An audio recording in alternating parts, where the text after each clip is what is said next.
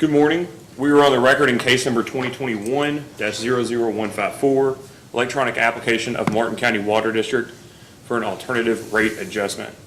My name is Kent Chandler. I'm chairman of the Public Service Commission, and I will be presiding over the hearing today.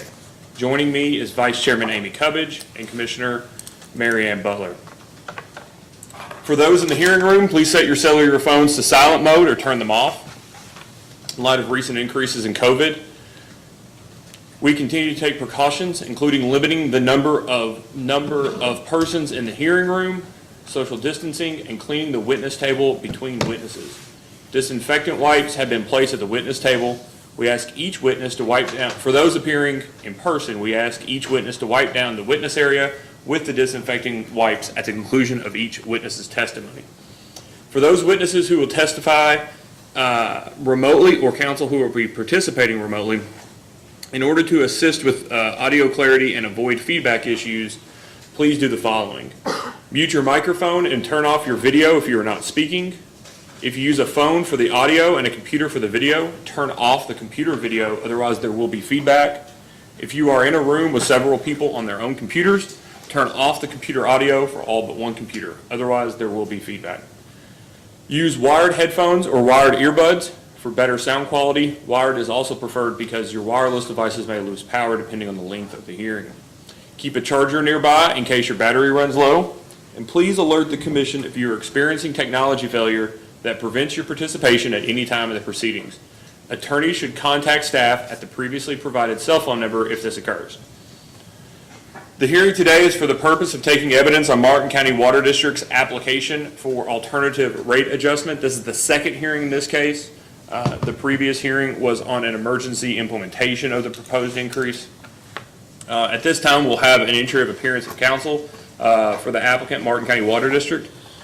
Brian Cumbo, counsel for the Water District. Okay. And Mr. Cumbo, can you please, given that we're virtual, it may be easier, do you mind to go ahead and also note the witnesses that you have available today? Sure. Jimmy Kerr, who is the chairman of the Martin County Water District. We have Tony Sneed with Alliance, Ann Perkins with Alliance, and Craig Miller with Alliance. Okay. Thank you very much, Mr. Cumbo. And for Martin County Concerned Citizens? Good morning, Mary Cromer from Martin County Concerned Citizens, and I have Nina McCoy with me in person today, and Roger Colton will be testifying remotely. Lisa Staten was unable to attend, so she won't be testifying. All right, thank you very much, Ms. Cromer. One thing that I'll ask, and it's just something that's sort of, we've realized during COVID and how everything has worked out. For those witnesses that are testifying in person and remotely, if you could, in your introduction of the witnesses, and offering them, could you also ask them the question as to what documents they have in front of them and available to them, so that we know, making sure somebody doesn't have a script in front of them. I'm very worried about that. I don't know why, but I am very worried about that one of these days. So we've been asking people to do that for the last few hearings. So I'd appreciate if you would. And for commission staff. Brittany Koenig. Thank you, Ms. Koenig. I've been advised that public notice has been given and filed into the record. Is that correct, Mr. Cumbo? That's correct, Mr. Chairman. Okay, and that's both the request and the actual evidence of publication, correct? That's correct. Okay. Are there any outstanding motions, Ms. Koenig? No. Okay. All right. And before we get before we open for public comments, are there any outstanding or pending motions that the parties would like to make? No. Anything, Mr. Cromer? Okay. Chairman, there are no public comments that have been registered this morning. Nobody has sought public comment? Correct. Okay. Well, with that being the case, and no one having sought to provide public comment in this case, anybody who is watching this live, I'll just remind them, this is streaming live, my understanding, over YouTube, that if you would like to provide public comment on this case, you can do so by submitting that public comment by email to psced, it's psced@ky.gov. You can also submit it through our website, which is psc.ky.gov, again, psc.ky.gov, or you can send a handwritten comment into the commission, and our P.O. box is listed on our website at psc.ky.gov. We ask that if you do provide public comment, you do so by noting the case number, 2021-00154, that you include your name and your address. If there's nothing further, Mr. Cumbo, would you like to call your first witness? Yes, I may, Mr. Chandler, thank you. If I could ask a couple of procedural questions. Sure. Is it permissible to remove our mask while we're asking and testifying? That's right. And if you'd like to remove your mask at the council's table, if Mr. Kerr would like to step back so that both of you all are 6 feet away and you're plenty a distance away from Ms. Cromer, you may do that. Great, thank you. This time I'll call Mr. Kerr. Okay.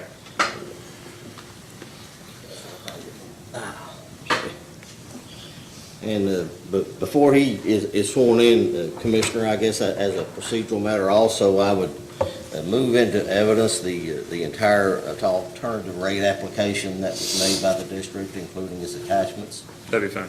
into this hearing. And as well, we had a previous hearing, and I'd also move all the evidence from that hearing into evidence at this hearing today. That'd be fine. Thank you.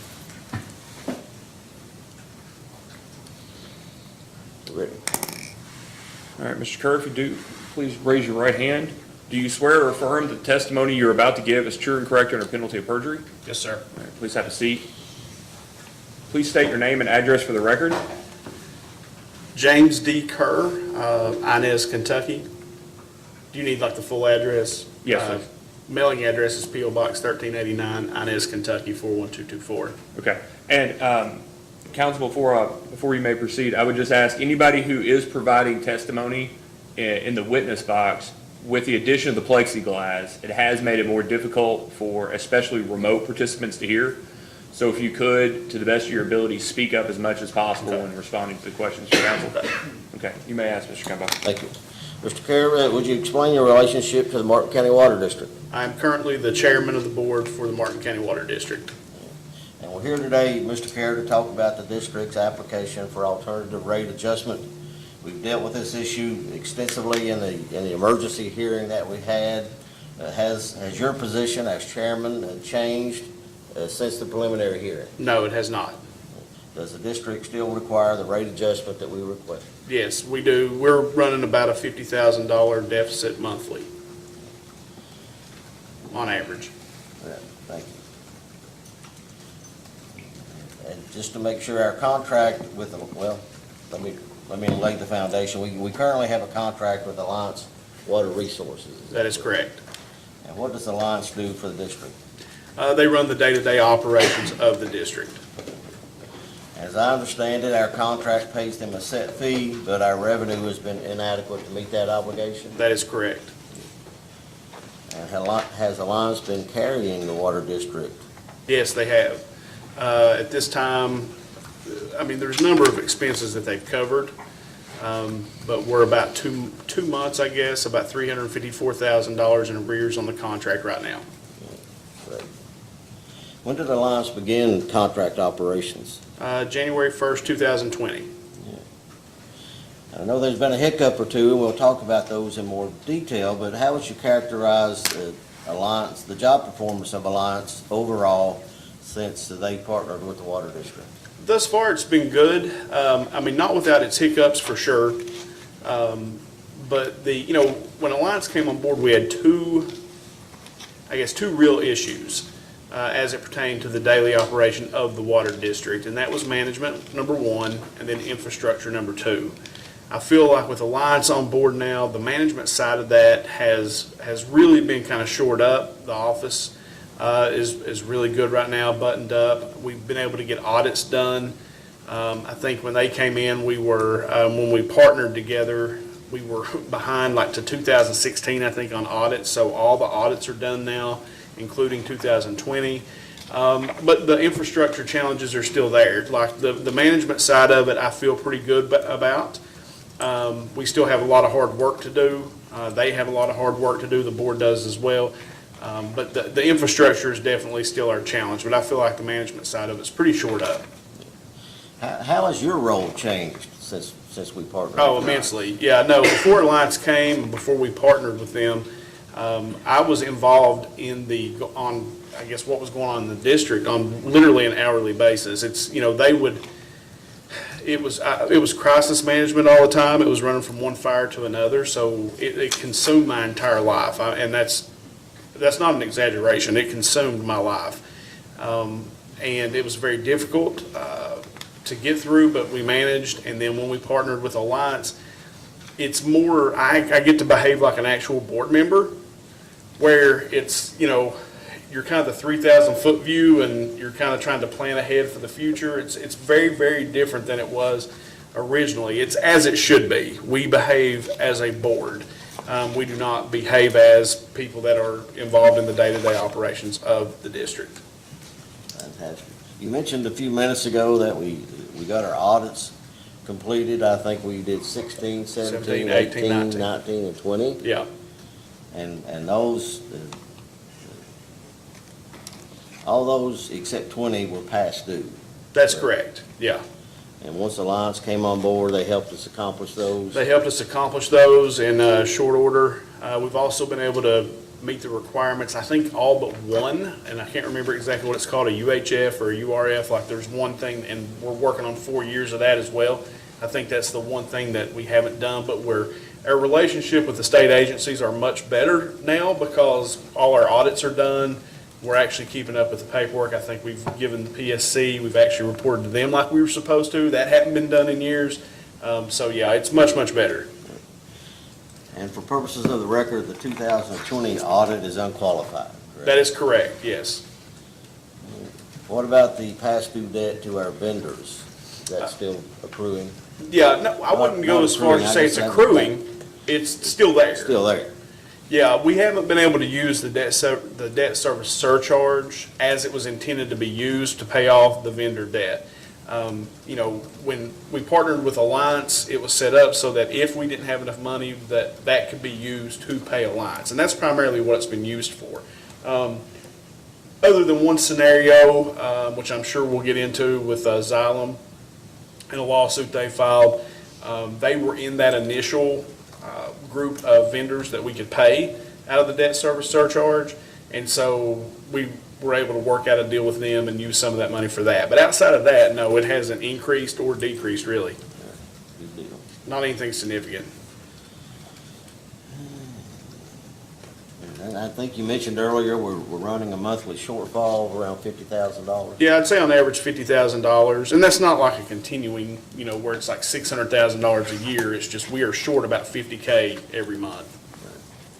And obviously, we're here for our application for rate increase. Without a rate increase or some other infusion of cash that we don't have to repay, things are pretty drastic, are they not? No, yeah, and they have been for a long time. I mean, the rate increase that we seek today is the same exact rate increase we asked for 4 years ago. It's just been broken up into, multiple requests, which is understandable based on the paperwork and the way that it was presented. Like, I completely understand why that had to be done that way. But this is the exact same rate increase that we asked for 4 years ago. No, we're definitely circling the drain from that standpoint. Alliance has carried us. If it hadn't been for Alliance, we'd already been done. Like, we would have already went out of business. Alliance has been able to, kind of sustain it. They're committed to the community and committed to the job at hand, knowing that it's a difficult one. And, this will allow us to essentially get to break even. We need to be A minus B equals 0, not A minus B equals minus 50,000. And if we can get there, then we can use the debt service surcharge for what it was intended. We have talked to multiple banks about a loan to be able to consolidate and use the debt service surcharge, to pay that fee. So no, it's a desperate situation as far as needing the rate increase. Great. And let's talk about the loans. That kind of segues into my next topic. Explain to the commission where we are as far as our ability to secure a loan or loans. It's better, obviously. I know I've been asked that question many times. In the past, it was laughable, right? Like, they would laugh. And it's an issue now, in some sense, the negative coverage that we get. The bankers seem to know about it and ask about it. But I have received a commitment letter from a local bank to essentially give us a loan to consolidate any, past due debt that we have and use that debt service surcharge. This is obviously if we're able to get the rate increase that we requested. And then we can use that debt service surcharge for what it was intended, and we will essentially consolidate all that, get our vendors paid, which will make them really happy, and and then we can move forward. And then Tony was able to work with someone as well. So we've got two different offers on the table potentially, and once we can kind of get those hammered out, then we'll present those to the Public Service Commission. And Tony being Tony Sneed. Tony Sneed from Alliance Water Resources, yes. And of course, we understand that the Public Service Commission would have to approve any loan. Yes, yeah, no, anything like that, once we can kind of hammer the details out, we will bring that to the Public Service Commission for their approval. We talked generally about Alliance's performance, and I know you're happy with them, and with the expertise that they brought, but I think it's only fair to talk about some of the hiccups that we've had. Sure, And everybody knows that we have. right? no, absolutely. And we'll talk to Alliance about those. But- Sure. But, you know, you're the voice of the district, and the PSC needs to hear from you, and let's talk about, I guess the first thing is the lawsuit filed by Xylem. Yeah, and that's, you know, they filed their lawsuit. Tony Sneed from Alliance jumped on it quickly and was able to negotiate a deal to get them to essentially stop the lawsuit. And then we used the debt service surcharge money, you know, that we had accrued. Instead of paying Alliance essentially, we just used that money to pay Xylem and was able to stop the lawsuit for the time being. Because they know we're working on it. They see the difference. Like, they see a difference than what they had done, you know, had dealt with before. It's a clear difference, you know, in the way that things are being done. And so they see it, and most of the other vendors do as well, you know. So that's why they agreed, hey, give us some money and we'll wait till you can get some of this worked out. Good deal. And hopefully if we can get at the rate increase that we requested and get the loan. Yeah, and get the loan, and then we can get them all paid in full, which is going to help us in a lot of ways. You know, it gets these vendors taken care of. They can't hold over our head anymore that we, you know, owe them money, so pricing can be better. You know, there's just a lot of advantages to being able to get that done. Let's talk about the service interruption on 645. Sure. That obviously is a serious issue that we're all concerned about. Tell the commission briefly Briefly, what that situation became and how it was addressed. sure. We had probably 4 to 5 households on Route 645, which is just outside of Inez. We had a pump station failure at our pump station called Otto Brown. And they were in and out of water for a period of about 7 to 8 weeks. And it was essentially an all systems failure. We should have gotten to the solution that we got to much quicker than we did. And, you know, you'd asked the question earlier about my role now, so I, you know, have kind of had to reinsert myself into what was happening daily and partnered with Alliance to figure it out. And, you know, I'm not sure they would admit this, but I think that when they went out, that pump station was so rigged up that I'm not exactly sure they knew what to do. And the other thing is that the design of that pump station is poor because it's underground. So every time it broke, it flooded the pump station, and it would burn out the electricals, it would burn out all those things. And so the thing I can say now is that it is fixed. They just had to go through, and I'm sure if you talk to Craig about this, we had 2 professional pump companies come in when it first started. They couldn't figure out what to do. Craig Miller from Alliance ended up calling a guy that he had worked with in the past out of Lexington. He came down and looked at it. He didn't know what was wrong. And on his way home, he realized, hey, okay, this is it. He called Craig back, and boom, there we go. And then it broke one more time after that. So, yeah, we even had a pump, a brand new pump. After we got it all fixed, we had a brand new pump. They hook it up, the pump won't work. I promise. If they had to take it back, they tested it, it wouldn't work. So they stayed down there. I mean, they were working 16 hours a day. Like, it was unbelievable trying to get that fixed. But it was an all systems failure in ways, and it showed some opportunities. And it also pointed out some of our deficiencies in that. Craig says this a lot. Craig Miller, Alliance Water Resources, says it a lot. We do not have a lot of institutional knowledge. Meaning, most of the people that work in our system have only worked there for 1.5 to 2 years. Craig's probably one of our most seasoned employees at this point. And there's a lot of reasons that happens. There's a lot of scrutiny on what we do. And, you know, from various people, it's on social media constantly. And to be honest with you, the guys that work in the field can't handle it. It's very difficult for them. Because while these people think they're not talking about them, that's exactly who they're talking about. And that's how it's taken. And it's hard to keep employees. And that's the truth.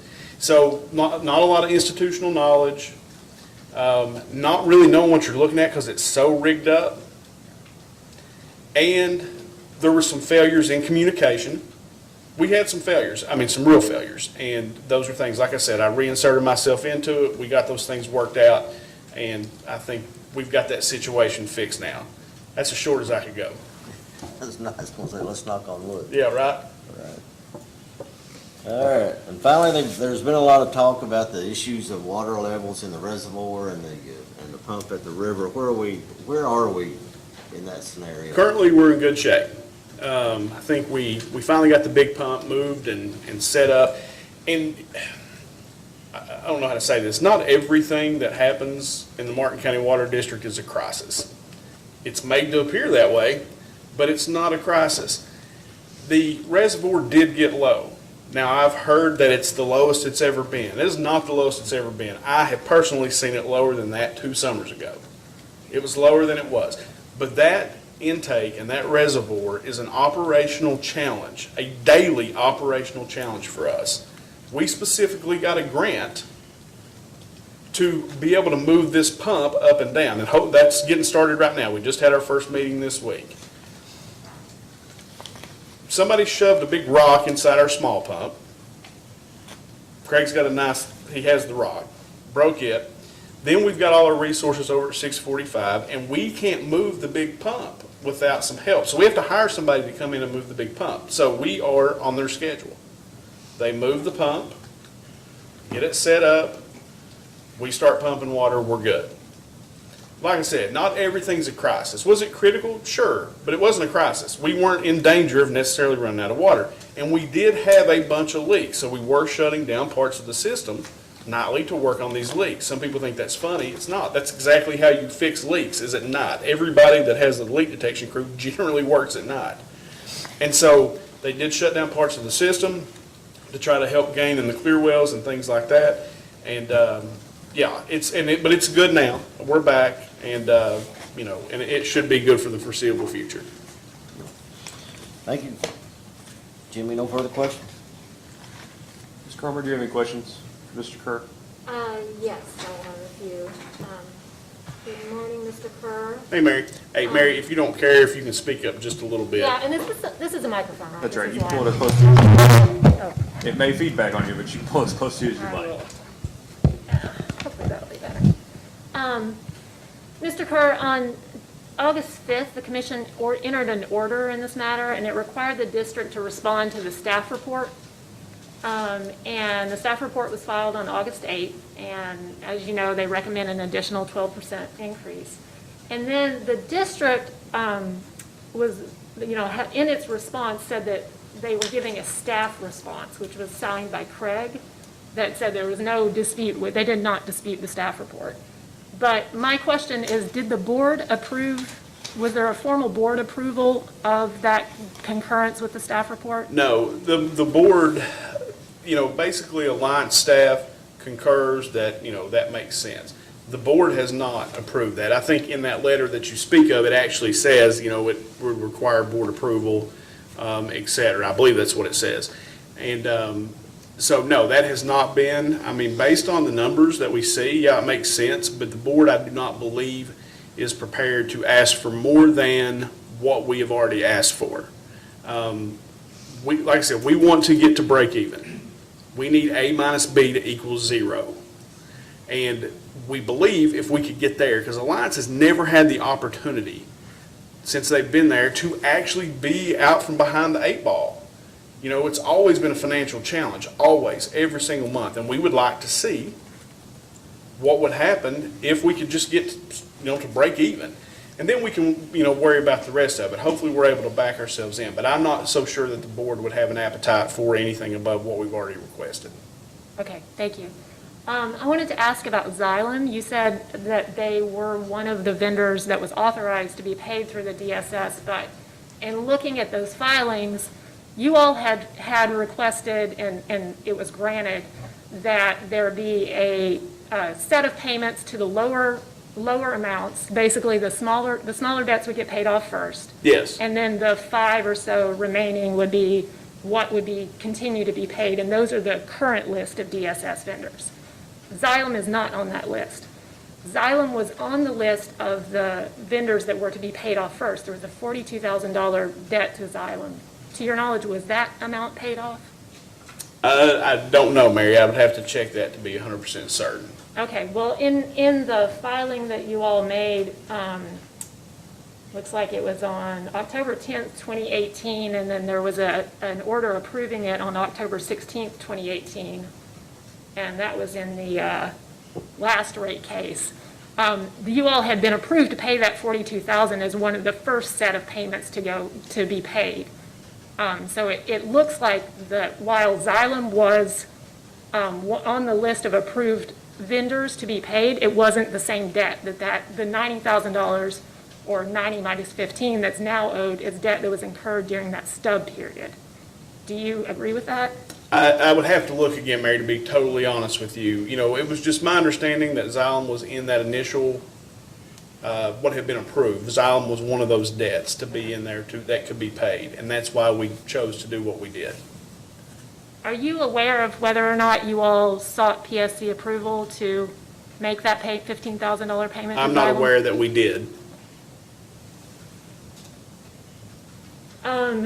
And with the service interruptions issue, did any of the customers reach out to you directly regarding what was going on with the pumps being out and water being out?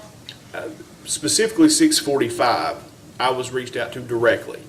And After that, no.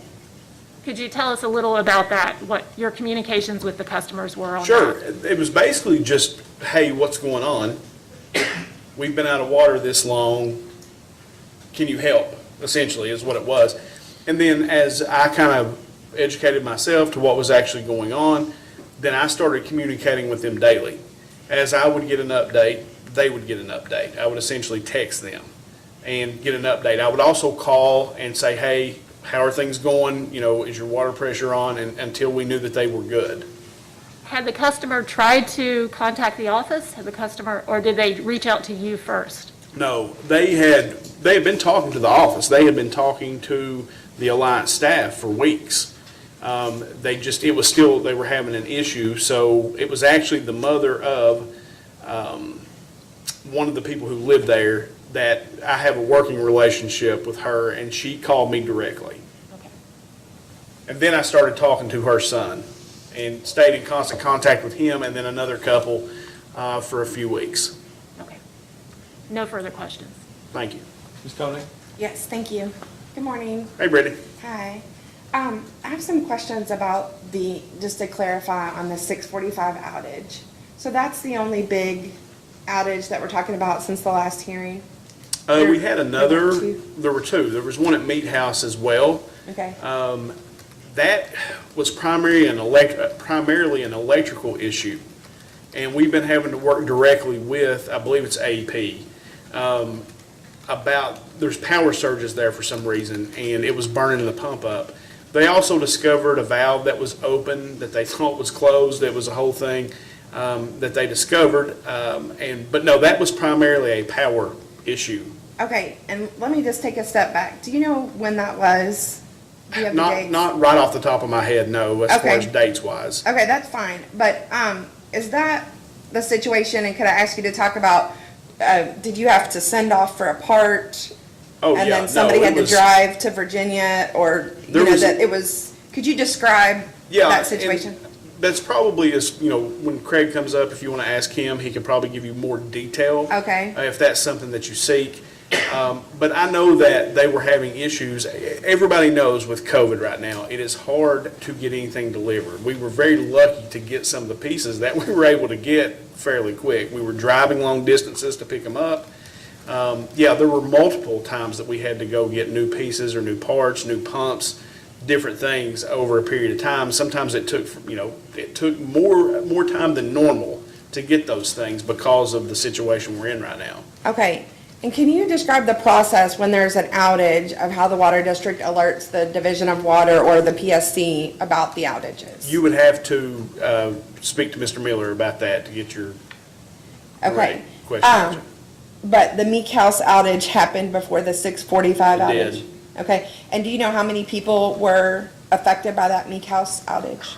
Not off the top of my head. That would be a better question for Craig. I know that it was more than 5. I know it was 4 to 5 at 6:45, just because I had to deal with it more directly. The Meat House I didn't really have to deal with directly. They worked through it. The customers didn't seem to get too upset based on what I knew, and that, so I don't know exactly. Okay, and do you know about how long that outage was? It was like 3 to 5 weeks 3 to 5 weeks? Okay, in and out. okay. And then on 645, do you need me to ask Craig about the process of alerting the Division of Water and the PSC? Yeah, that would be better because they run the day-to-day aspect of it and doing those things. That's not something I'm involved in. Okay, and then just to clarify, you said that you became aware of it and then you started to communicate with the customers. Do you know about how long it had been happening before you were aware of it? Probably 4 to 5 weeks. Okay.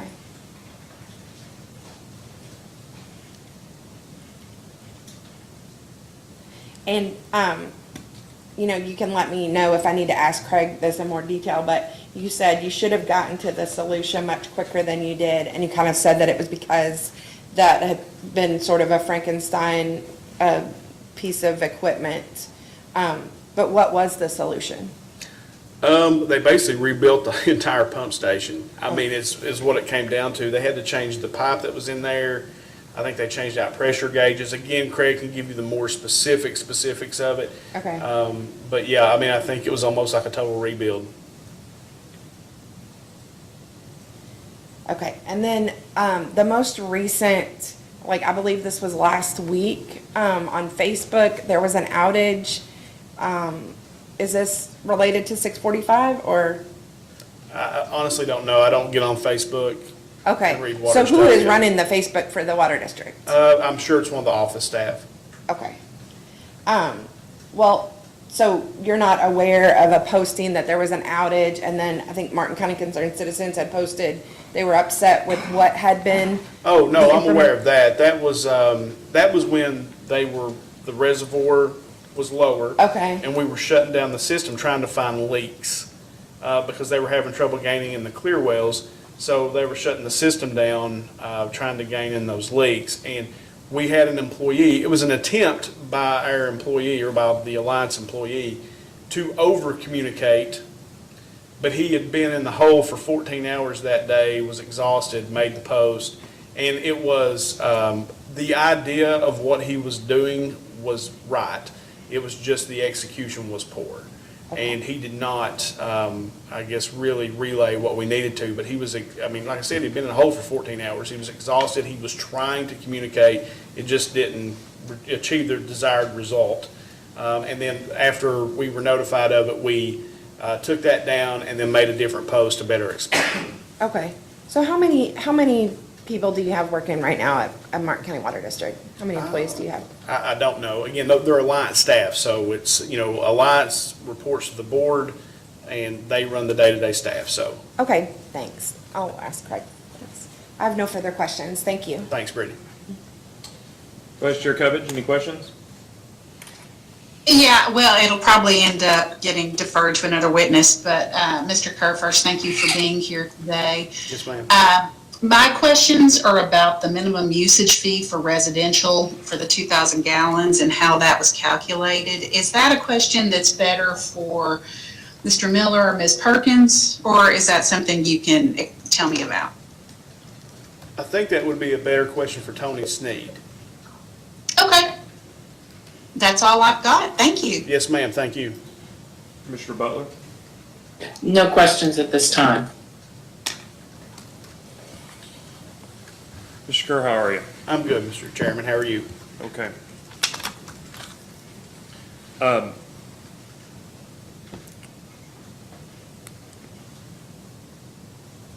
I I've been around, I've been doing this just long enough to see the last 5 years of the cases, between Martin County and, dealing with Martin County here in front of the commission, and I've had an opportunity on occasion to go back and read things that have happened, 10, 20, 25 years ago. And, just an observation, it always seems like that at least through a long time, Martin County's water district hinged on one particular person that did a lot of the work. Mr. Cumbo will know this throughout the years. There, all the evidence pointed to it all fell on a single person's shoulders, whoever that was throughout the years, and whether it was successful in those given years sort of depended on the ability of that single person to shoulder that entire burden. And its failure is almost correlated to maybe having the wrong person be on their shoulders. At least an observation that seems to be changing a bit. You noted earlier that you used to be much more involved, and now you have the ability to step back and have an organization run it with multiple people being involved and with it being a bit more spread out. With that being said, often that person who the burden fell on was either the general manager or the chair of the board. And it was ordinarily the chair of the board. And so there wasn't much issue informing the chair of the board as to what was going on when the chair of the board was effectively involved in the day-to-day business. Can you walk me through the process now where you're taking I don't want to say a hands-off approach, but where you're not involved in the day-to-day operations of the organization, how you as the chair of the board, but how the board generally interacts with the district? How are you getting information? Do you feel like Alliance, when they present to you at like monthly board meetings, are they presenting all the information you need? Do you ask them to go back? What sort of questions are you all asking? Can you discuss that for a minute? Sure, absolutely. No, as far as me personally, I get my haircut every Wednesday, and where I get my haircut is right beside the actual Alliance office. And so I generally stop in on Wednesdays and just get an update. How are things going? What do we have? Well, Craig will also, and JJ, both Alliance employees, will sometimes reach out to me via text, and let me know, hey, we've got an outage over here, just so that I know, so that I'm not caught off guard if somebody does call. But yeah, no, I mean, when they first came on board, it was like really hard to let go of because I was so involved. Like I said, it literally controlled my life. Like for 2 years, it controlled my entire being, trying to figure out how to keep that thing from falling apart. And when they came in, it was very hard for me to let go. And so I would call every day, multiple times a day, what's going on? As I grew to trust them, and they grew to trust me, then that stopped. And so as far as I get weekly updates, at times, depending on what's going on, daily updates, because I choose to. As far as the board meetings, it is the most information that we have ever received at a board meeting, and it's accurate. It's real. We have real data to make actual decisions on. And and that's a nice change. And the board packet, if you noticed, if you have been kind of watching, the board packet has changed as they have gotten more. It's more designed to us as far as the information that I'm looking for, the things that I ask for. The other board members, there's certain information they want to ask.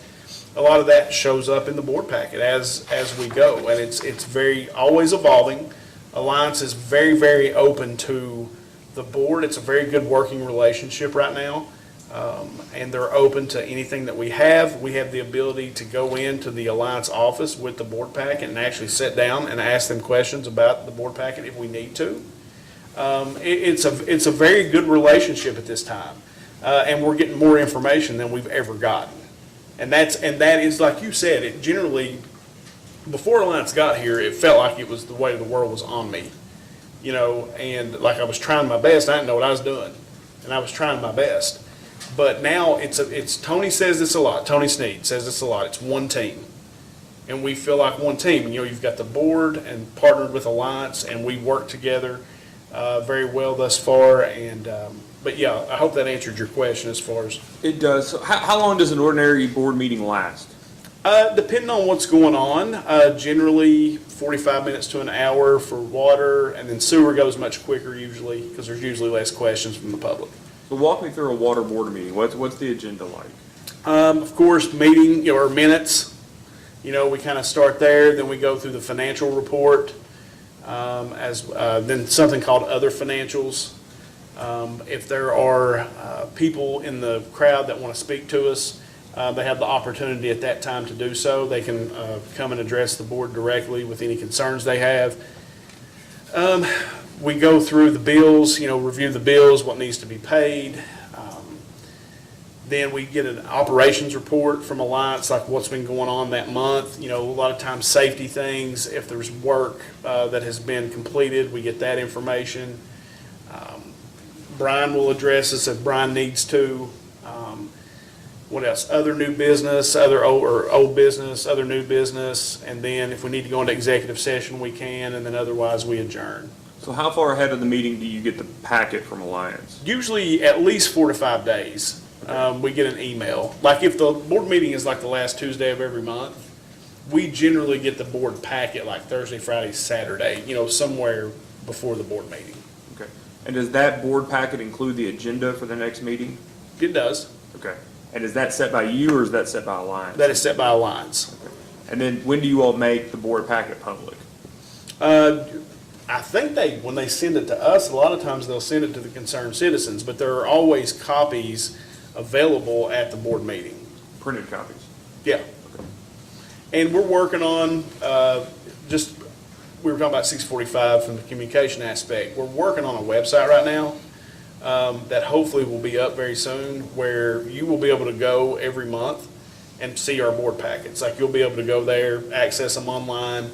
You'll be able to access our tariff.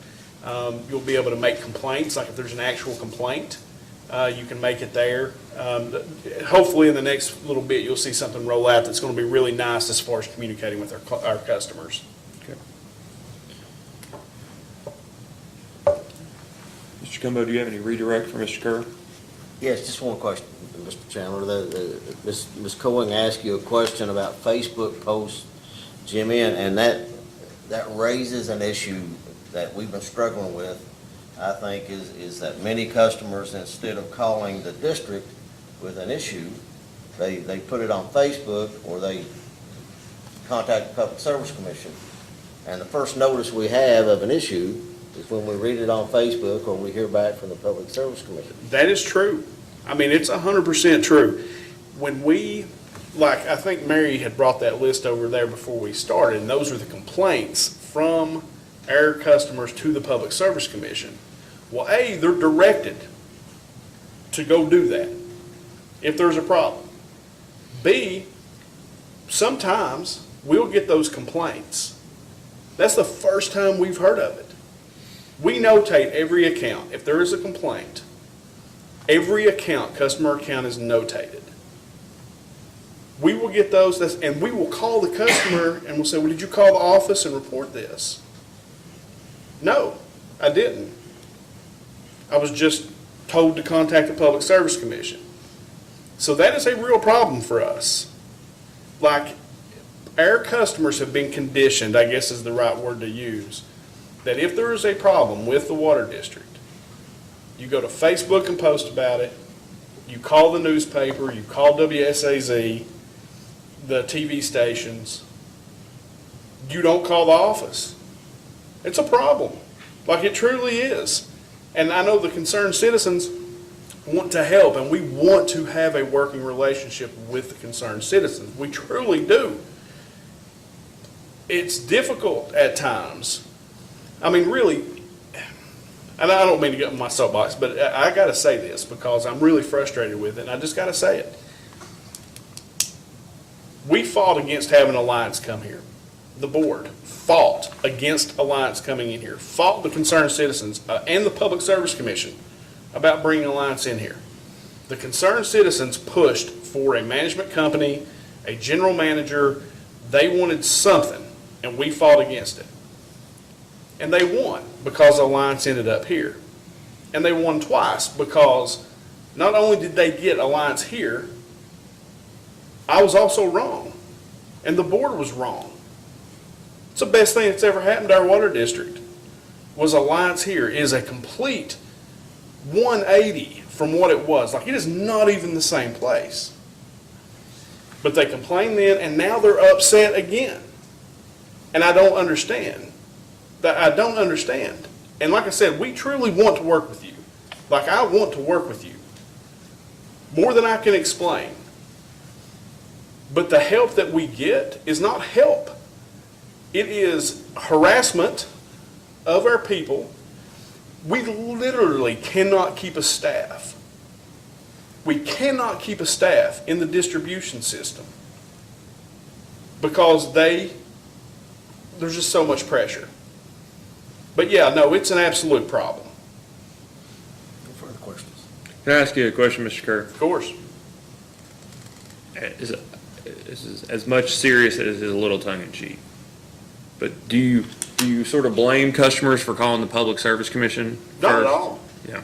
No, I mean, look, but it would be nice. Like, I had a customer call me the other day. Hey, there's a leak. I said, well, did you call the office? And they're like, no. Well, that'd be a good place to start. You know, call the office, get a work order. Like, it really is. Like, a lot of times, the first time we hear about this is when it comes from you guys. Yeah. And we need that to change. We need it to change to where people are calling the office so that we get notified of what's going on. But no, do I blame them? No. I mean, there's a whole history of this. I mean, it makes sense. But it would be nice as we're trying to work forward that we could kind of change that mentality. Yeah, and I have a recommendation and I know you all work closely or have at least over the years with Kentucky Rural Water, but you're not the first utility in America, and certainly not the first in Kentucky, and not the first in Kentucky probably this year to have a trust issue.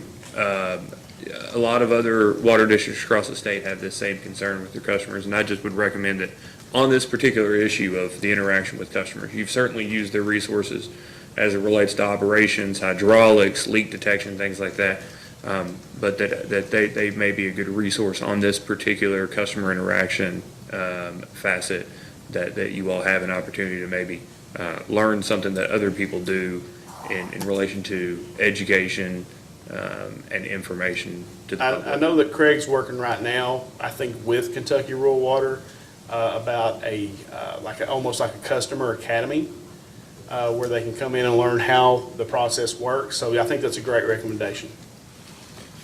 All right, Mr. Kerr, I would ask, you can step down, but I'd prefer if you'd stay. I'll stay. Through the remainder of the day. Yeah, I'll stay the remainder of the day. I do have something to do later. I hate to tell you what it is, That's fine. but Metallica plays tonight, and Okay. I'm going to watch. I was at Louder Than Life last night, so I want to be able to go to watch the concert. But I will stay the rest of the day. I appreciate it. All right, Mr. Kerr, do you, or Mr. Cumbo, it's 10 o'clock. We'll take one more witness before we break for lunch. Please call your next witness. Tony Sneed.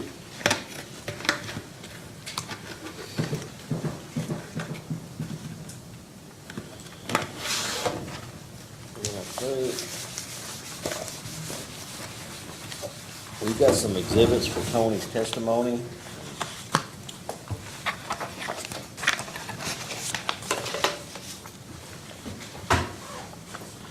Sure I've got the right ones, Tony.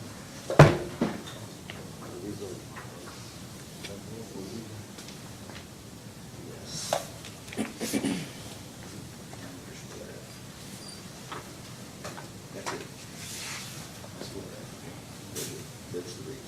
This one? So, Mr. Cumbo, do you have exhibits to pass out? Yes. If you don't mind, to put on your back, if you want to go ahead and mask up and pass them out before we begin, it'd probably be more efficient than to wait till the, Yes. I know it's more effective to wait till you need it, but we'll seek for efficiency today. We have staff that can take them up to the commissioners, or the one commissioner That'd be great. upstairs if you. And do you have these electronically? Yes, they are part of the rate application. Okay. We just printed them all, I thought it'd be easier for everybody trying to find them on their computer. I just ask, if you all could let Mr. Green know what these are, so that he can maybe send them to Commissioner Butler, that would be great, Yeah, electronically. Tony can do that from the witness testimony. I think he knows how they are labeled with Okay. with the rate application.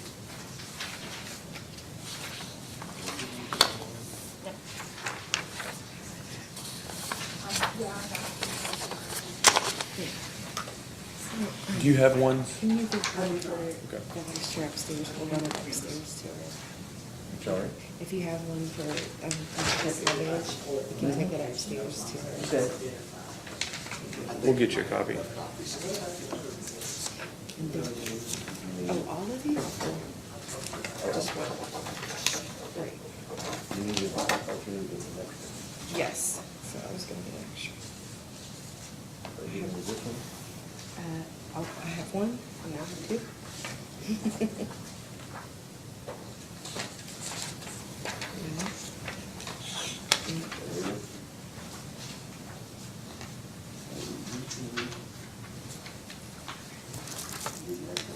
Yeah, yes, please.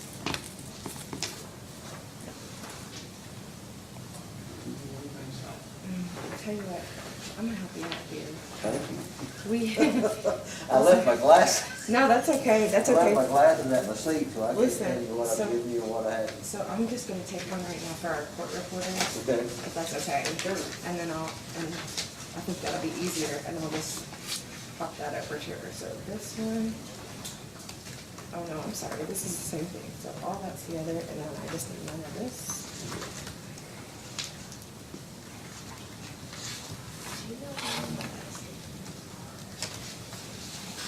I think he's gonna. Tony does. He's- Okay, so this is for Vice Chair Carter, if you'll take. you don't care to Go ahead and get on the stand. Yeah. Please. Yes, please.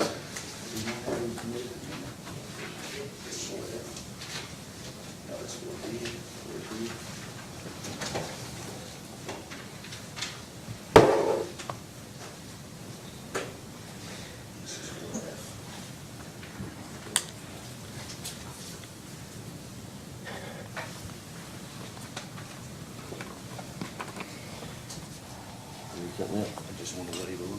Oh, okay.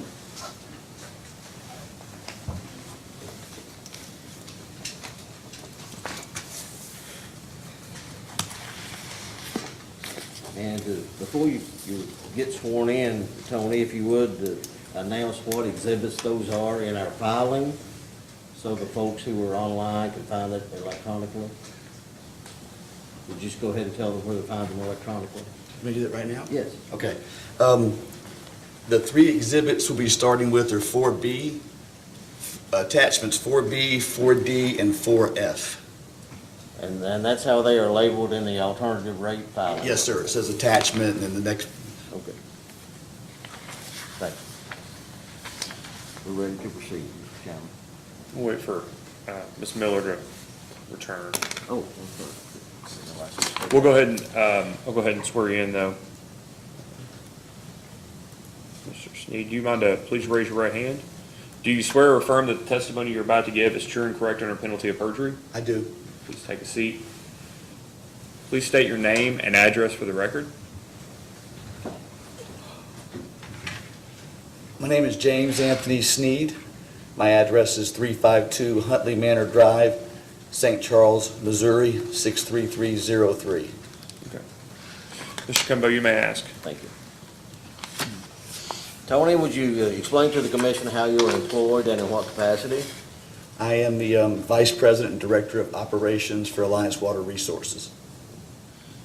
And would you tell the commission about your education, training, background, and experience, and certifications relative to water? Sure. I have an engineering degree. I have a master's degree in leadership and organizational development. I have a military career. I've retired from, the last half of that, I was a sanitary engineer handling the water and sewer for field hospitals. I'm a registered engineer in multiple states, including Kentucky. I have the highest level of water treatment, distribution, wastewater treatment, and collection systems in multiple states, including Kentucky. Very good. And since Alliance has partnered with the Martin County Water District, have you been involved in that partnership? Yes, sir. When we first started here, I actually relocated for 4 months, and then I'm involved in almost a daily basis with Martin County, trying to improve processes and teams and handling issues, that type of thing. Good deal. And do you have an opinion, based upon your background, education, experience, and certifications, whether the district is in need of an alternative rate adjustment at this time? Yes, sir. I think, and we kind of covered this a lot in the temporary hearing, but it is obvious from looking at the numbers that something needs to happen to make the expenses meet the revenues. It's basically a spiral right now that we've got to stop so we can make progress. Sure. And if you would, take us through the calculations Alliance has utilized to get us to, or to enable us to make this alternative rate application. Sure. I understand you have some exhibits maybe that you want to refer to, and if you would, just tell the commission and staff what exhibit you're referring to in your testimony. I'll do that, but first, let me just take a second to thank the commission. I appreciate your time being here. I appreciate the opportunity to come before you and do this. And I recognize this has been a long road. I did a lot of, as Mr. Chandler mentioned, I did a lot of reading about the cases and the history and the rate studies. I know this has been going on a long time, and the Public Service Commission has been reluctant to act because of lack of information. But as Jimmy mentioned, this is roughly the same rate increase that's been asked for 4 years. But if we could start with 4F. 4F is the cash flow statement that we set the 2021 budget on, and it kind of started this. And really just what I want you to Mr. see. Sneed, Mr. Cumbo, would you like to mark this as Martin County Water District Hearing Exhibit 1? Yes, Mr. Chairman, thank you. I appreciate that. Yes, sir.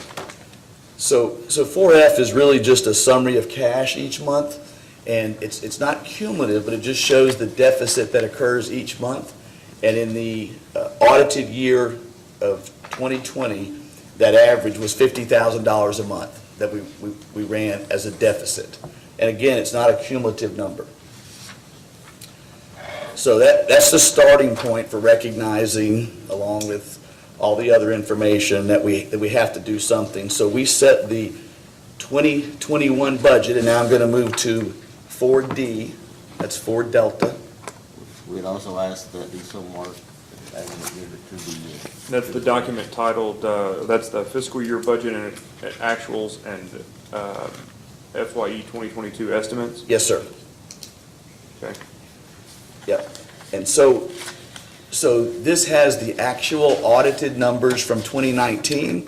It has the actual audited numbers from the year 2020, and it has the budgeted numbers for the year 2021. And in that budgeted number, I have the rate increase that was approved in November of 2020 by the board in this budgeted number, but I did not include the first 3 months. Underestimated, and that's on me, the length of this process. So that's how we got the revenue, the budgeted numbers. What I would like to point out, I know that anytime anybody thinks about contract operations, they immediately want to stop and say, oh, that's going to be too expensive, way more expensive. But the reality is that when you run a utility and a professional manager, there are savings, and there's an economy of scale doing that. And something that resonates to me, and I'd like to point out, is that in the year 2019, the total operating expenses were $2,518,266. The budgeted operating expenses for the year 21 are $2,517,886. Now, our finances came out last night. We're putting the board packet together for this board meeting coming up next week. And so I just took a quick look last night, and we are about $100,000 projected lower than our budget expenses. Now, our revenue is off, so obviously, but the expenses are about $100,000 lower than budgeted. Also, there's something to consider in the repair cap numbers. But I just think that's important to note. Okay, so what I do when I set the budget up for 2021 is budgets are estimates, but we use the revenue and we project revenue and we consider what happened in 2020 with COVID and those types of things. We look at expenses, we set it, but what drives us, what drives the number, the revenue increase we have to have is meeting the bond covenants. Our covenants require a 1.2 debt coverage, and that's a ratio of your revenue to expenses. It's a 1.2 is required. So this budget for 2021 was set up with a 1.21. So that gives us a minimal coverage. We tried to minimize the amount of increase we were asking for because I completely understand or am empathetic to the affordability issue. But there is a cost to not addressing your shortfall in revenue and expenses, and that costs the district and costs the community. It lessens your ability to leverage capital. It means you're always fighting fires, you're never catching up, you're not able to fund any depreciation. So we have a duty to recommend a budget that at least meets the legal required standards. So that's why that 1.2 number was set. And then I went on ahead and projected what I thought we could do in 2022. So that's a little further out, a little less accurate. And again, budgets are projections, they're variables. So if we could move to 4B. I'd ask that also be marked as Commissioner's next numbered exhibit. That's the document titled Martin County Water District Impact of Proposed Increase. Yes, sir.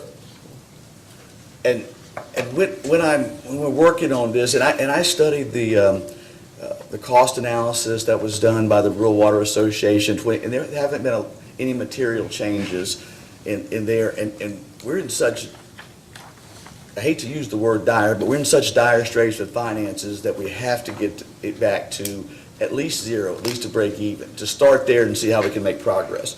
So the rate impact, what I do is these spreadsheets are all linked together. And so I know the revenue requirements, and I will adjust these increases until I can generate the right amount of revenue. And that's really a simple version. You can do a lot more complicated, but when you are just trying to take care of, if you were doing triage, the first thing is to get it stopped. That's the first thing is to get the spiral stopped. So that's where we're at. So I plugged the numbers in, and it worked out to be a 12 to generate the revenue we needed, which was approximately $250,000 we needed to meet that 1.2 debt coverage. I set these numbers in, and then for the larger meter sizes, I basically charge the increase to the minimum in proportion with the gallons used. So that's how we got there. That means that the impact to the average 4,000 gallon user is a $585 increase a month.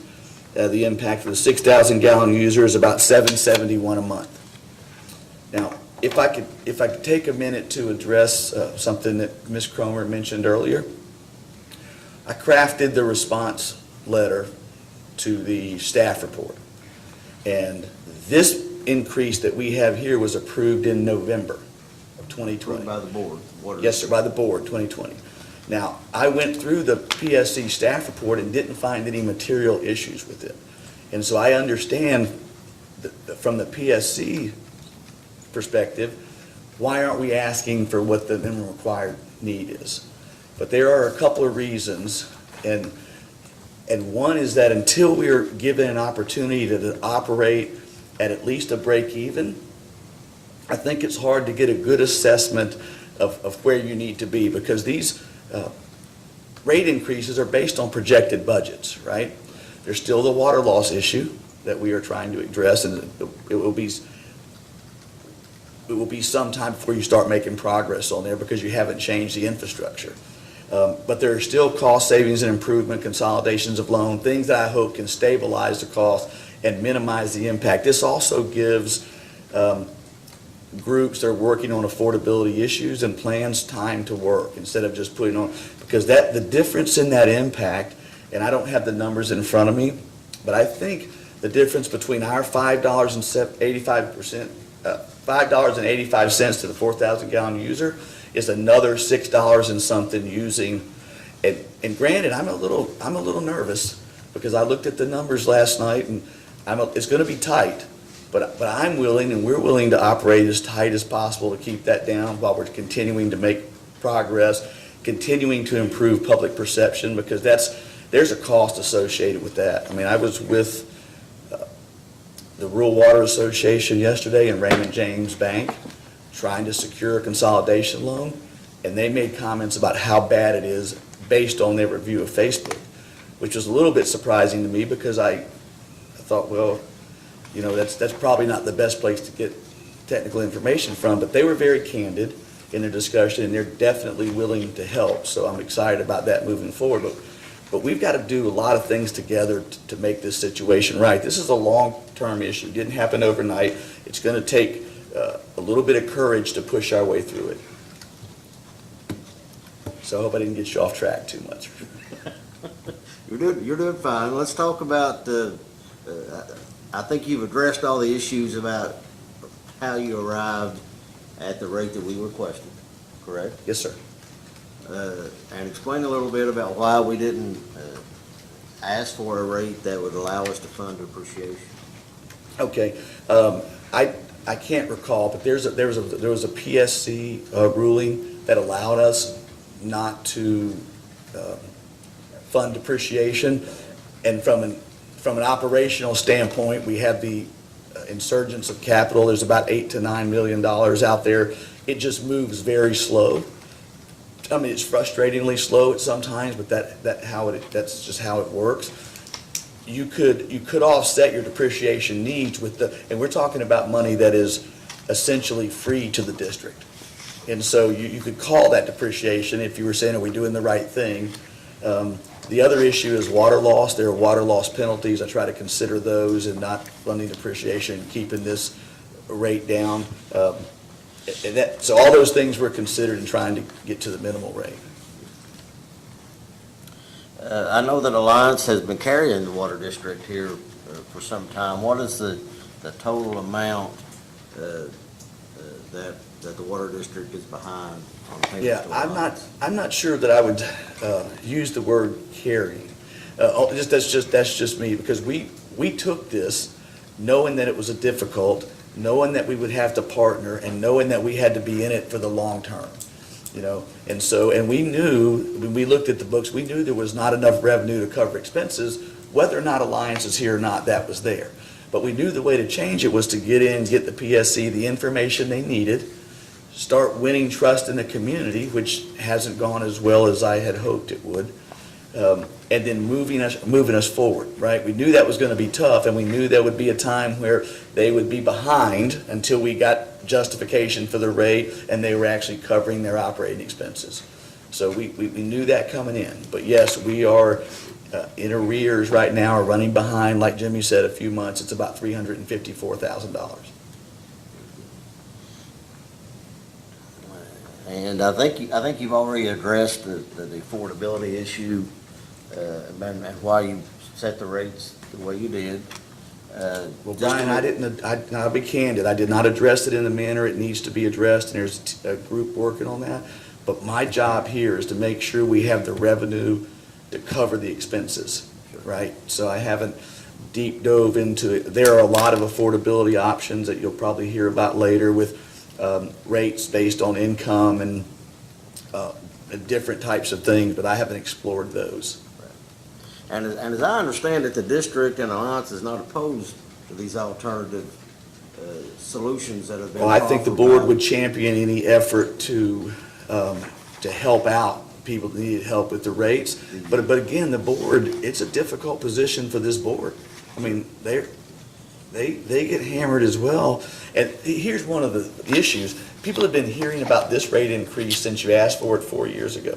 We approved it in November. It was in the paper then, so we got hammered about the rate increase then, and here we are almost a year later talking about the same rate increase, and in the average customer's mind, it's another rate increase, another rate increase, another rate increase. So we have to get this solved, and we have to start moving forward.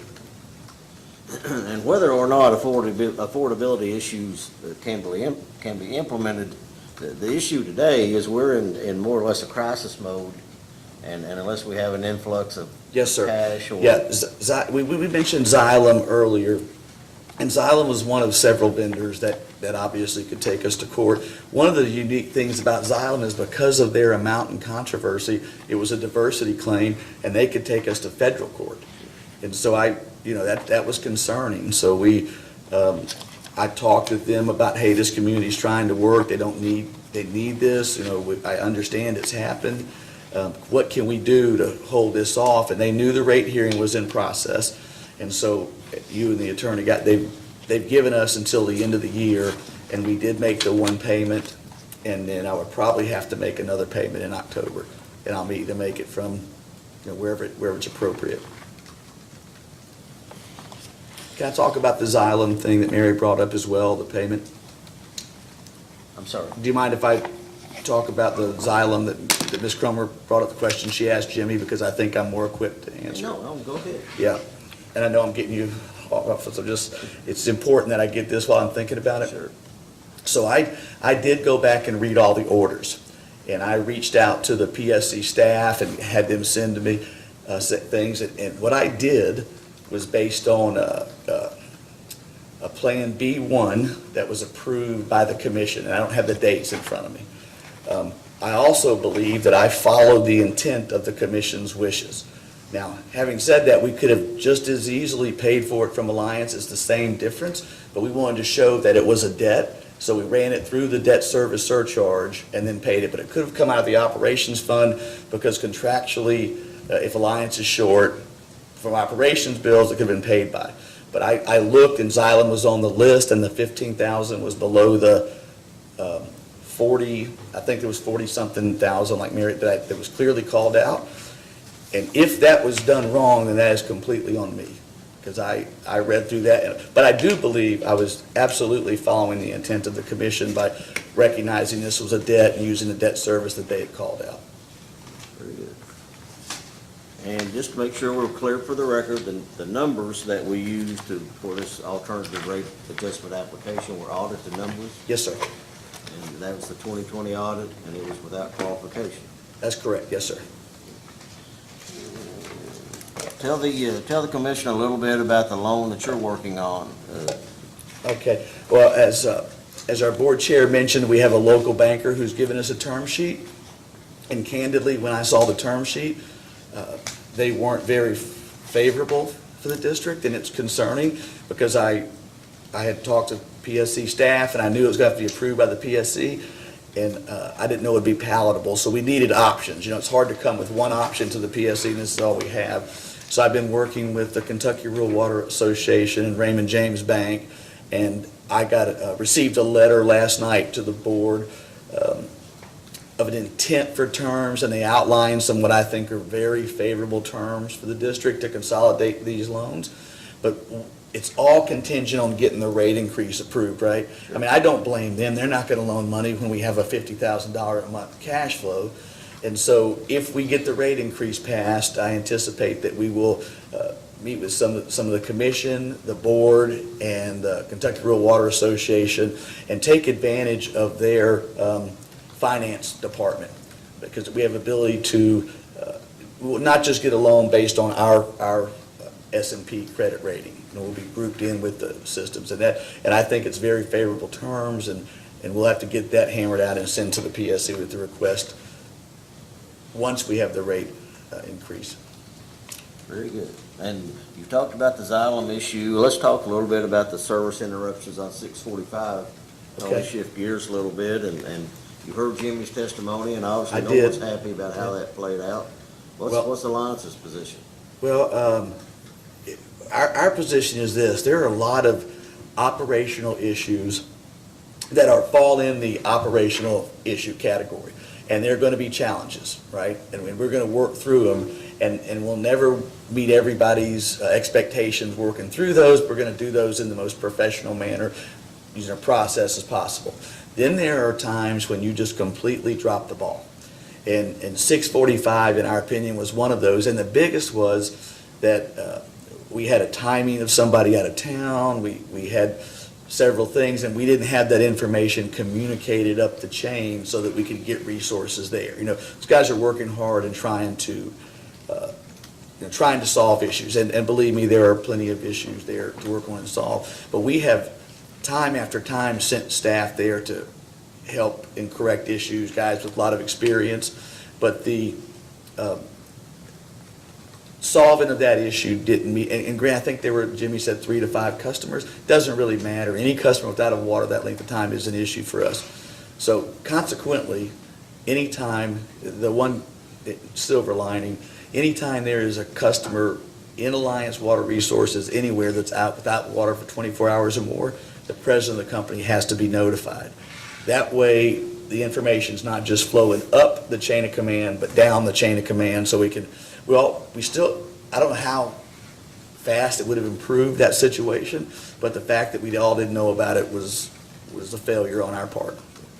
And just to make sure we're clear, we're talking about a change in Alliance's standard operating procedures or protocol. In addition to our protocol, in addition, that if somebody's, any customer Not without only in water, Martin County, but the other districts. all of our districts, yeah, If that was a handled at customer's division out of water managers meeting. 24 hours, the president of the company has to. We've never notify.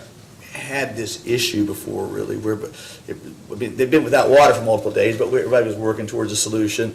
But this just got, we didn't have a full breadth of our resources to bear down on it. I don't know that it would have changed, but we'd like to have had that ability to help if we could. No further questions. Mr. Cromer, do you have any questions for Mr. Sneed? I do. Good morning, Mr. Sneed. Good morning, ma'am. How are you? I'm good. How are you? Well, thanks. Thank you for being here. I wanted to first thank you for your, what you testified to regarding the Xylem account. And I wanted to say that when I put that in the brief, in the filing, I was basing what I was saying that, the PSC had not been contacted based on an open records request I did with the PSC. So did you have when you say that you had talked to the PSC, you read the orders to figure out what was allowable and you talked to the PSC, was that in writing or was that a phone call? How was that? I think it was an email exchange where I was asking about, I'm researching there's a lot of documents. And so Okay. I was asking for what documents are related to, what's the word I'm looking for? Related to where we can spend the debt service surcharge. I think I sent an email.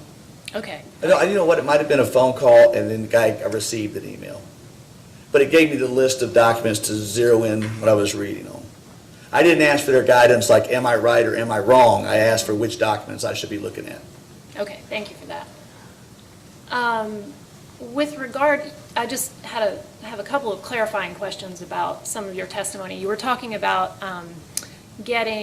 working with Raymond James Bank and Kentucky Rural Water on loan consolidation. Yes, ma'am. Is that separate from what Mr. Kerr testified to regarding talking to a local bank? No, it's the same. We have this outstanding debt that Right. we are unable to make payments on. And so the concept is, like we've all mentioned multiple times, is consolidating that debt and making one payment. I think I wasn't clear. Okay, I'm So sorry. my question is, Mr. Kerr had said that he had talked to a local bank about specific terms. Yes. And I think he said he thought they were pretty good. But now, when you're talking to Raymond James and Kentucky Rural Water, is that a different, are we talking about different terms? It's in addition to, so the PSC would have options to look Okay. at when we Okay. come. Instead of just giving them one option, they would have a couple of alternatives. Okay, thank you. And I guess at the last hearing, you testified that you were hopeful that if the rate that you all are asking for is put into place, that you'll be able to continue to address the water loss in such a way to save the district money and be able to move forward without any future rate increases in the near term. Do you still feel that hope? Do you still feel that way? Yeah, I may be guilty of being an internal optimist, but I still have that hope, and I know I'll be held to this later. But if you look at the 2022 budget, it does not have a rate increase in it. Doesn't, and I don't have increase in it for alliances fees. So I'm still hopeful that we can make improvements. If we can get even, I mean, there are a lot of options if we can start paying the bills on a regular basis and get in the black. And I'd like to exercise all those when we get there, but yes, I'm still hopeful. Okay. Has the district's failure to pay Alliance in a timely manner affected Alliance's performance of its contractual obligations? Not at all. Okay. Do you believe that the district's cash flow problems have hampered its ability to pump from the river this year? No, ma'am. Do you believe that the district's cash flow problems have hampered its ability to deal with like the Mead House and Otto Brown pump failures? To the extent that we don't have redundant equipment, but that is an issue because we're operating a system that doesn't have we have 18 pump stations and no redundancy. So until we get that insurgence of capital money that's out there and start doing some of these replacements, or until we start building up the cash flow, then yes, it's hampered it. But that still takes time to build that capital up, right? It still takes time to do that. This budget is designed to put another $40,000 a year or so into a capital fund, which is not a lot. To your knowledge, do you think that the district's high turnover rate in distribution staff employees, has that hampered the ability to deal with the pump failures and pumping from the river? So we start, you asked a question earlier, and Craig can, we have 23 to 26 employees, and we started off, most of those employees outside the water plant had only been there 2 years or less. And it is, that whole first year was a changing of culture. And so you're starting from scratch. And so it would be hard to say, no, that isn't an issue when you don't have people who know the system. But I think the long term, you are much better getting people in there who know the system, who learn the right way, and we can have a sustainable community water system, which is our goal. But that, I think we lost, I think we have 10 to 11 people from the original 23 or 26 that are still there. Now, most of those are the more seasoned people that were there the longest, but the folks that had been there 2 years or so, we had a lot of turnover. We have a different culture. You know, we expect a lot. We expect you to be learning constantly. And those guys worked hard, but it was just a different culture for them. And so we're getting people in now that are part of that community that will be there forever and grow and learn, and that's our intent. And I wanted to ask some questions about specifically how many seasoned employees there are in different parts of the operation. Can I ask you that, or would that be better? It's probably better to ask Craig. He knows it. I think I could make a stab at it. He'd probably be more accurate. Okay. And so you have years of experience, I guess, with the military in particular. How many years of experience do you have working with water systems that charge customers based on what flows through their meter? That charge customers based on what flows through their meter? Yeah, I assume that was not the case with the military when you were working with the military. Yeah. Since 1994. Okay. So to your knowledge, and can air in the lines after a shutoff has occurred, can that cause a meter to spin and read usage when a shutoff happens and then air gets pushed through? the meter, can that cause What type of usage meter readings? are you talking about? The type that the water district has? We've got about 11 different types, but let me see if I understand your question. Are you asking, can air in the line cause the meter to turn? Yes. I'm not aware of air in the line causing the meter to continually turn. Okay. I mean, it doesn't seem reasonable to me, but I'm not saying it's not possible. Okay, thank you. And I guess my final question goes to the issues that you were talking about with trust and customer service. We have reached out and tried to work with you on helping develop customer service protocols for the district. Have you all finished doing your customer service SOPs? We have the databases in place. We have, I'm not sure where Craig is at with the SOP. We've just sent one around. We're constantly revising them based on what's happening now. And we're in the process of, I think one of the big issues is that we sent you what we have for a customer, and the format wasn't quite right, and then we have the Facebook things happening that aren't maybe getting reported. So the other thing that they're going to run before the board this week is a website where we can actually collect data on the website. So it will eliminate what I call the office, they didn't report it, you can put it right in. So we're still working on improving, there's an SOP in place, and we're still working on improving that every day and adding to it, trying to learn. I mean, we've made, we had the University of Kentucky up about our communications. Mr. Chandler mentioned, hey, let's get the rural water involved, but we've reached out to parties to help us communicate, and we haven't been as successful as that, even though we followed their guidance. When you guys send out the Facebook things, the way they're responded to is not what you'd hope for. Or when you're communicating with somebody that is emotional, the facts don't seem to, it's harder to see the facts because you've been through so much in this district. It's harder for people to just go to the facts that we're communicating. They see into things when we post. So we're still working on that. I think I didn't even answer your question. I'm not even. Well,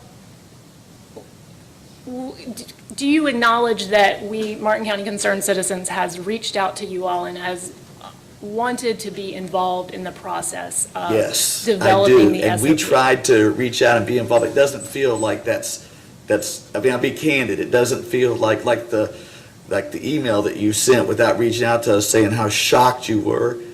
That doesn't feel like we are trying to. But our number one job is to get the system up and running, right? And it's hard to say, hey, we're working together, but we're not giving up, and we're still wanting to work together. But I understand the frustration. That frustration is coming across in communications. Well, and the frustration is, I mean, we sent a letter to you in January of 2020. I think we followed up about a year later. I mean, each time we say customer service is the most important thing. Can Yes. we work together? And we haven't been getting responses, so the Well, we've frustration been responding, they just haven't been the responses that they haven't met your expectation. Mary, which I still want to fix. I mean, just because I recognize we've responded, they don't meet your expectations. We're still working to that end. We're trying to fix the system and fix the communication. That is our goal, and I'm not going to waver from that goal. Okay, well, I'll just say, we're still willing to work with you on As are we. developing that process. And candidly, I think once we get the rate increase done and we're stabilized, it's going to be easier for us to meet where we're not like this. The guys don't, I mean, I want to work. Craig does, the board does, as Jimmy said, we want to work together.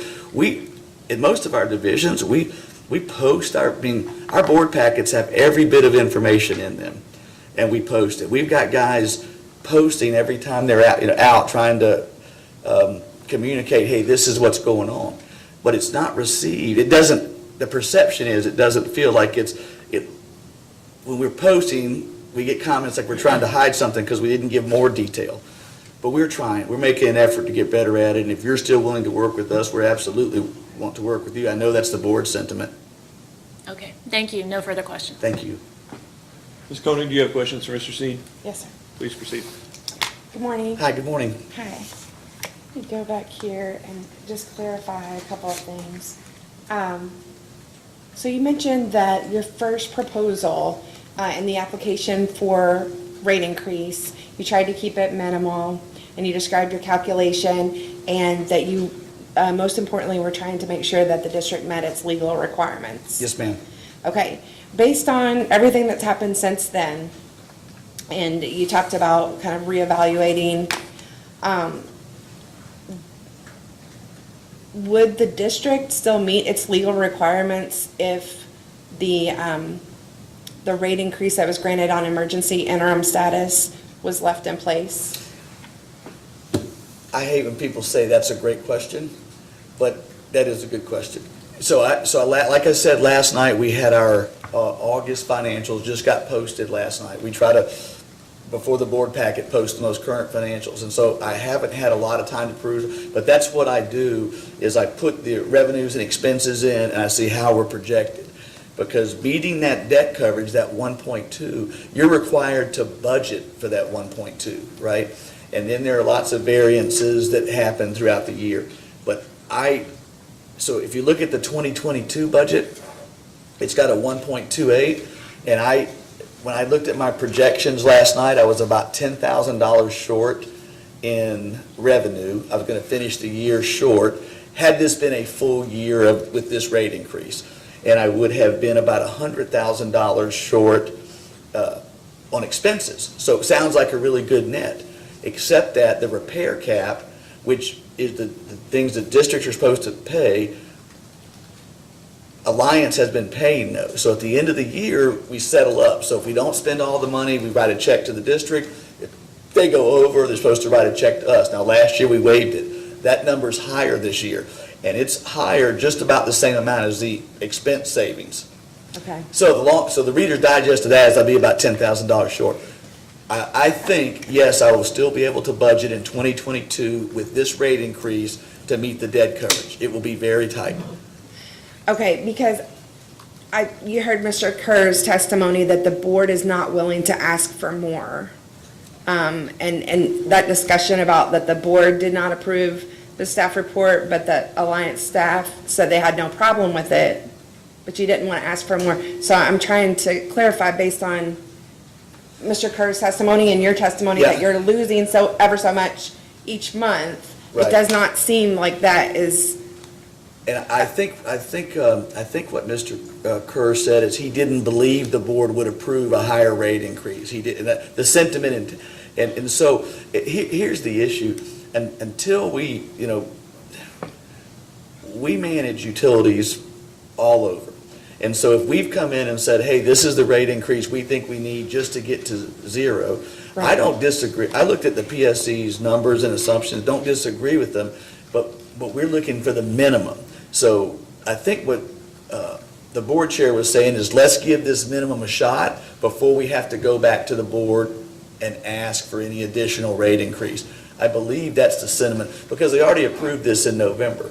And how do we approve another rate increase when we haven't used the one that said would get us to even, and then we say, especially with the affordability issues that have really been, and the issues we still have in the system with water loss, and we are trying to be, the board's trying to do the best they can, and we're trying to be good stewards and recognize what's going on.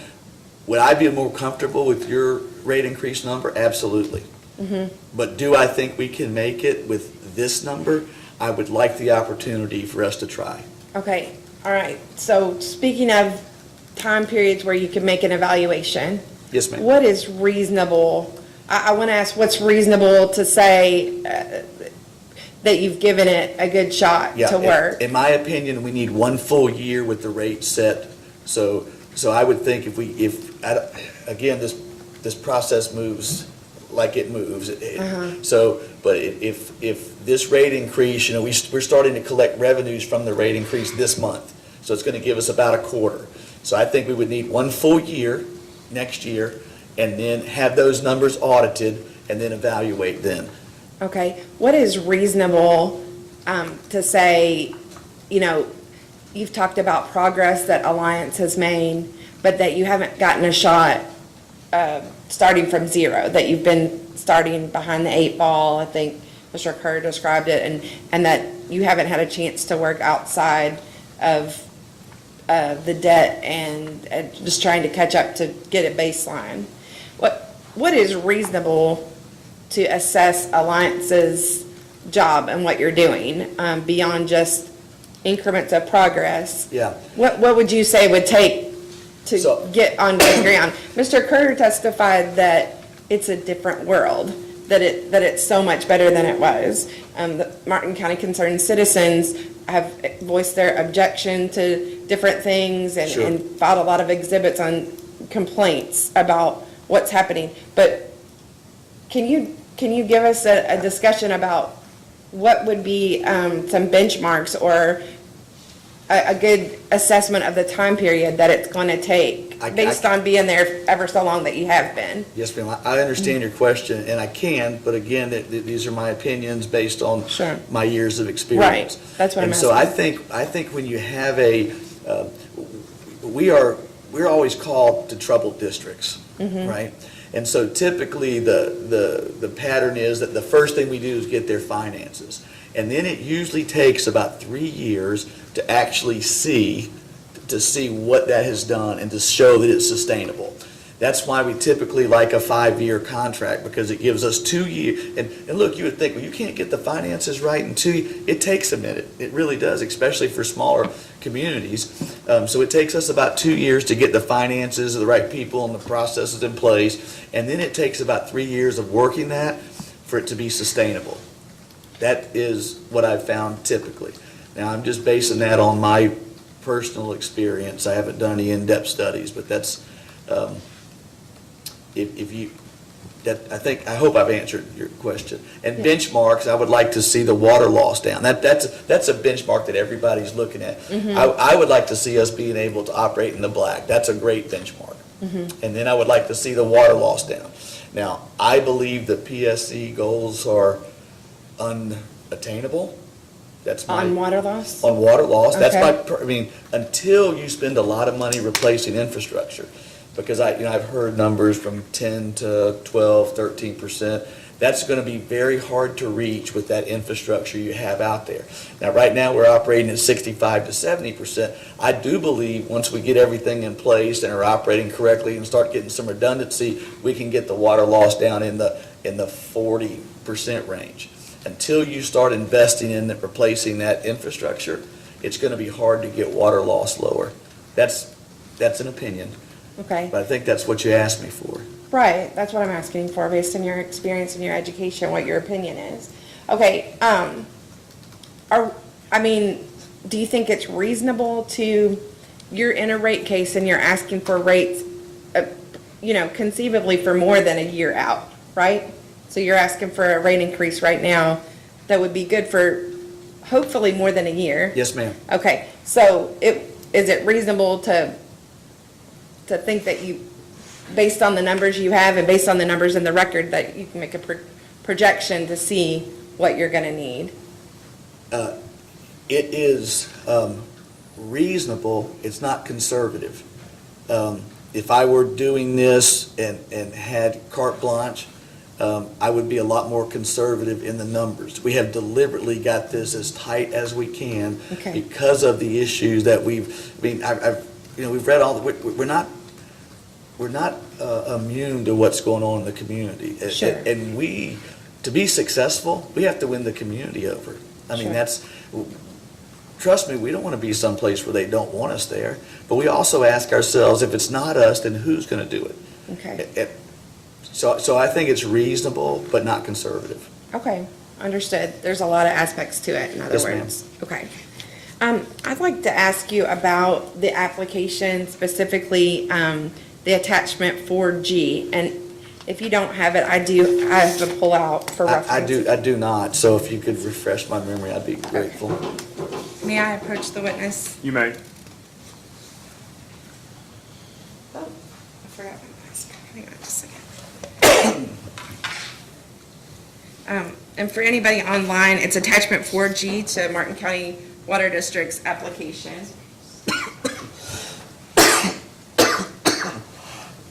Excuse me. I've had my shots, Candace.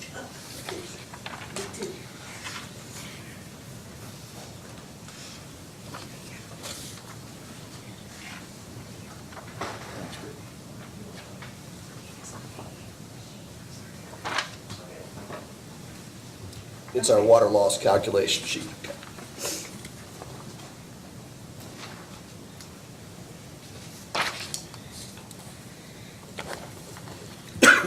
Okay. It's the last page of the attachment specifically that I've handed out. And that I'm referring to, it's page 68 if you're looking at the application online, 68 of the PDF. Do you know who prepared this document? Yes, ma'am, it was probably Craig and I in combination, Okay. gathered information from the staff and put the document together. Do you feel comfortable to speak to the contents of it? Sure. Okay, great. And if I don't, I'll kick it, but I don't. Sure. Just let me know if I need to ask Yes, ma'am. someone else. Okay. It looks like, that it takes into account the annual chemical costs, purchase power for production, and associated labor to state that the production cost per 1,000 gallons is 93 cents. Is that correct? Yes, ma'am. Okay. Do these amounts include depreciation for the plant? No, ma'am, they do not. Okay. And does the schedule include any fixed costs associated with production of water at the plant? No, ma'am, the fixed costs are not included in here. So, no depreciation, none of the capital investment, none of that is included in here. These are strictly your operating cost, your non-fixed cost. Okay. Strictly operating costs, but not costs to keep the facilities open? Just your fixed costs to keep it? That's correct. So the assumption here is that plant's already been paid for. And we're Okay. not including depreciation Okay, for all the reasons. We've got the money coming in to fix the plant. But normally I would, when I'm doing cost, if I was to build a plant, I would have the fixed cost as a component. This does not include fixed cost. This is just the variable cost producing the water. okay. Does this schedule take into account purchase power that is expensed by the district to pump water through the river intake into the reservoir? It does. It does, okay. Well, you know what, verify that with Craig, but I'm pretty sure we include it. So he's nodding his head, so yes. Okay.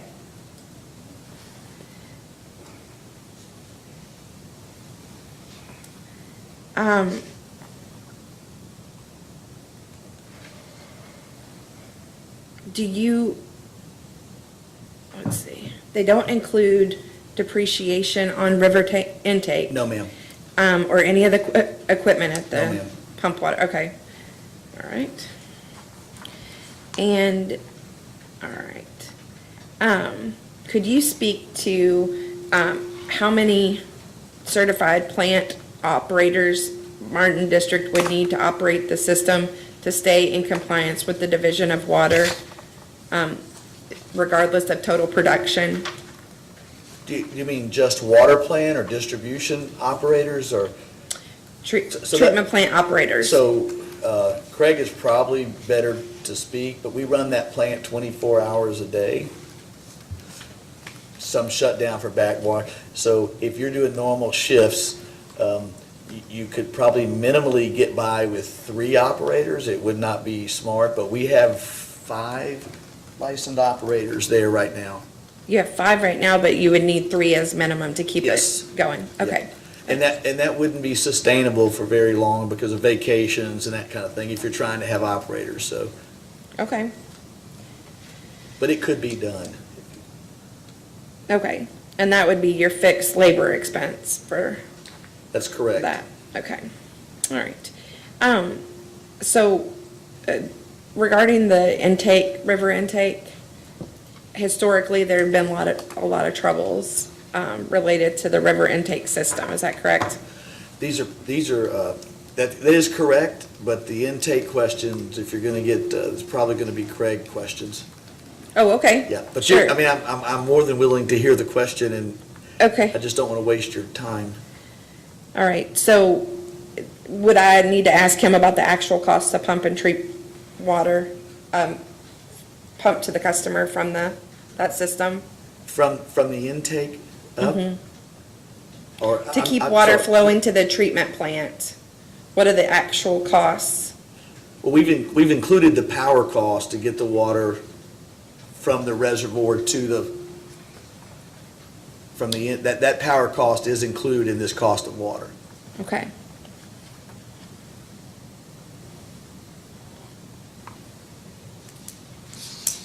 All right.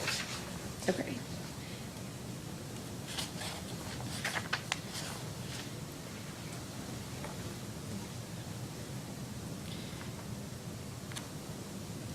Okay. I don't have any further questions. Thank you very much. Thank you. Would you like to mark this as staff's hearing exhibit 1? Yes, please. Okay. Marked.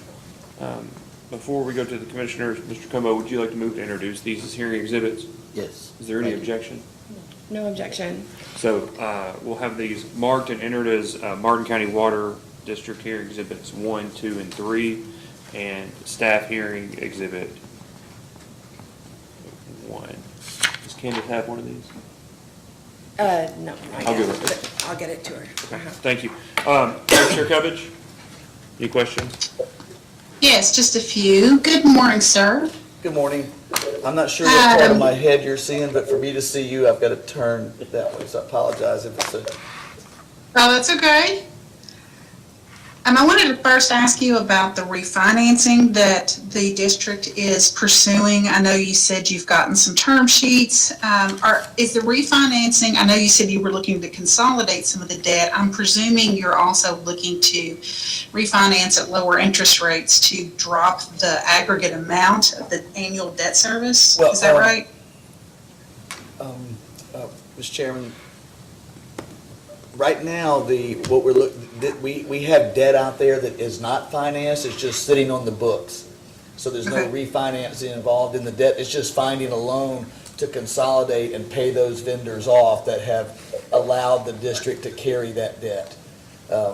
Now, interestingly enough, one of the options presented by the Kentucky Rural Water Finance, which I think is one of the better options, is to do a short-term 2-year loan at a very low interest rate, get that debt paid off, create a sweep account, and then look at a longer 15-year loan at the end of that 2 years when you're stable, and do some refinancing of other existing debt that you have with the Kentucky. But they're putting that plan together.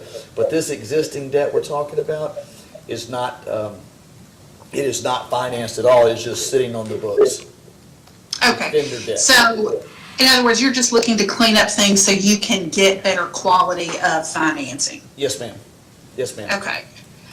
Some of these possible mechanisms that you've been looking at to clear off that debt through a new vendor or new lender, would it contain like the same debt covenant of the 1.2%, 1.2 ratio, or would the ratio possibly change? So I don't think from the local vendor, there were a lot of primacy issues in his term sheet, but he didn't talk about a debt covenant requirement. When we work with the Kentucky Rural Water Financing Department, I believe they will have some covenants. There will be a couple of covenants they'll be putting in there. One, they're worried about if they loan the money, they're going to want some kind of control over who manages the district, for example. They're going to want to make sure they have some say in if we just, frankly, in the conversation, they said, if we do this and you got to guarantee to stay, well, we can't guarantee that we're going to stay, because we are at the leisure, of the pleasure of the board, right, and the Public Service Commission. We're willing to honor all of our contractual commitments, absolutely, but we can't guarantee we're going to stay. That's not up to us. But There's some discussion about rewording the use of the debt service surcharge so that the lendee, loaner, the institution is covered. And we're willing to work with all that to get whatever's in the best interest of the district, but we don't have those covenants hammered out yet. And we will get those and submit them to the PSC. In your experience, is the 1.2 coverage ratio a fairly average one, or is it a fairly lean ratio? It for is lack the of a better- standard, it is the standard minimum for acquiring long-term debt. I've found at 1.2. Now, I have seen some state revolving funds drop that number down to 1.1. But if you're going out on any type of S&P rating or bond market, the 1.2 is a minimum. It's not the best place to operate because you're right at the minimum coverage. Most of our districts, we like them to operate in the 1.3 to 1.5 range because then you're actually covering some depreciation and you're actually building up a reserve account. But 1.2 is the standard, in my experience, the standard minimum for long-term water and sewer capital projects. Okay, thank you. Yes, ma'am. I don't know if you heard my earlier question I did. regarding the monthly minimum. Yes, ma'am, I did. Are you, can you answer that for me, how that was set, or is that going to be someone else? Well, no, that's me. Whether the answer is simply I have these spreadsheets tied together. Now, I've been involved in very extensive cost analysis and rate setting, but in this case, I was just trying to reach that minimum debt, and so we adjusted the numbers to try to keep them as low as possible. So I'm simply doing using a what-if calculator on the Excel spreadsheet, saying if I need this much money, where do I need to set those rates, and then tried to be equitable in the increase in meter size. That's about the extent of, because again, I'm just trying to stop the bleeding right now. But there was an extensive study about different usage groups or things of that I have seen done in the past. But that's not what was done here. I just kind of, we have 38 to 4,000 customers, just kind of said, okay, let's get our base rate set and then work on the per thousand rate. Do you, I guess probably the answer is no, but do you know how many customers in 2021 are only paying the monthly minimum? I do not. I know I can get that information for you, and I'd be happy to get it and submit it, but we can query our Encode system, and I can get that exact number for you, if Ann or somebody can make a note. We can get that number for you. I do not know it off the top of my head, I'm sorry. Okay. And I guess, and the same would be true of how many customers who are in arrears are paying the monthly minimum? I think the Martin County Concerned Citizens, I think we have that number, and I can get it for you. I don't have it off the top of my head, I'm sorry. But we can. Okay, well, I'll and make a note that's to make sure we understandable, get that. but you wouldn't have it off the top of your head, but I guess, it's helpful to know that it's available. Yes, ma'am. Okay. I think that's the only questions I've got right now. Thanks. Thank you. Commissioner Butler, any questions? Yes, I do. Thank you.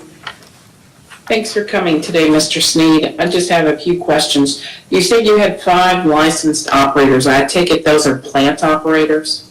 Yes, ma'am, we have more licensed, but at the water plant right now, we have 5 licensed operators, and Craig can verify that. But we do have licensed wastewater plant, and we've got several guys that now did not have before, but we now have distribution system license and working on collection system. Okay, that was my next question, is how many have a water distribution license? Craig can tell you the exact number. I believe that including Craig, I think the number's 3 and it might be 4.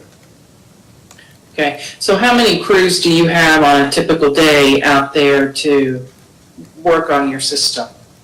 How many crews? If someone calls in and says there's a leak, there's water coming up here, Yeah, Ms. Butler, that's a better question for Craig, the way he divvies the crews up, because we have a lot of work split up, there's 23 to 26 employees, and he probably can more specifically answer you how our crew's workload is set. Okay.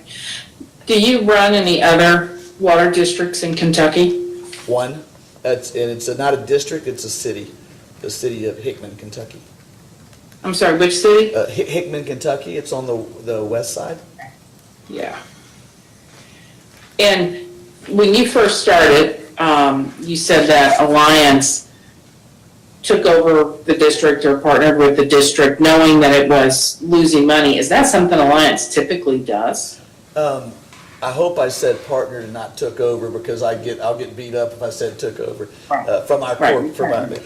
but is it something typically? No, yes, we have gone into districts before knowing they are financially in need of assistance, and we set a contract long enough to help get them out. What's a little bit unique about this situation for us is the time that it takes running through the Public Service Commission. I don't have that in any other district, any other state I work in. Private entities are governed by the PSC, but not public water in those states. So the board can act and move swifter.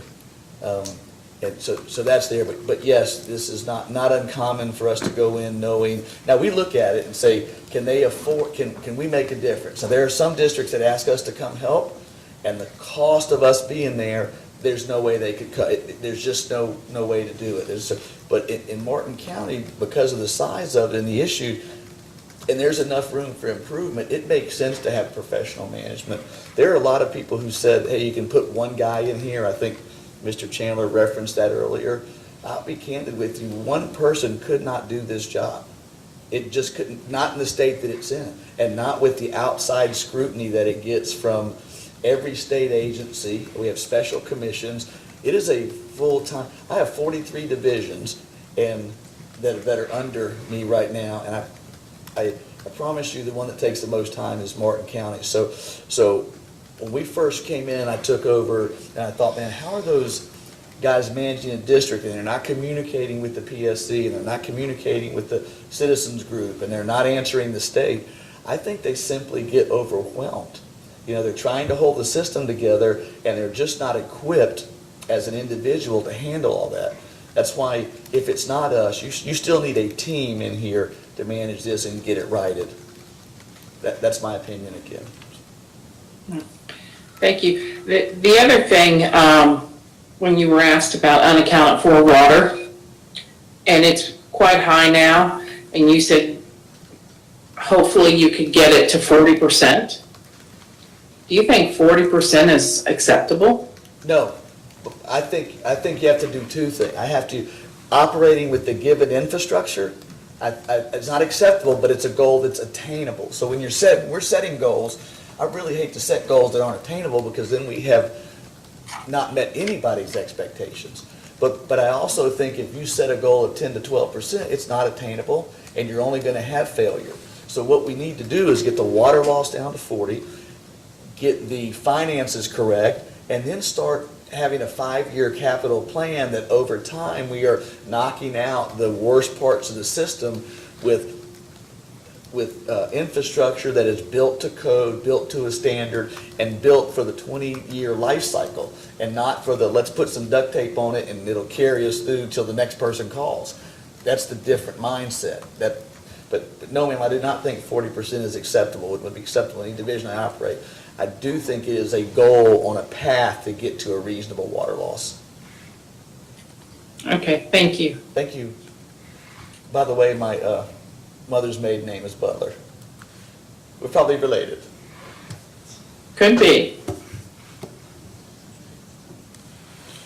So, Mr. Sneed, I have a couple of follow-up questions. Yes, sir. I'd like to follow up to what counsel for staff was asking you about the cost to produce water. I Yes, don't sir. necessarily need to talk about the specific determination of 93 cents per thousand that Martin County Water District has come up with, but about the calculation generally. So if Martin County Water District was selling water to another district, right, as the producer of wholesale water, would you recommend including the entirety of cost of of supply and production of that water to be included in that calculation? Yes, sir. So typically, the cost of water has two components. It's the fixed cost and the variable cost. And what we have here is the variable cost. And the reason, but the answer to your question is yes. I would include the fixed and the variable in selling it to another district. But in this case, I'm trying to show what the impact of water loss is. And we already have those fixed costs. They're there. And so the direct impact to the cash flow of the district is the variable cost, or in my opinion. So let's talk about that for a minute then. Yes, sir. So if you've been involved in the water business for a while, Yes, sir.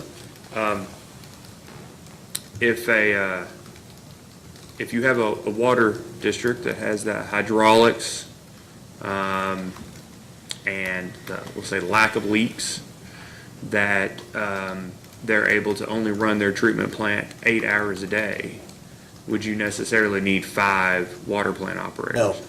No. So that would be in the variable cost also, though. But if we can get the water loss down, there's a big change in the variable cost. If that plant could run 2, I mean, because your big cost in variable are your labor, your power, and your chemicals. And so if we could get to where we need 3 operators instead of 5, then you're talking about using employee cost and benefits of $150,000 to $200,000 a year savings.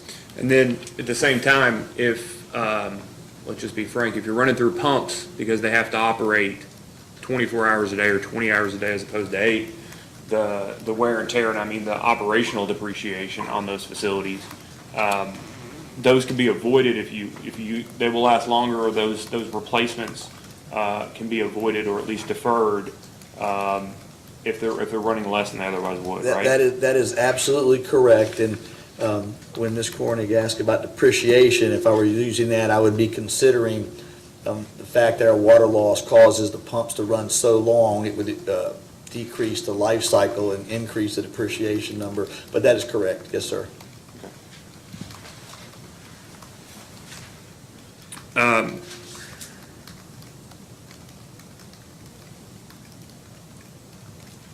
Let me ask you one thing about, and I think this may be what you're discussing with the fact that Martin County Water District is rate regulated as opposed to some of the other utilities that you operate with. Yes, sir. I'm not going to say take over, that you operate with, that you said something about the revenues are behind, and the quote was that it took longer. Is that a reference to the actual time since the application has been filed with the commission, or the time since the board voted on the rate increase and the time it took from that point until the application was filed that took longer than initially anticipated? Yeah, the second. So the fact that the board can approve a rate increase in November and the process just takes almost a year, as opposed to an unregulated, the board could approve the rate increase and after we advertise, within 60 days. And typically, we'll have boards pass a rate increase at the end of their fiscal year in the last quarter, and then we can implement it at the beginning of the next fiscal year. And because of this process, it takes longer. Okay. So you're saying pre and post application, it takes longer? Yes, sir. Ms. Cromer asked you a question earlier, I think, about the cash flow issue, whether or not it negatively impacted the ability to pump from the river. And you said you did not think it did.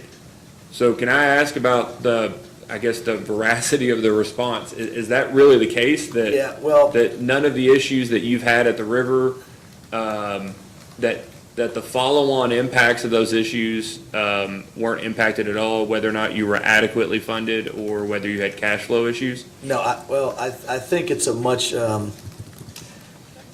my answer may have been quick, because, in my mind, I'm saying, well, if we had the cash, would that affect the rainfall, flow of the water? It wouldn't, but in the long,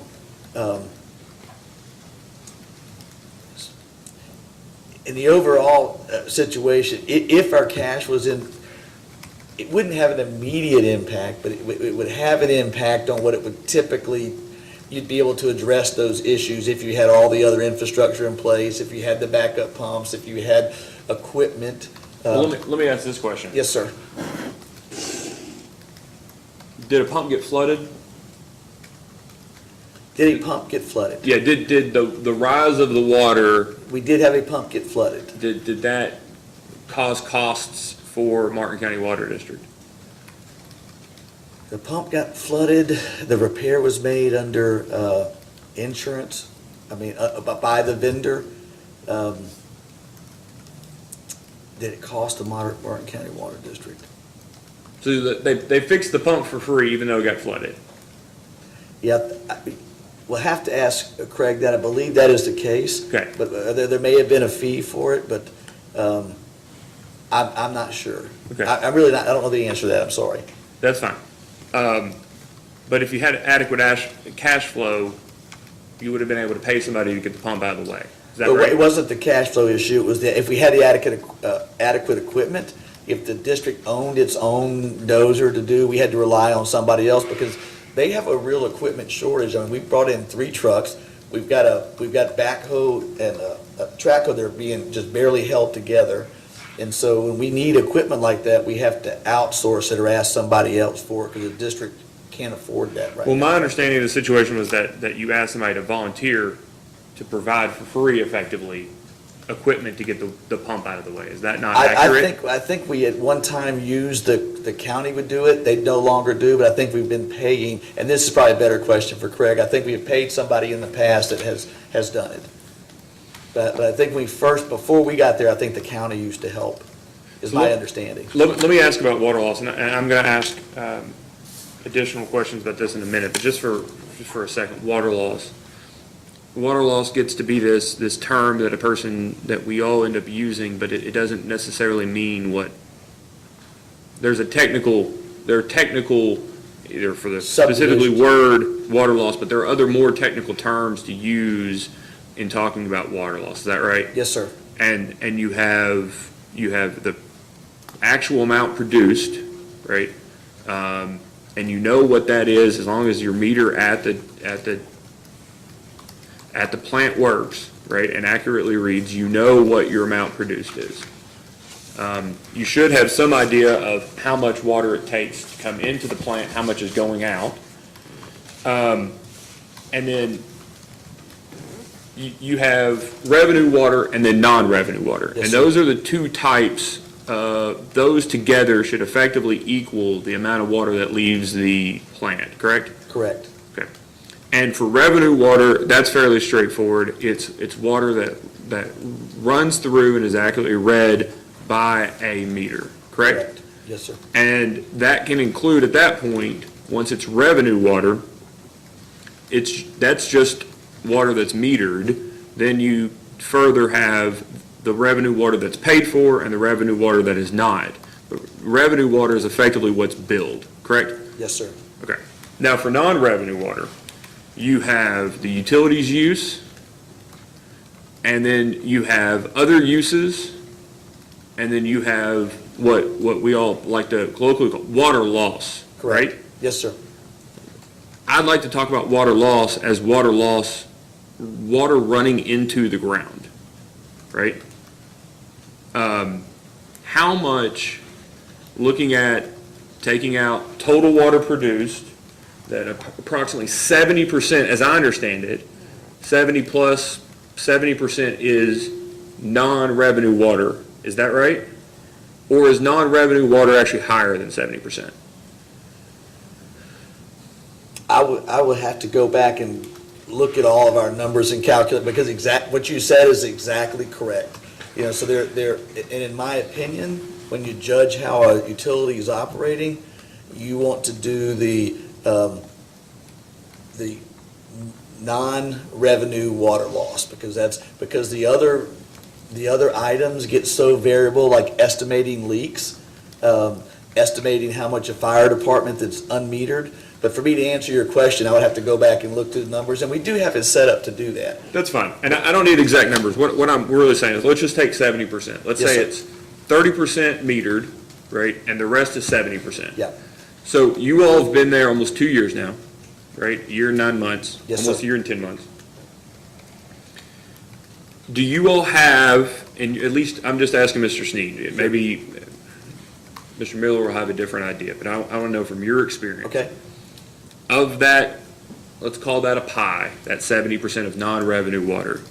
Do you have an idea in your head, based off your experience and expertise and your time in Martin County, as to how that's broken out by those different subcategories that we technically use to define water loss? So, I'm asking really, I understand your question. how much of it is actually going into the ground? Yeah, How much of it is serving customers unmetered? yeah. Right, that's not running through a meter. How much of it is being used for system use, other use, flushing, those kind of things? Yeah. And then how much of it is being taken by the fire department? And then let's just say, the electric industry has this great term that I like to use, non-technical losses, which are, it's going somewhere, and it's probably going somewhere to serve somebody, but we don't necessarily know where it's going. Yes, sir. How would you, in your experience, break down how that 70%, that pie is broken down? Okay, and this is, without having the numbers in front of me, this is strictly a guess based on what I've seen, based on the issues I'm aware of. I think that our operating and non-revenue is probably in the 5 to 10% range, maybe not even that high. I think the actual water loss in the ground is probably in the 45 to 50% range. And then I think that other is that gap in the middle of that 70, so we're talking maybe in some range between, 15 and 20% is actually unmetered water that we do not have, we are not getting paid for because we don't have meters in the ground, or people Greg can probably speak to the events, but we've, recently found somebody using a hydrant and using water without letting anybody know. So I think that does exist. I think people make taps, but I think the actual water loss in the ground number is probably in the 40 to 50% range, Okay. which is very high. Now, let me ask a related question. How much water loss, in terms of unmetered, do you think, let's just say, less than accurate meter readings result in? Yeah, so traditionally, somebody would tell you that number ranges between 10 and 12%. I've seen a lot of studies for replacing meters out, so inaccurate meters probably in the 10 to 12% range can be. That's traditionally. And those are meters that are 10, 15, 20 years old, that are beyond what the ordinary expected life is. Yeah, You're saying and that that the has a lot of- reduction in usage is ordinarily 10 to 12%. Right, that has a lot of variables based on how much is actually the size of the meter and how much has gone through the meter. But in general, when meters start to fail, they slow down, meaning they record less water that goes through them. And would you be the best person, Mr. Miller, to talk about meters? Talk about the district's plan for meters, how that relates to That's probably correct. this increase? Yes. Okay.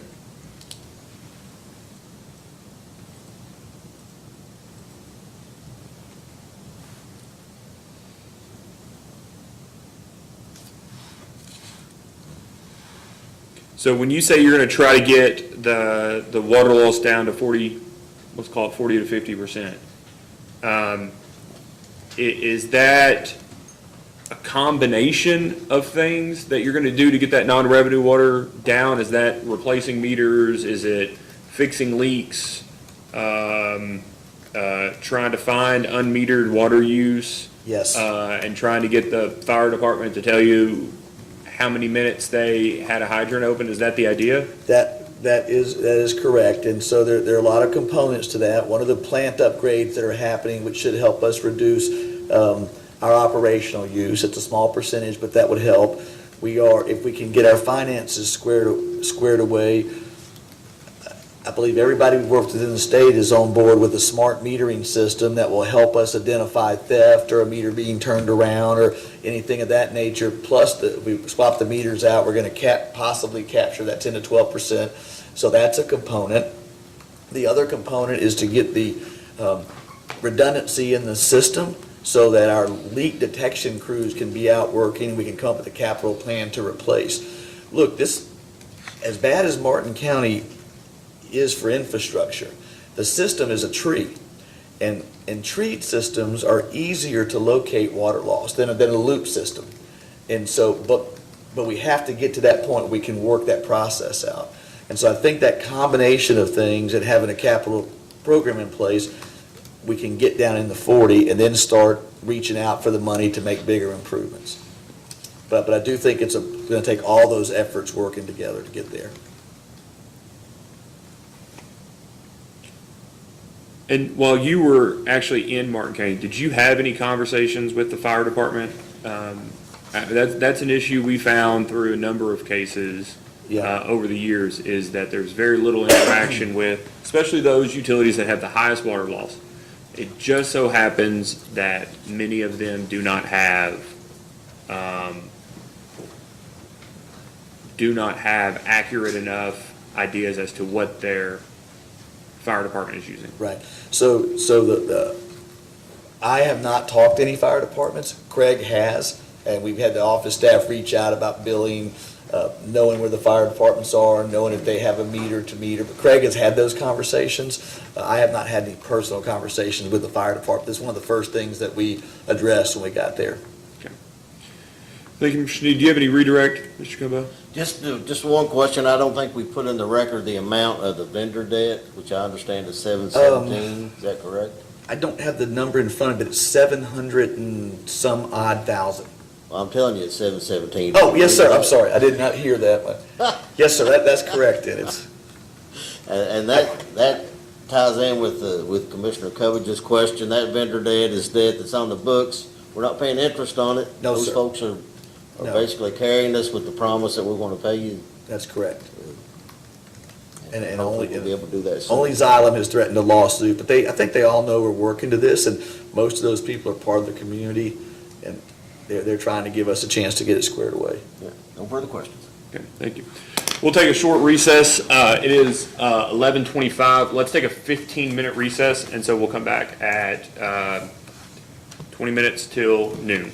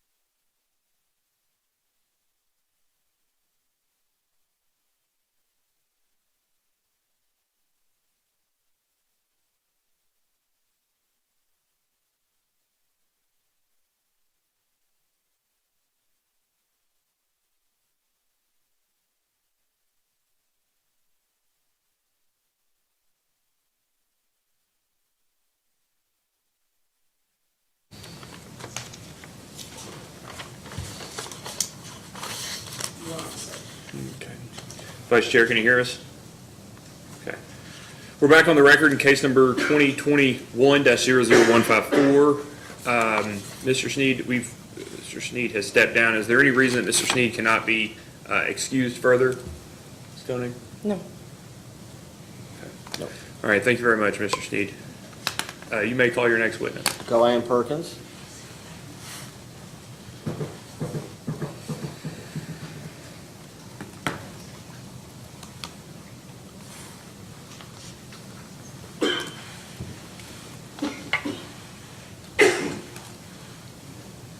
All right, Ms. Perkins, please raise your right hand.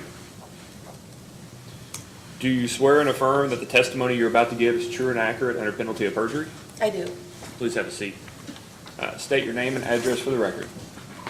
Mary Ann J. Perkins, 3200 Carmelo Rock Drive, Columbia, Missouri, 65202. Mr. Cumbo, you may ask. Thank you. And how are you employed? I am Vice President, Director of Finance and Administration for Alliance Water Resources. Great. And what is your education, training, background, and experience? I hold a Bachelor of Science degree in Business Administration, majoring in Finance and Management. I have been with Alliance for 28 years. 25 years of that is in the accounting department, and I oversee our accounting department, our IT department, and our HR department. Very good. And in your role with your employment with Alliance, have you, and Alliance's partnership with the Martin County Water District, have you had an opportunity to interact with the Martin County Water District in relation to your work? Yes, I have. I came down here in December of last year to take a look at what the office situation was. A group of us came down to take a look. I was looking over the office. I got to meet staff.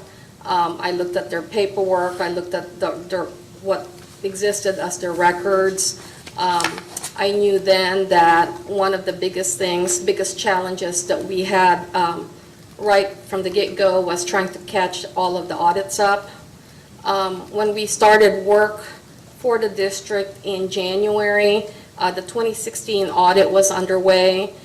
We got 16 done, 17 done, but the speed at what those audits were, how long the audits were taking just wasn't near fast enough. The prior audit firm wasn't responsive enough to try and get the audits caught up. So we talked to the board about doing an RFP. We went through an RFP process, and the board ended up selecting an auditor that Alliance has worked with before. And by the end of the year, we got the 2019 audit done, and the 2020 audit was done timely. Fantastic. And we talked earlier, the 2020 audit was without qualification, is that correct? That is correct. What sort of cost savings did you help bring to the district in your? So as I got through looking at the books, I started asking questions. The district at the time carried their own insurance policy, and in some cases, we were duplicating coverages. And so I talked to our broker and talked about how we can save the district some money, and we put a proposal forward to the board, and at the end of that project, we were able to save the board $25,000 a year in insurance. Good. And what about the billing software? So as I said, when I came out in December, I took a look at the billing software.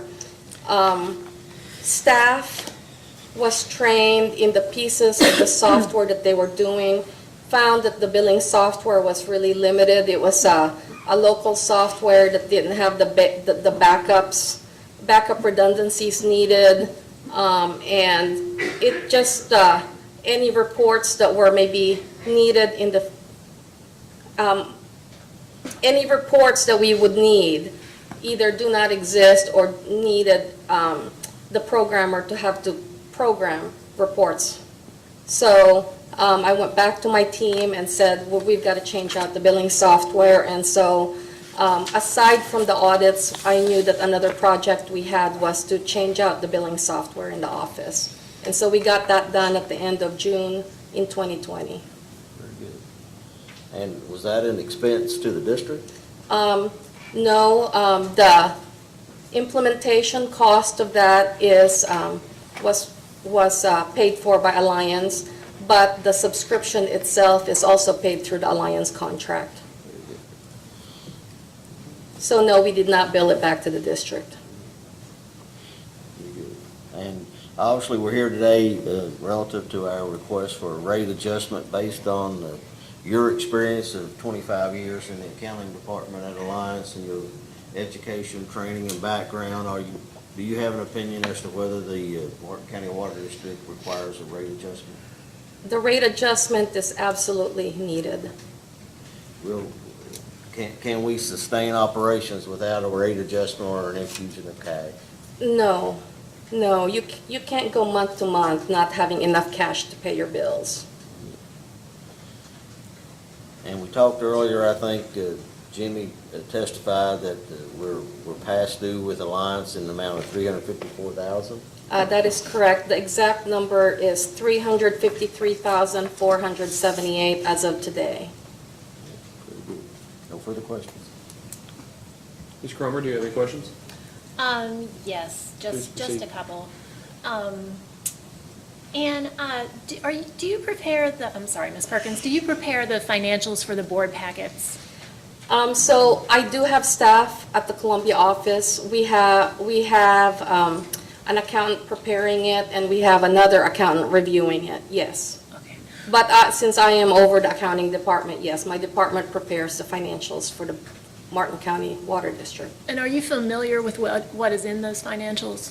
For the most part, to be honest, as of last year, somebody else started doing the entries, and so I'm not as up to the details, but I'll be happy to answer any questions that you have. Thank you for that. I appreciate it. We have looked and been unable to find in the board packets where it shows how much is currently outstanding to Alliance. So we, last year when we went in front of the commission, I talked about how the district was using QuickBooks software just to cut checks. As of this year, my staff, our company, Alliance, our books, we went through our own accounting software upgrade. And so going forward, starting August, the Martin County Water District and my accounting department will be using the same billing software. So reports that you're going to be seeing in the future will include outstanding invoices to Alliance. Yeah, Okay. so on the list of bills right now, you are right, it is not added to the past due because for the most part, the amount listed on the list of bills just talk about the past due debt to the vendors before we came here. And that's the list of bills for consideration, That is right? correct, that is correct. But going forward, we will have a list of documents that will actually have all of your vendors, including Alliance. Okay. And just one other little piece on that.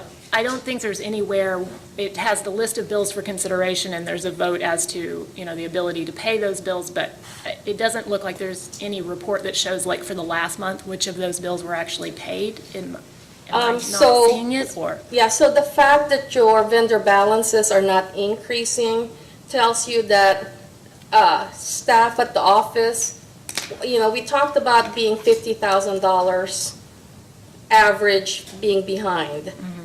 That's not cumulative, so what that meant was we may have been later in paying the bill, but the fact that your vendor debt isn't growing meant that those invoices got paid the next month.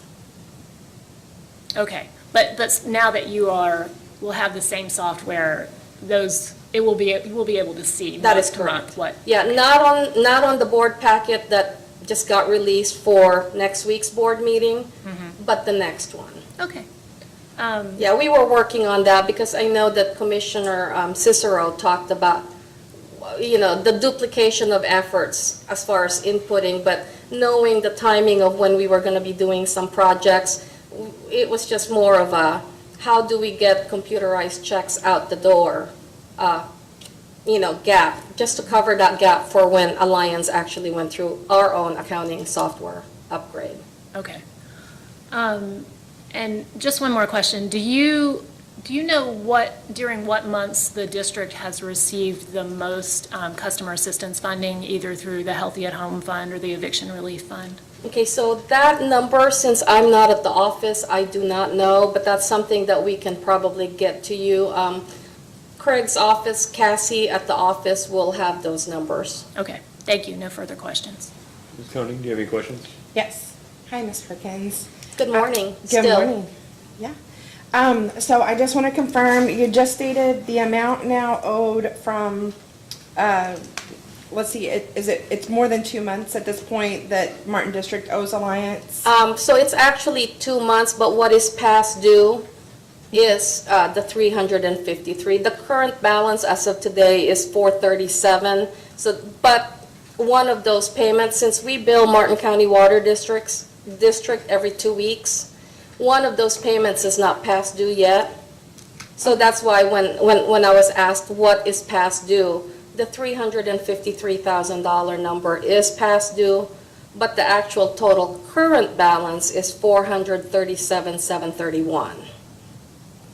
Okay, Does that make sense? yes. Okay.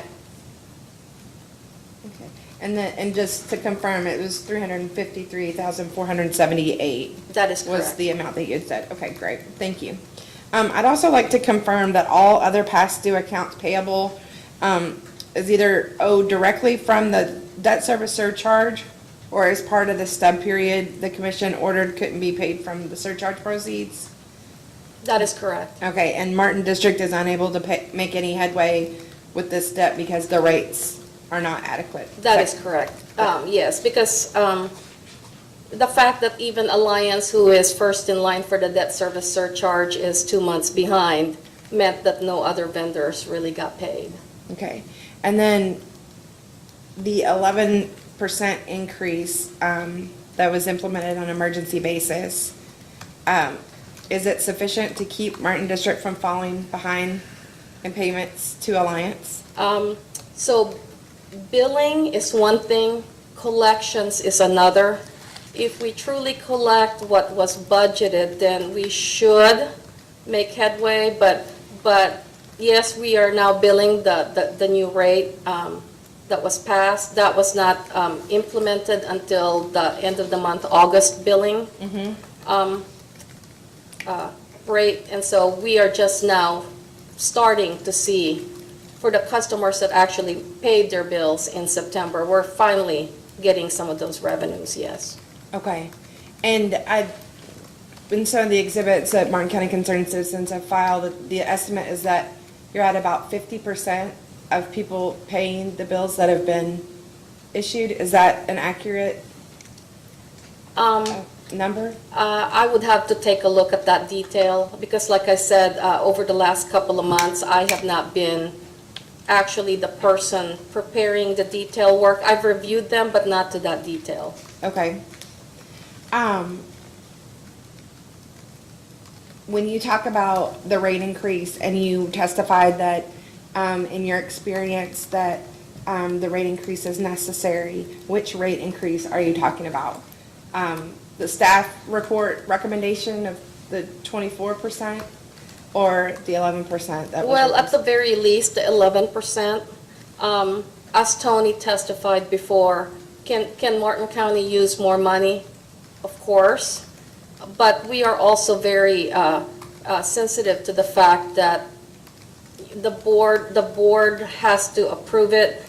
The constituents, the payers, the users need to be able to afford it. And so in as much as, can we use more? Of course. But we'd like to stick with the more conservative number to at least get us on a level playing field so that we can at least break even for now and then hopefully be able to show, more progress so that the people paying their bills can justify possible increases in the future. Okay, is the 11% though going to allow Martin District to pay its bills to Alliance? Yes. Okay, Yeah, and also, like Tony said, to be able to maintain the legal requirement of the 1.2 debt covenant. Okay, so it's going to pay the debt to Alliance and be able to make headway? Okay, Or so no? not to pay the debt so much as to stay current in their bills going forward. So it will still accrue that debt that it owes right now? Well, without the Or debt it'll- financing, then yes. I don't know that that rate covered to pay past due amounts. Okay.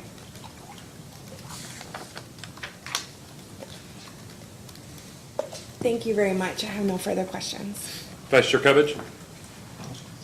Yeah, just, good morning still, barely, Ms. Perkins. Good morning. Just following up on the line of questions I asked earlier about the number of customers paying monthly minimums. I know you won't have that on the top of your head, but from the time that the new billing software rolled out from June 2020 to the present, would you be able to pull by month the aggregate numbers of customers paying the monthly minimum as well as the average actual gallon usage of those customers? Yes, yes, ma'am. Okay. Well, we will probably be asking you that in a post-hearing data request. Like I said, we know that you can't pull that out of the air here at the hearing, but that is something that I'm interested in finding out.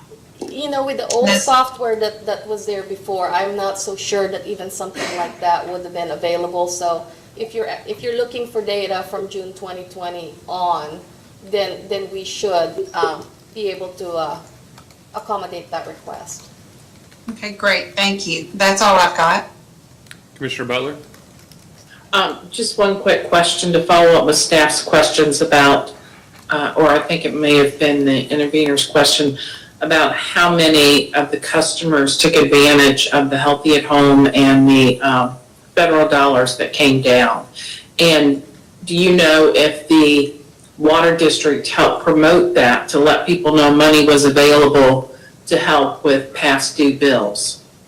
So ma'am, since I'm not located at the local office, Mr. Miller may know what Ms. Moore and her staff actually did to promote it. I do know that they've helped customers, but I don't know to the extent of it. Okay, thank you, that's all. So I just have one question. Do you know, for purposes of, I think, the production of Martin County Water Districts, I think it's 4B from the application, but the hearing exhibit 3, the impact of the proposed increase, the presumed average usage for a Martin County Water District residential customer is 4,000 gallons. Do you know what the actual Martin County Water District usage is, certainly after you all put the new billing system in? We can certainly produce that for you, yes, We'll ask that in a post-hearing data request. yes. Can you redirect, Mr. Cumbo? No. Okay. So, I'm not naive enough to think that Mr. Miller or who I assume that will be your next witness can be done before we break for lunch. So we'll go ahead and break for lunch now, and you can call Mr. Miller when we get back. We'll take a full hour and resume back at 1 o'clock. Thank you.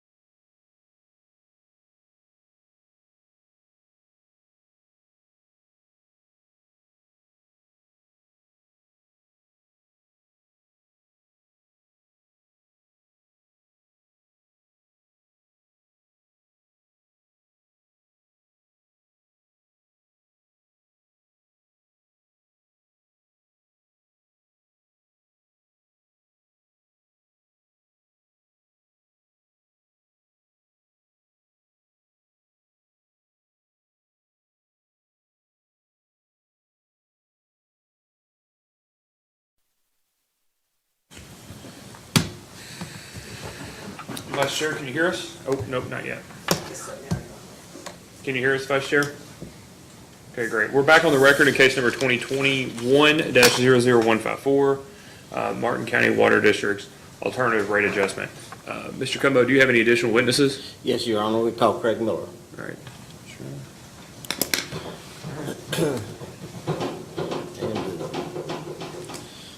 And just for purposes of the record, Mr. Miller testified at length at our previous hearing and had a PowerPoint presentation, so Mr. Miller is not here today to go through that information again. He is here so that he can answer questions that the commissioners may have. We anticipated that he would be necessary to answer some of these questions, so essentially, that's what we plan on doing with Mr. Miller, and just turning him over to the commission for any additional questions. Okay, thank you.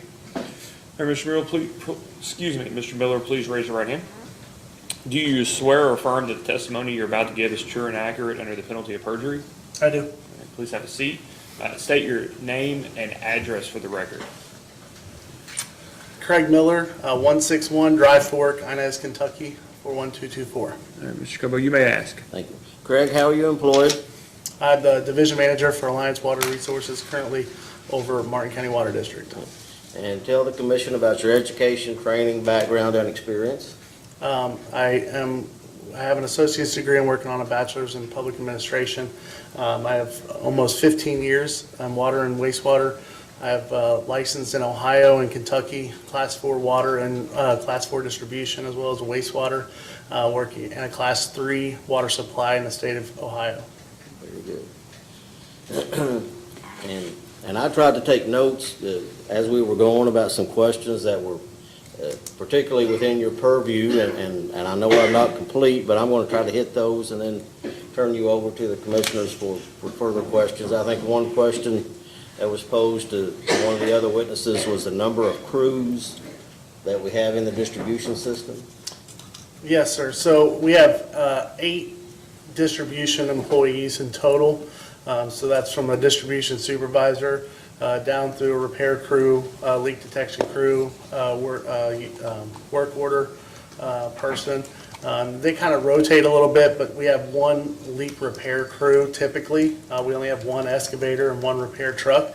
So 1 leak repair crew of team of 3, unless there's a flagger required. If it's on a main road, then it turns into a team of 5.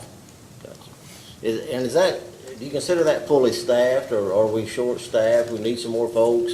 Well, we have one that offer out to an employee, to a potential candidate to fill our last position, which will make us fully staffed. Very good. And I think one of the other questions was the number of certified operators, water treatment system operators, water treatment operators, and distribution system operators. So we have myself and JJ, as well as 2 operators in the plant that are Class 4 water. JJ and I are Class 4 distribution. And then we have the 2 operators, our supervisor in the plant also has a Class 2 or 3 distribution. And then we have 1 employee who has a Class 2 and another that has a Class 3. Now we have a new employee in the plant who's currently working on his licensing. He has a bachelor's degree, so he'll be working towards his Class 2 as quickly as he can get that. On the distribution side, our distribution supervisor has a Class 1, and one of our original employees that's been with us just received his Class 1 distribution license as well. So we've got several people that are taking their tests and working towards getting licensed, and we're going to continue to work on that. Good deal. Are we in compliance with the Division of Water relative to the number of certified operators? Absolutely. I think one of the questions, can't remember who posed it, was how do we tell customers about the public assistance options that are available out there for them? Certainly, I can answer that. So there's a number of ways that we have tried to tell customers about that. We went so far as to even apply for customers. I know December and January, some into February, were the primary months, so we focused on that pretty heavily. The numbers that, for assistance were 397 customers that were assisted. Total amount, I believe, 69,000, actually, I have that exact number, $69,239.59. Very good. And what were the sources of that income? So most of that was the Healthy at Home assistance program, and the ladies in the office would offer that assistance to customers when they called in, having difficulties with trying to pay their bills. They would also apply for customers and then notify them that all they had to do was either sign or come in and finalize the documentation. And then, of course, as well as telling customers, this is where you go, this is the number, and this is how you contact somebody. In the future, with this website that we're putting together, we'll have all of that information accessible to the customers as well, so that they can click of a button, they can go where they need to go to get that access. So if anybody calls and they're struggling with being able to pay the bill this month, these options are made available to them? Additionally, with the payment arrangement plans that we have in the district, those options are available and they're made available to them at the time they speak to the customer. Very well. And I think Mr. Chandler had a question about the meters, and I can't remember what that question was. Do you? There was kind of a few questions about meters, I think. I'm not really sure. All right, well, instead of guessing, let me just turn you over to the commission. Craig, thank you. Mr. Cromer, do you have any questions? I do, thank you. Good afternoon, Craig. Afternoon. I wanted to ask first about the annual report. I've been looking on the PSC's website, and I noticed the latest one is still 2017. Have you all prepared annual reports for 2018? Are you talking about the PSC's UFRs? I don't know to call them UFRs, but I annual. think so basically, we, Cassandra and I sat down and went through all of the UFRs and entered all the information. Once you enter the information, you get these red flags that come up. And if all of the years previous aren't correct, you can't correct the years going forward. So we're working with our accountant because some of the information is very detailed. So we're working with our accountant in corporate office to finalize that information, and we'll have it all complete, and that's something that we're working on. Okay, and so I was just a little unclear, are you working on 2018 to get that one complete? We have to, in essence, yes, but all of the information has been input for all of the years. But there are just some cells that we need to make sure that we have correct information in so that we can eliminate flags that move on through the years, because it's kind of a cumulative document. Okay, that makes sense. So do you anticipate being able to file them like all at once, basically, once the? I don't know that it'll be all at once. I imagine that we'll finalize 18, press, submit, get approval, and then as with their, then we'll go straight to 19 and 20. I anticipate once we get 18 cleared up, 19 and 20 are going to clear themselves up pretty easily, and we'll move forward fast. Okay, and how long do you anticipate it will be before those get filed? It's good. It's a collaborative effort, so I can't put a specific timeline, but we're going to try to be as timely as possible in getting that done. Now that once we move past this, that's something that we're going to be focusing on in the next couple of weeks, so hopefully we can make some good headway. Thank you. I wanted to ask about the distribution pump failures, the Mead House and Otto Brown failures. And I think I understood from Tony's testimony that there is now a requirement that if there is an outage like that that's more than 24 hours, that you notify. Who do you notify? Well, I notify the Division of Water immediately. Okay. Once I notify the Division of Water, I also notify Tony, who then notifies the president of the company, and then I notify the board as well. Okay, so board, Division of Water, and the president gets Correct. notified when it's more than 24 hours.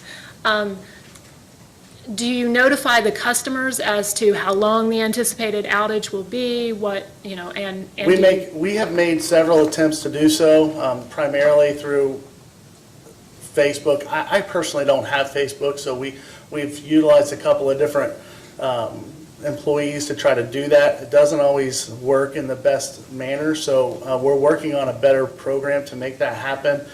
We've looked at individual phone calls, and sometimes we make those individual phone calls. We've looked at, there's a couple of different programs we're looking at working with. We talked to the county about using their 911 system. There's a pay-as-you-go kind of thing that you have to do there. So we're looking at a couple of different options. We try to notify the customers with a post on Facebook. But, you know, we've had issues in the past, like with not putting a HOD on a specific area or something like that, that didn't meet expectations. So we're trying to just get better at that. Do you maintain a list of customers who are out? We do in the office, they maintain a list, and specifically with the last couple of issues that we've had, we have a list of those customers, and then we just try to stay in contact with them. Specifically with the 645, I mean, that was a simple one, right? You know, we had 5 customers, we knew who they were. So once we got our act together, we were able to stay in contact with them daily and update them on where we were at with the situation. Sometimes there's customers that don't notify us that they're out of water. We hear through the grapevine, I like to call it. And so we have to go and verify and then find out what that situation is. So we don't always get calls. Okay. Do you, when customers are out of water for more than a day, I guess more than 24 hours, do you have any procedures in place for providing bottled water? Do you? That is something that we have not done a good job of, and it's something that we're working on. We actually have a pallet at the plant. It's something that we've discussed, and I'm working on putting together an actual procedure that's going to be in the office that we can work on. We have not done a very good job of that. It's not something that I've experienced in the past, so it's something I've really had to do a better job of. So it's something we're working on. And then finally, when customers have been without water for a substantial period of time, and I know there have been some customers out without water for an entire billing cycle, is there a procedure for compensating them or? That's actually something that we have to discuss with the board because there is not currently a policy in place, and it's not something that we have the authority to enact. So we have to get approval from the board. It is something that will be on discussion for the upcoming board meeting. On Tuesday? Yes, ma'am. Okay, thank you. I wanted to now turn and talk a little bit about the pumping from the river. And first I'd like to sort of establish a timeline of what has happened this year. And so based on our records, it looks like the district, you all had, in January, you had the new 2 million gallon a day pump installed at the river, correct? And that was flooded on January 26th and pulled soon thereafter. And then on May 27th, when you were here, you testified that the pump was put back into operation this week. So sometime during the week of May 27th, the pump was put back in operation. So that period of time between January 26th and May 27th, you were not able to pump from the river, is that correct? Okay, and so what pump was put back in operation on the 27th, or that week of the 27th? So it had to have been the 2 million gallon a day pump because we literally just put the 4 million gallon a day pump in a couple of weeks ago for the first time. So it had to have been the 2, and I believe that that's the time that we found the rock that was lodged in the impeller. When we found rock in the impeller, obviously the pump failed. So that's when we got with Xylem, and they provided us another pump. We were trying to put the big 4 million gallon a day pump in at that time, but the VFD for that pump did not work.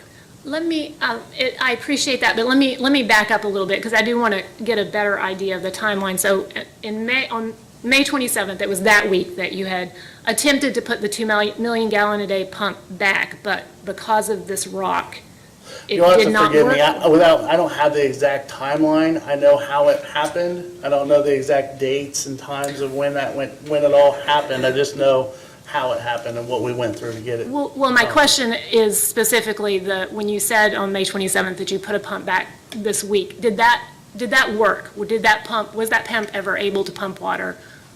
I don't recall, because if it was that week that we put the pump in and it had the rock and it failed, then it did not work. Okay. And then on June 29th, you posted on Facebook a video, the three of you talking about what had been happening, and you explained that something had gone wrong. I don't remember exactly the explanation with the pump that was put in that week of the 27th. And that you were getting a diesel pump, a loaner from Xylem, and that it was installed that day on June 29th. So that means that, as I understand it from what we've said here, from January 26th until essentially June 29th, you all weren't able to pump from the river. That sounds correct. Okay. And then you got the loaner pump, and there was another flooding event on August 19th. And, Yeah, but we never had anything flood. We Well, pulled the pump you because, yes, the river rose. on August 19th, you pulled the pump in anticipation. And that was yes, that's correct. We pulled the loaner pump. Okay, so you were able to pump for that 7-week period, basically from June 29th to August Now- 19th. Let me back you up a little bit, Mrs. Cromer. The timeframe between the loaner pump being installed and the original pump, I believe we had a diesel pump in at that time that we pumped for a weekend or a week. There was somewhere in that timeframe, because I know we spent a lot of money on fuel to use that diesel pump while we were waiting on Xylem to get us an electric pump. Oh, I had thought in the June 29th video that you had referred to the loaner pump as a diesel pump. Maybe, like I said, my time frame may be messed up. Okay. But we only had the diesel pump for a few weeks, and then we put the electric pump in so that we weren't paying for fuel any longer and having to Well, haul which it. pump was pulled because the river was going to flood again? Was that the diesel The pump? electric pump. That was the electric. Yeah, but Okay. Xylem left the diesel pump down there, so they came and got everything but their VFD the last time they came out. So we had multiple pumps down there, including our the electric pump and the diesel pump and multiple VFDs. The Xylem had our 4 million gallon a day pump, the VFD, and our 2 million gallon a day pump.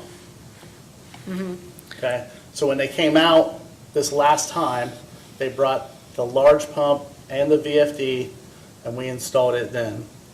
Okay, so the loaner pump had been pulled on August 19th. At that time, Correct. there was no pumping from the river until, it would have been September 7th, right? When you all installed the large 4 That's million correct. gallon a day pump. There were attempts made to put the pump back in service, but actually how it happened was when we got when we brought the vendor, the person that we have to pay to move the pump for us, and we're on his timeline. When he finally came out, he actually got stuck because it was still so wet on the bank of the river for 6 hours, and he refused to install the pump for us.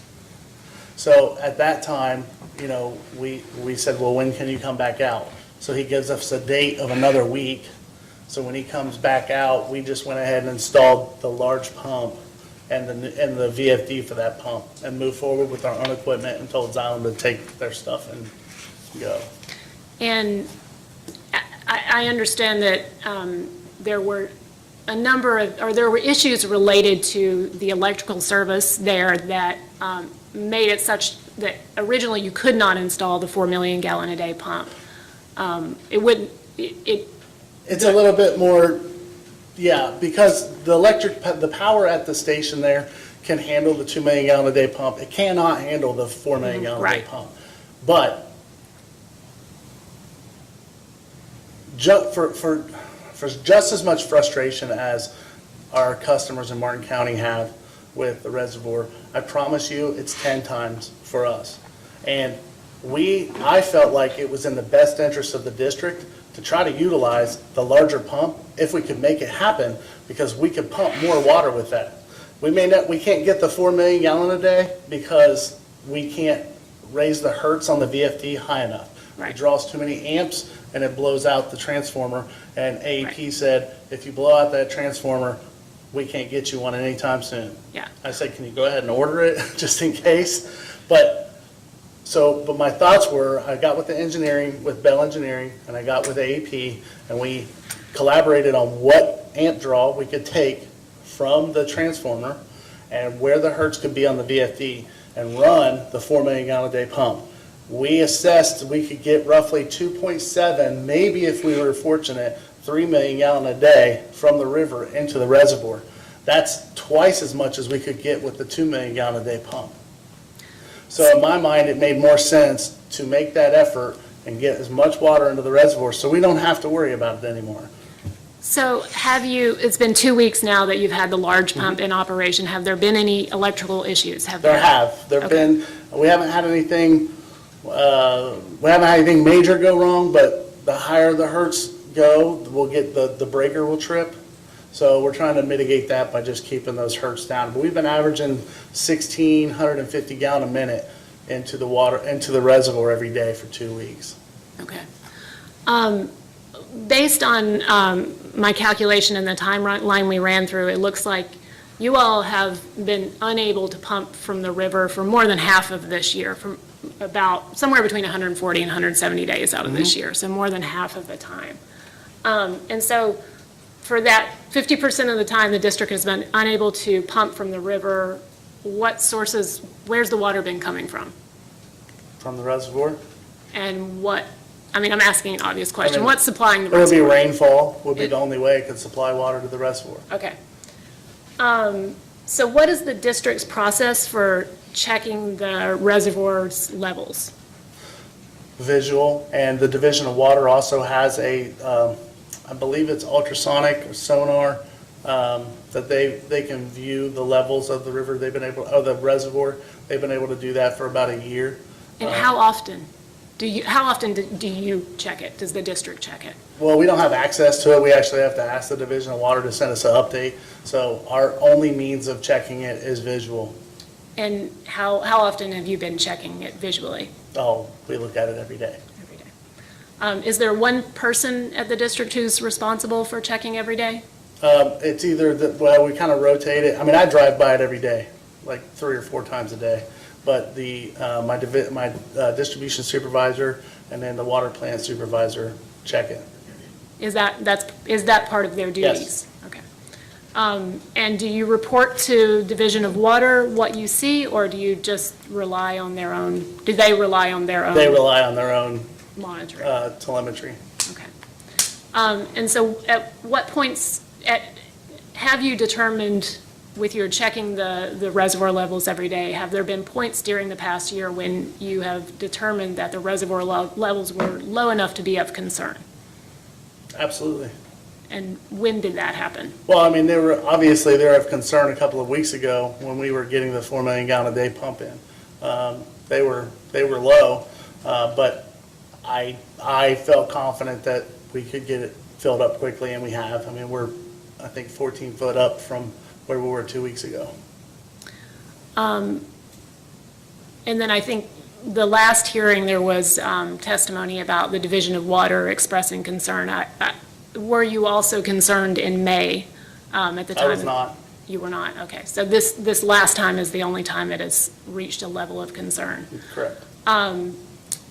When the reservoir gets low enough to be of concern, do you ask customers to conserve water? Do you? I didn't this time because in my experience, historically, when you ask for customers to curtail water usage, they use as much water as they can as quickly as possible. They fill up bathtubs, they get buckets of water, and I was concerned that we didn't want that to happen. So we said, we're gonna find these leaks, we're gonna fill this reservoir, and we're gonna just get the system back running the way it should be, and that's what we've done. And I'm very, very happy with the crew and how hard they've worked to make that happen.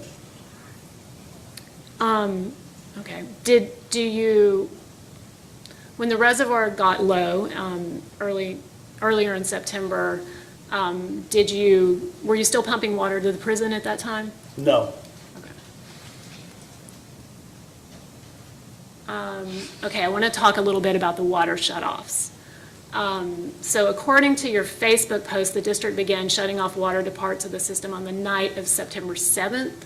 Can you tell us for how many consecutive nights the district was doing that? I believe, I want to say we did it for 8 or 9 consecutive nights. I know it was through the weekend, and then almost into the next weekend. We went from Warfield and Buck Creek 292, and then we stopped Buck Creek and we're not Warfield, I'm sorry, Marcus Wells, and then we went to Marcus Wells, and we just did it a couple of times by itself while we were looking for some leaks. And I don't think that it was more than 9 days, but I'm not positive. Did you maintain a list of the customers who were being affected by each of the shutoffs? No, ma'am, we did not. I mean, effectively, we were cutting off the tank on one side of the tank for 4 hours from midnight to 4, midnight to 5 was our goal. And the hope was customers were sleeping and wouldn't lose water. That was the intent. But so customers that may have called in and said that they lost water, obviously we would go to their meter and we would blow it off and get them back in water. We had 2 areas during that time period that had outages that we had a difficult time finding and recovering. One at Poplar Fork and I think it's Long Branch at 292. We could not get water up to the head of Long Branch, and Poplar Fork is such a high elevation. There's 5 customers there that we could not seem to get water over the hill. We've had an issue there in the past. I've got some thoughts on how we're going to correct that, but that issue is corrected right now, but we believe there's a leak over there as well, which we're going to look at this week, try to correct next week. So for those areas, and I guess all the areas where the shutoffs were occurring, did you use any method to notify customers other than Facebook? We did not. Okay, so there were 2 Facebook posts, where there was the one that was taken down and then replaced the next day, and then another one on September 11th, where those are the only 2 that I saw. I believe that that's probably the only ones. Okay. So the shutoffs began on the night of September 7th, and then you all posted a boil water advisory on Facebook for the entire system on September 11th. Had the district issued and posted a boil water advisory between the 7th and the 11th? I do not believe so. I know we've talked about staffing. I want to talk a little bit more about turnover in the staff. And I wanted to talk first about office staff, and then the treatment plant, and then the distribution system. So with regard to the office staff, how many staff members are there? There's 4 total. 1 is on the sanitation side, 1 is part-time. So two full-time for water, 1 part-time, and then 1 full-time for sanitation. They all work together. Okay. And how many, if any, have been there since January 2020? 2. 2. And so which 2? Are they the full-time or? 1 part-time, 1 full-time. Okay. And then for the water treatment plant, how many staff members work at the plant? There's 5 operators. Okay. There's 3. There's actually 4 that have been that have been there since January of 2020, but one of them was in the office. We moved him into an operations role in the plant. So he's been an operator since January of 2020, and then January, February. And then we have 1 new hire who's working in the plant now. Okay, so 4 of your 5 operators Correct. have been there that long. Okay. Okay, then with regard to the distribution crew, it sounded like, I think I heard you say you have 8 total employees? Correct. Are they all full-time? Correct. Okay. Are there any of those who've been with 2. Alliance since January 2020? Okay. And then, so that's 2 out of 8 have been there since January of 2020. And so with the remaining 6, how many of those have been there for more than 6 months? 2. 2.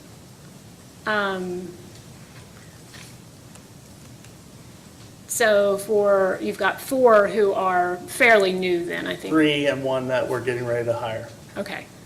And so who does the training for the distribution staff? Well, it's done multiple ways, myself and JJ, as well as the guys that have been there for a couple of years. And a lot of utility work, typically, the more senior staff take on higher roles of responsibility. They've seen things, they've done things, they've been in a hole, they've run out an excavator. So we typically use them to train, as well as our supervisor and myself and JJ. And then we also bring in outside resources from other divisions that will go through new processes with the employees and show them new things. We also use vendors. Vendors will come in and do training. We had a vendor come in and do a training. I think I might even had one of my quarterly reports to the secretary. I think I showed some pictures of a hydrant training that we did with a vendor, where he showed him how to break apart a hydrant and put it back together and all the moving parts and how hydrants work and things like that. So we utilize a lot of different methods. Okay. And how long does it take before, in your estimation, a distribution crew member is fully trained? In a system like this, a really long time, honestly. In a well-run system that doesn't have 15 leaks to fix in a week, a year, maybe 2. But there's so many different things that you see in our system, so many things that are wrong, that I've seen things in our system that I've never seen before in my life. And I've been in the industry a long time, and I've been in the ditch. I've done the work that my guys do. So, it's going to be a while before I feel confident that I give them a couple of years before I feel comfortable knowing that they know what they're doing. Okay. Thank you. I wanted to talk a little bit about customer reports of leaks. And in your testimony on May 27th, you talked about the process for dealing with reported leaks. And I just want to make sure I understood this. As I understood it, you said that the office worker who takes the complaint or the report logs it onto a mapping system. And I guess that's the GeoSync system. Yes. And then someone in the distribution crew will then go out and verify that there is a leak there. And then if it's verified, you will put in a work order, and then that will get, in the list of work orders that need to be So dealt the with. step actually is, and we've actually had, if you know a lot about SOPs, they're kind of a living document. As you progress and you learn, you add or take away things from processes that you don't need, right? So what we've done with this process is the office inputs the leak as they receive it into the GIS. We have a staff member who goes in the morning and gets a list of those that have been reported the day before. And then they're going to go out, this is something we just implemented, they're going to go out and confirm those leaks on that day and do the 811s on them immediately. And that way they'll change from reported to confirmed, or they'll be deleted if they're not a leak, because, we get countless calls about leaks, and they're not always a leak, or can't be confirmed right away, right? So we'll have somebody go out, assess the leak, confirm it, and then do the 811 so that we have the call before you dig done. I know in the past week, last week, not this week, but the week previous, our crew fixed 15 leaks in a week, which is unbelievable. So most of those leaks we had to call in as emergency locates, because we're trying to get our tank levels up and get everybody in water. And you have a 2-hour turnaround, but if you call them in as a regular, it takes up to 2 days to have a leak done. So we're trying to get to that point to where we're getting the 811s done, and then within a couple of days, we get it all clear from the utilities, and then we can move on to correcting the leak. Okay. So you said that you were just implementing this This new change, yes. change. Do you now is there a backlog of reported leaks that have not yet There's a been backlog verified? of reported leaks on our GIS, but to be honest with you, it's been a function of, it's been more of a failure of going in and getting those changed. Many of them have been repaired or confirmed as not being a leak, but we just got the staff fully trained on how to utilize GIS so that they could put the leaks in. We have 2 employees that are brand new been with us a couple of weeks, 3 that have been with us a month or so. Every time we have to hire a new employee, we have to retrain that person on how to use all of this, all of our equipment. So, matter of fact, 2 weeks ago, I sat down with the entire crew together and we went through leaks as a team. I downloaded the app on their phone, showed them how to go through it, made each one of them do one so that I could confirm that they knew how to do it. And then next week, my distribution supervisor and I are going to sit down and clear the backlog. Okay, so it sounds like you're saying on GeoSync, it may look like there is a That's backlog of correct. leak. So I guess my question now is there an actual backlog of leaks, or is it Oh, just? I believe that there is. I have a list of 5 leaks that I am aware of that we need to repair. I'm sure that there are others out there. Okay. And we'll get those confirmed once we clear up the backlog on GeoSync. And if a customer reports that a leak is causing property damage, does that get expedited? Absolutely, immediately. Okay, and so can you just walk me through how that? So how if we that have a works? customer that calls in and says, I have a leak that's causing property damage, the office staff will typically email and usually scan the work order as well and text it to myself, JJ, and Jason, JD, the distribution supervisor, and we'll send someone out immediately to assess it and look at it, and we try to fix it right away.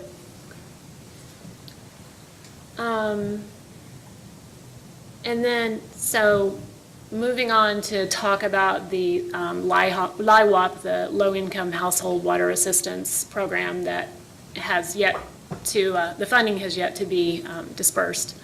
Have you been having conversations with Community Action and/or Big Sandy Ad about that? I believe that that Cassandra has been having those conversations. I personally have not. And just remind me, who is Cassandra? The office manager. Okay.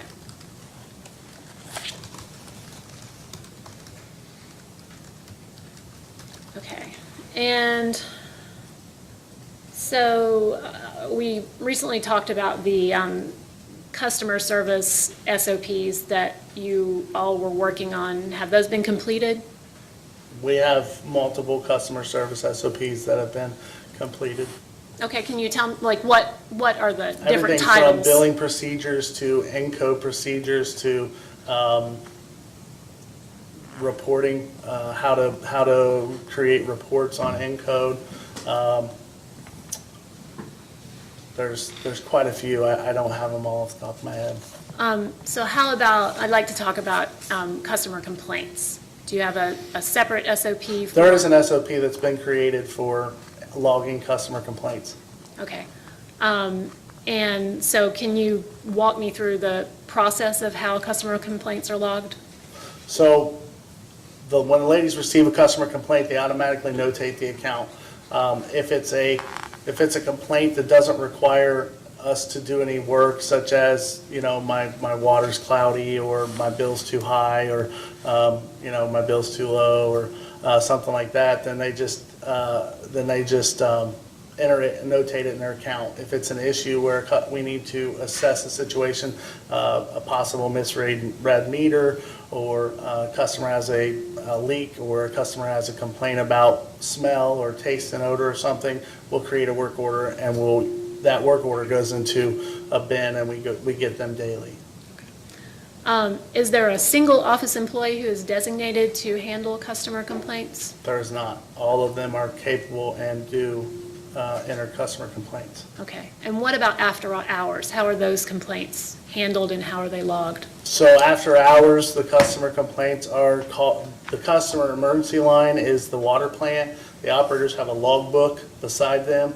They log the information. If it's something that's an immediate need, they call the on-call person. The on-call person comes in and addresses the situation. If it's something that can wait, it's on the logbook, and they send the information to the office staff the next day. So that logbook gets taken to the office? for I don't know next that the day? logbook gets taken to the office. Typically they call, or they tell me or JD, and we go tell them to have it done. Is that, the information that's put on that logbook, does that get to the customer's account in the same way as if they had called during the day? I can't confirm that. And is that logbook, is that just a piece of paper? It's an actual book that they Okay. write. And what if the phone is busy? Is there a backup number? There's an operator phone. What we've done is we've actually posted the operator's cell phone number instead of the plant number, and they're supposed to carry that phone with them everywhere they go, so when they get a call, they answer it. So there But should there's not a not, backup number if they're on the phone and they don't get to it, it just goes to voicemail. okay. And so, as I'm understanding it, the customer complaints are logged within the customer's information in the system. So that if you look at John Brown, you see that John Brown called on this day saying this and That called is on this day correct. saying that. Okay, are you able to run reports that We cannot extract? print those notes, no. Cannot print those notes. But every customer complaint work order that is generated, we can create those reports. But for complaints that do not result in a work order, like my It bill goes is too onto the high? customer's notes, and I don't believe we have the ability to print a report for notes. Okay. No further questions. Connie?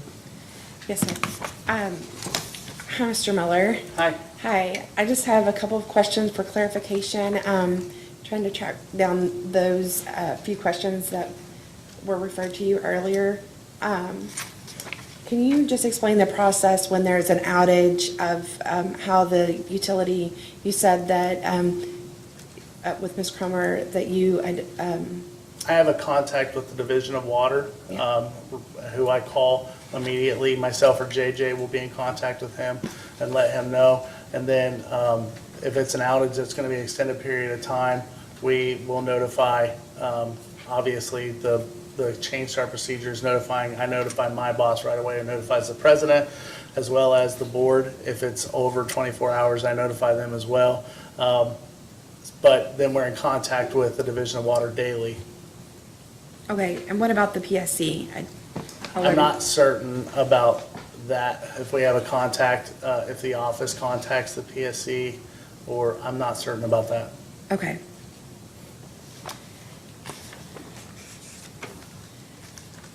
And I just, I know you were in the hearing room for Ms. Perkins' testimony, and right before the break, I asked Ms. Perkins about the debt owed to Alliance. Yes, ma'am. And I just want to ask if you might have some better information, or she had mentioned that she was just not sure if that 11% rate increase had been designed to be able to pay down the debt that was owed to Alliance and maintain the billing. Do you have any opinion as to whether that 11% would be able to pay down the debt owed to Alliance and be able to keep current billing? I have concerns, but I believe that if we can get to break even and just have the relief of paying that bill every month instead of, hoping that we can, which is where we're at right now, that will certainly push us in the right direction to make things better. Obviously, we would love to be able to pay off all the debt in the district, and I would love to be able to buy my employees new equipment that they desperately need. And but we recognize that we're in the long game here. We're not in the short game. If this was, I'm not a miracle worker. Alliance isn't a miracle worker. No one in this room can work miracles, and we're in the business of we have to work towards the future of the water district and try to keep in mind our customers, their needs, as well as how to make the district better in the long run. It's not something that's going to happen overnight. So I think that, if we can get to break even, we can try to continue to push this district in the right direction, work our processes, get stability on our teams so that we can start working the water loss program that we've developed. We've got our zone meters in place, so we can start really utilizing our water loss program. The TREAT approach, like Tony said, it should be simple. It has not been. Identifying areas where there's a lot of unmetered water use and correcting those. All those things take time and money. They don't happen overnight. But the 11% is, I think, what will get us to break even, and that's the most important thing. Okay. So no opinion as to, or no?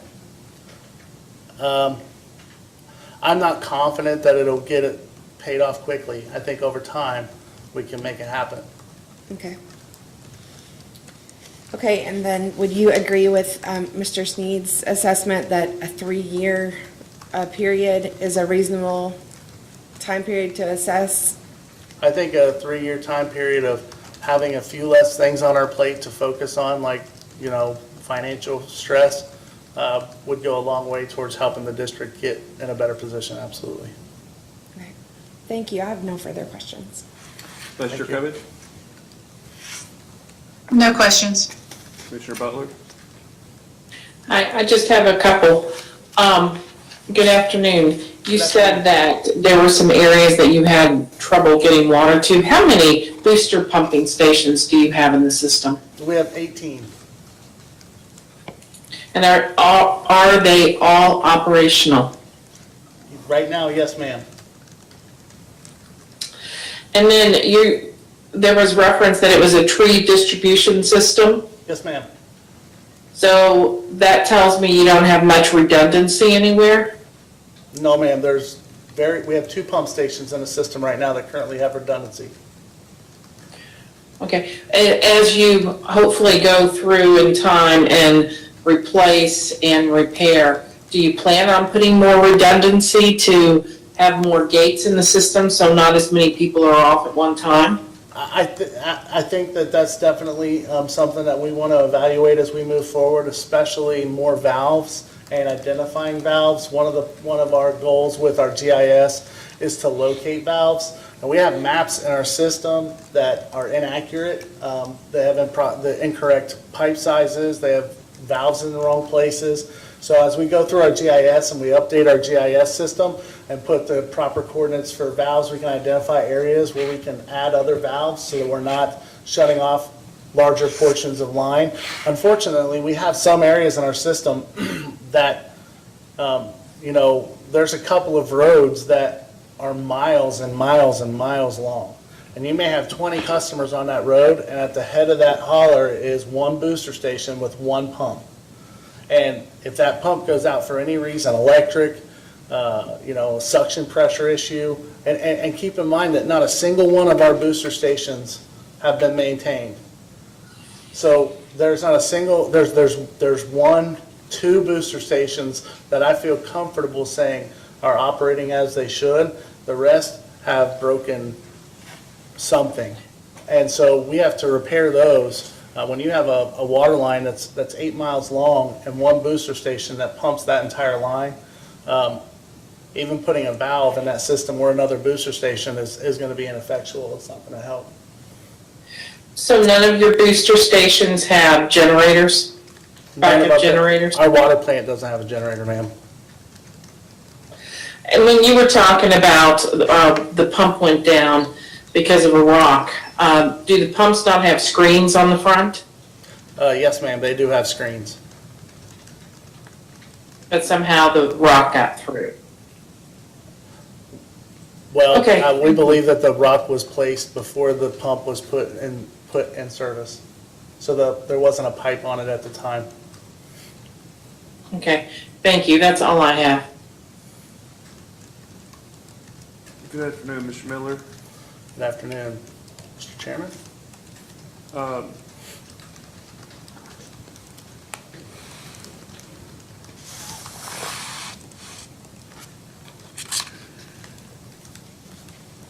I'd like to start asking you a couple questions where I ended with Mr. Sneed. Mr. Sneed moved into Martin County for about 4 months, I'd say permanent. When you move into somewhere temporarily, it's not permanent, but it lived there for about 4 months. You've been there effectively since the beginning of 2020, is that correct? Yes, sir. So I asked Mr. Sneed about, is there anything that I said about the distinctions and sort of the calculation at a high level of revenue water versus non-revenue water. Is there anything that I said that you necessarily disagree with? No, sir, not at all. Okay. So we'll start from that perspective. Let's just say that the non-revenue water for Martin County is about 70% of total water produced. And so that 70% is a pie, right? How would you break down that non-revenue water based on your experience? And again, this is, you see it every day. You don't know this to be a fact, but just your opinion based on your experience. How would you break down that pie of non-revenue water amongst the varying components? So, and I think that is a very difficult question to answer because of the nature of this system. I've gone on record as to state that water theft in Martin County is the highest I've ever seen anywhere. And I will continue to make that statement. While we were dealing with the issues over the past week that we dealt with, we caught a local company filling a 1,000-gallon tank out of a hydrant for their business. As well as we are investigating a 215-gallon per minute leak that has all of a sudden appeared and then suddenly disappeared when we showed up on site. Every meter reading cycle, we find 2 to 3 theft of water, whether that be a cheater bar or a meter turned around or a top off a meter. So take a step back. You find 2 to 3 of those every meter reading cycle, or every 2 to 3 meter reading cycles you find? Every meter reading cycle, I would say we average at least 2 theft of waters every cycle. And you said that's a combination of either going around the meter or being just served without a meter? That's not going around the meter, that's us opening the pit and finding a what we call a cheater bar. Okay. Or a jumper, or the meter turned around backwards or the meter removed. We know that there are instances of multiple homes on water. So those have to go into those, we have to account for those in some ways. Multiple homes on one meter. And in some of those cases, we believe that some homes are installed in front of meters. Perfect example is there was a trailer park on 292 when we did the lovely line installation where we put a 2-inch master meter at the mouth of their property because there's 20 trailers on that property and 2 meters and has been for many years. When we did that, a week after the line was put into service, we got a phone call from the owner saying that there was a huge leak. And that leak was on a water line that was going nowhere. And it had to have been on our system all along. But until we did the water line replacement and installed the master meter and said, this is where you get your water from now on, because every time we try to come down here to find out who's got water, everybody's on a well. And we know no one's on a well, right? We fought with that customer for several months until I had to just tell him, you will pay your bill or we'll shut you off. That's just how it has to happen. I'm sorry that you don't like that we put the master meter in, but you've had 20 or 30 years of customers on water, and we know that because as soon as we put that meter in, all of a sudden he's running new water lines and he's putting individual meters in. Showed me himself on his homes. Why does he care now? I never ever spoke to that man for 1.5 years until we put that meter in. Now I can't get him to stop calling me. So we find instances like that a lot. Water meters, having 11 different types of meters in our system is a huge detriment. As Tony stated earlier, if a water meter goes bad, it typically slows down, doesn't speed up. So there's loss there. I think national average is 10 to 12%. I would put that somewhere in the 15, maybe higher percentage on that loss. We also get zero reporting from any of the fire departments in the county. And that is with countless attempts to get that information, including I developed a spreadsheet myself and sent a letter myself. Still nothing. So we have no idea what the fire departments are using on any given day. And mind you, our system is not fire rated. No portion of the system, either the city of Our Van Ness? system is not fire rated. But we have fire hydrants, so over the years, there's been a common misconception that it is, but it's not. I'd love to go through the entire system and take those hydrants out and put, flush hydrants in, because that would eliminate people getting on them and filling up whatever it is they want to fill up. But we don't want to do that, we want to make the system better, and in some ways, hopefully, be able to make it so that it is fire rated. But that's a long way from now. So we really need to know how much water is being used. And I had someone call me last week and say they saw someone washing their driveway off with a fire hydrant. They had a hose coming from a fire hydrant and spraying off a parking lot, and they called me right away. We get stuff like that a lot. Customers calling and saying my pressure's low, and the neighbor up the street was caught for theft, and the last time they were stealing, my water pressure was low. And these are things that we have to try to find and fix on top of fixing 15 and 20 and 30 leaks, and fixing pumps that go down and pump stations that fail, and it's exhausting, frankly. So to answer your question, I guess I didn't really answer your question. I think that Tony did a good job of assessing where he thinks those numbers are, but Tony is ever the optimist. I would say they're a little bit higher on the unrevenue water that's being sent to somewhere. And Yeah, so let's take a step back. So how much of it do you think the system is using? How much are you all using through we average flushing? 12 to 15 million gallons of water a month that is metered. We pump 55 to 56 million gallons of water a month. Right, but how much of it is for system uses, like flushing? How much, because no utility that I'm aware of, no water utility goes all 12 months without having some sort of non-revenue water, right? That's correct. It's about. Well, for example, the water plant, I think the water plant uses like 800,000 gallons a month. With flushing, we're probably somewhere in that 500 to 700,000 gallon a month range. We've tried to cut down on the time that we're flushing, but to still adequately flush the system when we're working in areas. But right now, I would say that the use, our use is under 1.5 million gallons a month just for everyday work in the plant, but the plant usage is on our report. We do report that, but I don't think we've done a really great job of reporting what we're using for flushing. That's something that we're trying to work on getting better with our team. Yeah, and so you're flushing through the hydrants, is that right?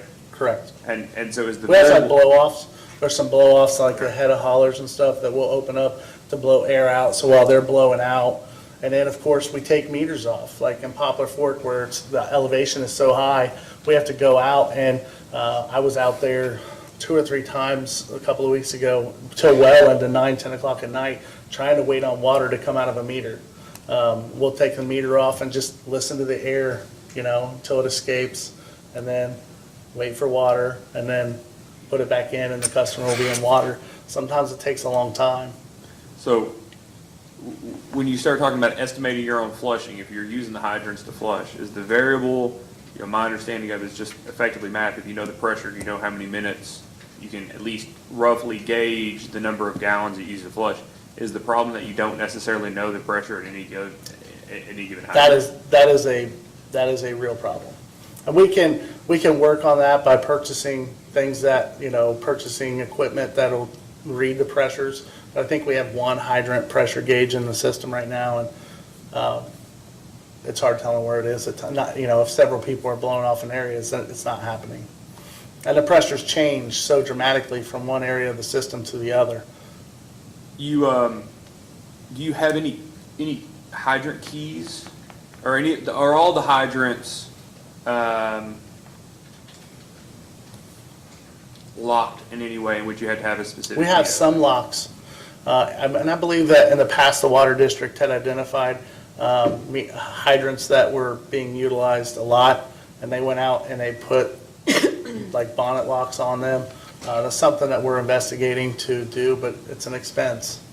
It's really an expense that the district can't afford right now, to go out and buy, and 1,000 locks for hydrants. Just to be clear, you said you reached out to the fire departments directly, you have none of them reporting. The district doesn't propose to charge those departments, correct? We do have the ability to do so. It was For not telling you, I mean, For not. you don't have an intention on charging them for any of the water they use. You just No, wanna we know have the how much. ability to charge them to a fine, basically, of $250 a month for every month that they don't report. I have not utilized that, and primarily because I'm focused on a lot of other areas, but also because in an effort of good faith, I just keep trying to get the message across, and we may have to get to that point to where we do that. So, you have these identified areas of theft. We'll get to the other non-revenue areas in a section, but with theft, have you, I think I remember your testimony being that you have referred these to the county attorney. Have I any think of in my the- last testimony, it was 21 or 23 customers that I had sent for prosecution. I think we have, since that point, 6 or 8 more, maybe, that I'm not certain on the exact number. And do you know if there's been any finality in any of those? No, we had one customer recently that just came in and paid it, and so we didn't send them in for prosecution because they said, it wasn't me, but I'm gonna go ahead and pay the fine, so. So system use, your all's use, flushing, things like that, you've admitted that you all can work on that and do a better job of at least trying to accurately estimate or portray that on the water loss reports that you file with the commission. As the electric industry, we call it non-technical losses or theft. You think that the inaccuracy of the meters, not necessarily the meter reading, but the inaccuracy of the meters themselves in registering usage is somewhere between 10 and 15%, is that right? I would say 15. Okay. And then that effectively, does that leave anything else other than water lost into the ground from leaks? Are there any other source is there anywhere else that this water could be categorized as going other than effectively in the ground? No, Okay. not that I'm aware of. And so, part of it's reporting then for the own usage, because sometimes, I think you would admit that if you're using it to flush, but you're not putting that it's flushing on the water loss reports, it looks like it's going into the ground or being stolen or it's inaccurate meters. And I think I may have asked you questions about this at the first hearing, but I just want to make sure it's been at least a couple of months now. In terms of, and I think this goes to what Mr. Sneed was saying in terms of the system and actually fixing pipes, in terms of ROI and fixing water loss, right? Either producing less water or getting paid for the water that you're supplying. In terms of the return on investment to fix this, where would you recommend if there was, I think somebody said earlier, higher rates or a cash infusion? One might be pie in the sky, but if there was a cash infusion, if there was capital made available to fix water loss, where is it in the system that you, after being there almost 2 years, would dedicate that monies? So, there are several portions in the system that I think that I would focus on. One being water lines and service lines in the entire Coldwater region, which they've done a lot of work on in the past. But there's 3 or 4 water mains that run down that road. I would probably replace water main from the plant to the Turkey tank, and then some line and service down through Turkey. I would, there's a list of places. Obviously, as we start to tighten up our water loss zone metering, I'll know even better. But Warfield, the town of Warfield, which we actually have some project investment grant funding already to do some line replacement in that area. For example, I know Jimmy and I were talking the other day, and a customer in Lovely, in the Lovely area where we just did the Lovely line replacement project, said she's lived there for 15 years and never had good water pressure, and now she has so much water pressure that her, water heater pops off every once in a while, a little pop-off valve, because her pressure's high, which she's happy about because she's never had that in the past. That makes you just think, I mean, that's one customer, but we hear those things all the time. And we have 5 areas in the system right now where we have 1-inch jumpers that are feeding 4 or 6-inch water mains that require a directional bore. You're talking $3,000 to $5,000 to $7,000 for these bores to put a 4-inch main under a creek crossing. I would make initial investments there to get those done, because that is a serious hydraulic issue, right, in the system, which also causes pressure problems. So there's So let me just, taking a step back, you think that it's a better use of money, at least initially, to do system, we'll just call it distribution system rehabilitation in lieu of even meters necessarily? Not necessarily, and this is why. In my mind, meters is the most important, and here's why. Because meters impact us more ways than just reducing water loss. While I say we can reduce water loss by 15, maybe 20% with a meter replacement program, I also have an additional week that my employees can do leak detection and leak repair. Right now, it takes 5 to 9 days, depending on what's going on, to read meters, and it's an all-hands event. I have to have staff from the sewer department assist us in reading meters, and my justification is that's how they generate their revenue too, right? So staff from the sewer department assist the water department in reading meters. And it's a week out of our time where we could be fixing issues in the system that we have to dedicate just to meter reading. Then you have the human factor. You have the human factor of misreading a meter. When you look at 400 meters in a day, and we're not talking about walking through town and putting a touchpad on a wall and it going to a digital reader. I was doing that 15 years ago. I was walking through a town with a touchpad and a digital reader and putting it on the side of a home and going back to the office and uploading them to the computer 15 years ago. We're talking about guys that are walking 9 miles, that are getting out of their truck in a driveway, going over to the meter pit, opening it up, writing the number down on a piece of paper, a book, then getting back in the truck, driving to the next meter, which could be a quarter mile down the road, getting out and doing it all over again. So it's hours and hours of time and energy and money that could be placed other places as well. If we have a radio read system, our employees could continue to attack water loss, continue to PM pumps, continue to work on pump stations and making them better. A lot of things that could be, resources that could be put in other places. So in my mind, running the system, meters would be the first place, because we get an immediate impact, revenue, return on investment. You're going to get revenue return 15, maybe 20%, plus you have time to work in the system that is not being used reading meters every day.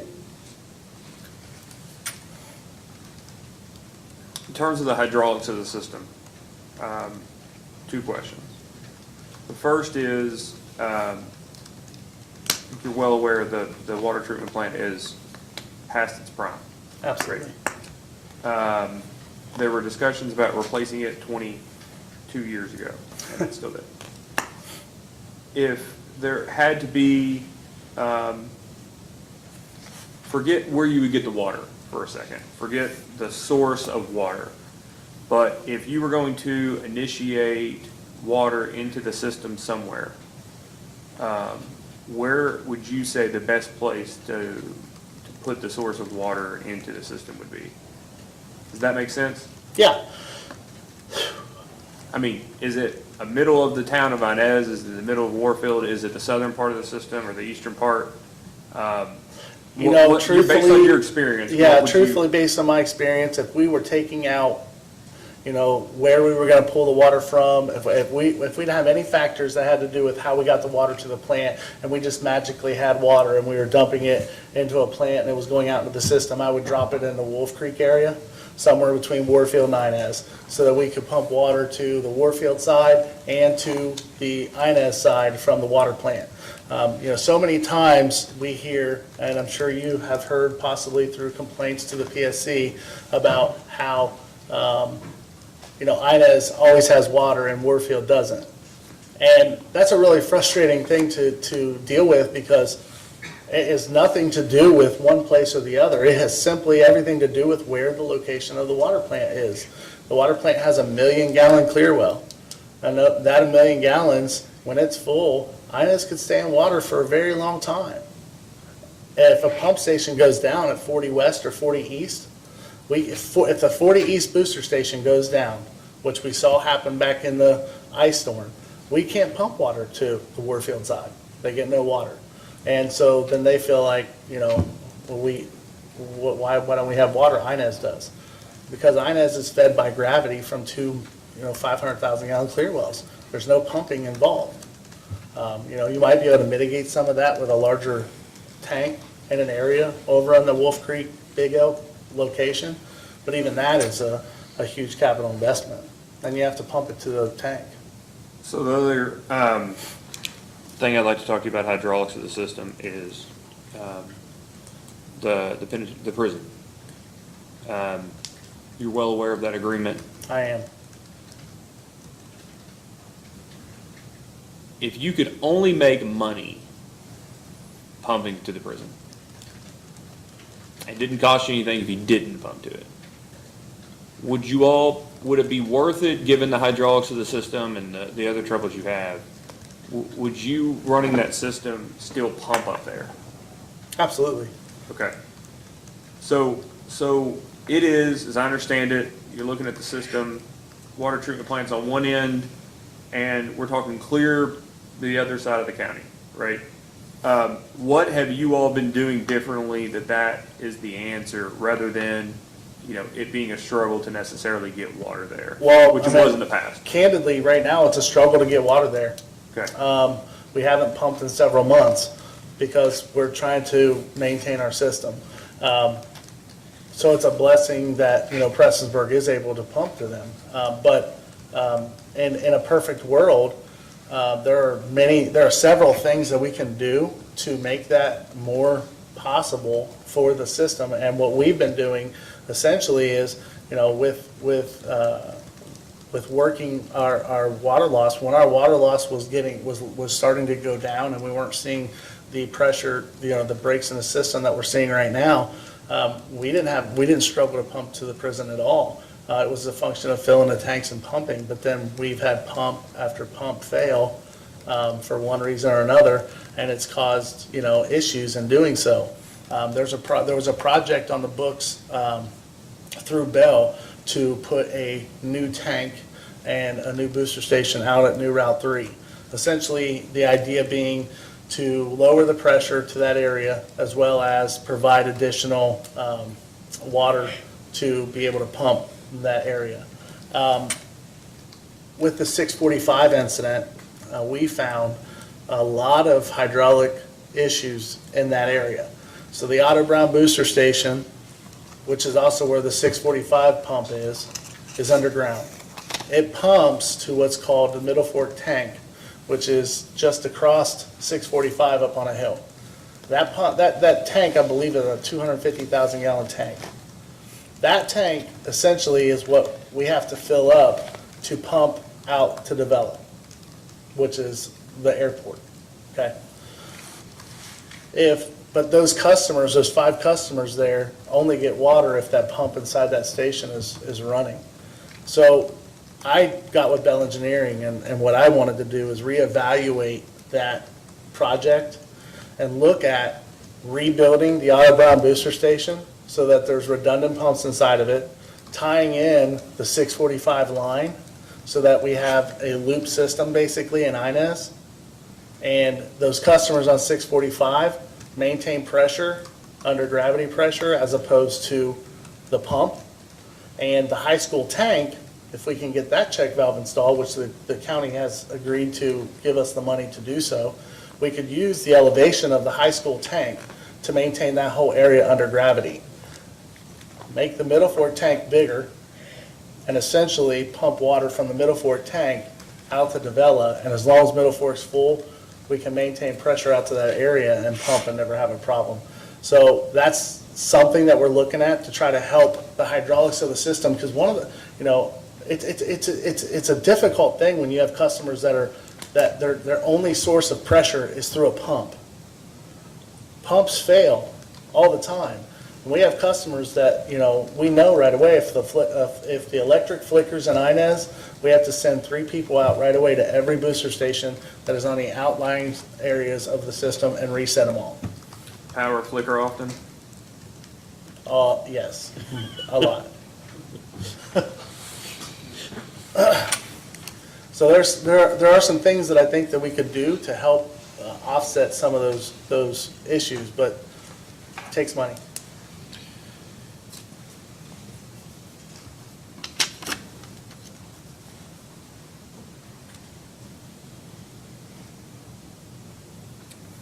Have you done a calculation? I've got staff's exhibit 1. Did you see, you know what this is, don't you? This, it's basically the calculation of the production cost per 1,000 gallons. Yes.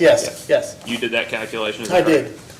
So that, I just want to make sure I understand, this 93 cents is effectively, when I say marginal, I'm going to say the truly instantaneous marginal cost of the production of water, right? That's correct. Okay, and that there may be incremental, we were saying earlier, if you only had to work the treatment plant 8 hours, you may be able to use one of those plant operators in the field or do something different, so maybe you don't lose the cost, but it may not be directly related to this. The depreciation, wear and tear on property, and even if you were looking at avoidable costs, right, differently than marginal costs in that, if you were getting water from somewhere else, you wouldn't have to make continued investments in the pump state, to pump into the reservoir, you wouldn't have to make continued investments in the reservoir.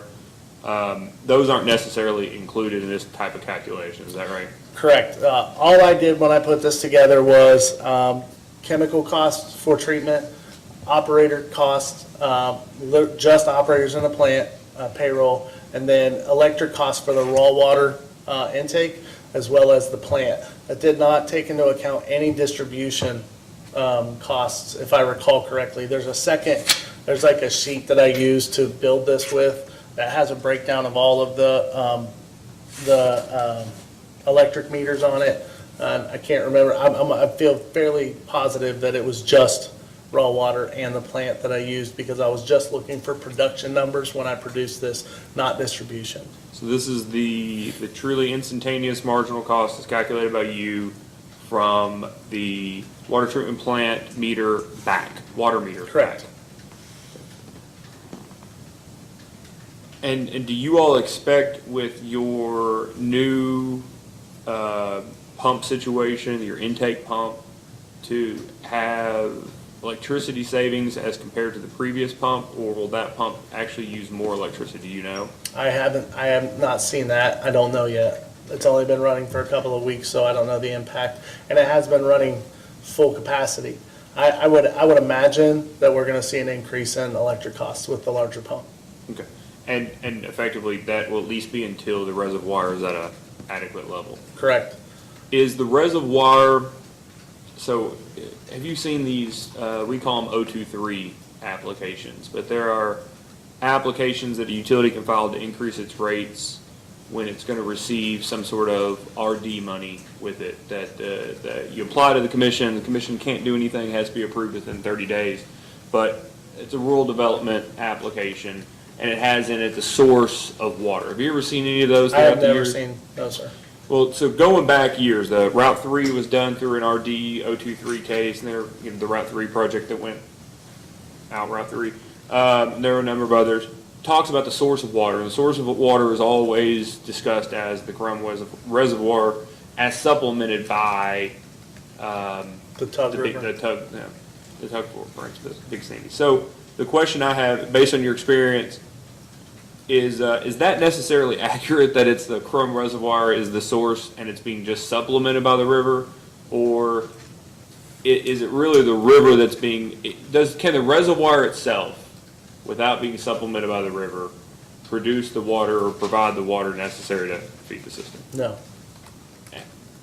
Can you just give me some color around how dependent you all are from being able to provide water on getting that water from the river into the reservoir? So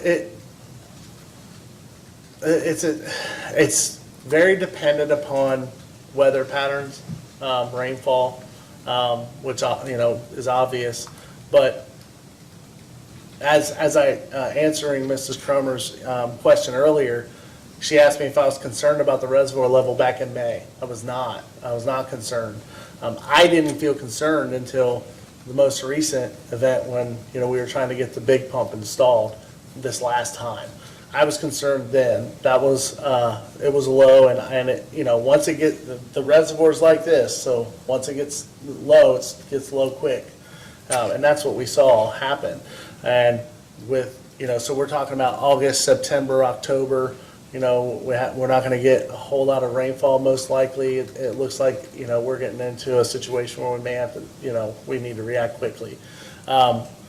Once the reservoir is full, it's gonna be a mixture of pumping and rainfall, right? So, but once the reservoir's full, I couldn't tell you how long it would take, or empty, how long it would take before the reservoir would fill back up if you were worried about rainfall. We have to have a pump that pumps to the reservoir. It is more dependent on the pump than it is supplemented by. Those are all the questions I had, Mr. Miller. I appreciate it. Mr. Nothing Cumbo, do you have further. any redirect? Thank you very much, Mr. Miller. Step down. Do you have anything else, Mr. Cumbo? No, that concludes the case for the Water District. Okay.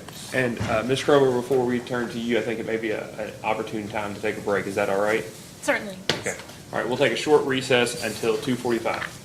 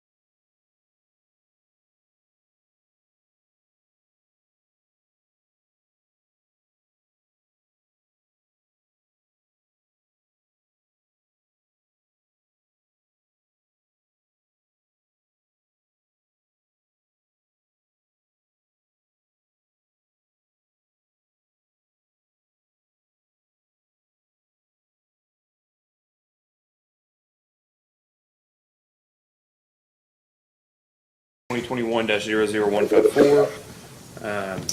We took the break. Was the inclusion of Martin County Water District's case. Mr. Cromer, do you have any witnesses you'd like to present? Yes, I do. I'd like to call Roger Colton, Okay. and he'll be appearing remotely. All right. Mr. Colton, can you hear me okay? I can. Okay, great. Would you please raise your right hand? Do you swear or affirm that the testimony you're about to give is true and correct under penalty of perjury? I do. Okay. Please state your name and address for the record. My name is Roger D. Colton, Colton. My address is 34 Warwick Road in Belmont, Massachusetts, 02478. Thank you. Ms. Cromer, you may ask. Thank you. Mr. Colton, by whom are you employed and in what capacity? I'm an owner of the firm Fisher, Sheehan, and Colton Public Finance and General Economics. I work as a consultant, primarily in public utility rate cases. And did you cause to be prepared and filed written direct testimony that was filed into the record of this case on September 6, 2021? I did. And if you were asked those same questions today, would your answers be the same? They would be. So do you adopt and affirm the pre-filed testimony as your testimony today? I do.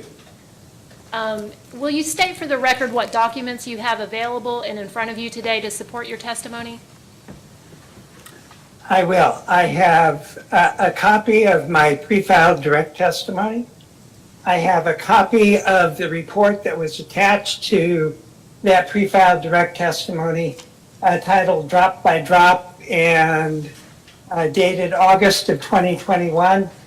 I have the non-payment disconnection and reconnection reports for 2018 through 2021 that were attached to that report. I have the complete sets of data request responses provided by Martin County Water District to MCC. So there's a set one responses and a set of set two responses. And then finally, I thought I should have the Kentucky PSC Rules 807 KAR 5006 that I cite in my report, and then I have a copy of the statute that the Kentucky General Assembly adopted, an act relating to utility services, relating to late payment charges. Okay, thank you very much. Mr. Chairman, we now tender this witness for testimony. Thank you. Do you have any, Mr. Cumbo, does the Martin County Water District have any cross-examination of Mr. Colton? We do not, Commissioner. Okay. Commission staff? I just have a couple of questions.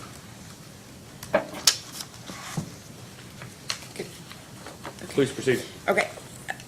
Good afternoon, Mr. Colton. Hello. Hi, just let me know if you can't hear me or if I need to repeat a question or anything like that, okay? Yes, ma'am. Okay, thank you. I'm just going to ask a couple of questions about how you formed your study. It looks like you provide a couple of things that you base your study on. And I just wondered, did you have any other resources that helped provide a basis for your study? Specific resources, I think that I cited the resources that I used in my study.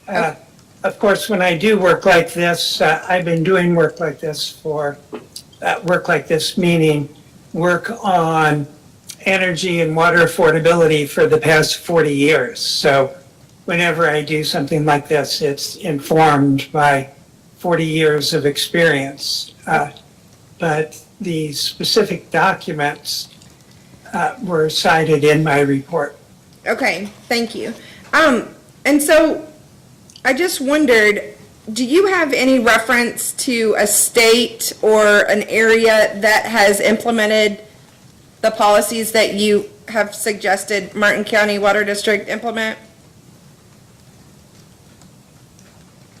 Well, a number of states or areas have implemented programs such as, they're not all identical because each jurisdiction is different, but a number of jurisdictions have. In fact, I'm currently working as a consultant to the city of Toledo, Ohio, to develop a water affordability plan. And as part of that water affordability plan, I was charged with reviewing low-income rates and low-income programs adopted by water and wastewater utilities around the country. So there are too many to really Okay, so, provide a comprehensive list at this point. okay, but I just wondered if you had any, models that were, comparable to a water district like Martin County, Water District that has the problems, the type of situation that they're in and affordability, and any examples that you can look at of implementing these policies that help in those situations. Well, Martin County, if I'm understanding your question correctly, Martin County Water District, of course, is unique in the difficulties that it is facing financially. However, there are, the jurisdiction that immediately comes to mind is the city of Philadelphia. It's not a small water district, but it is like Martin County, like the Martin County Water District, it is a very low-income water jurisdiction.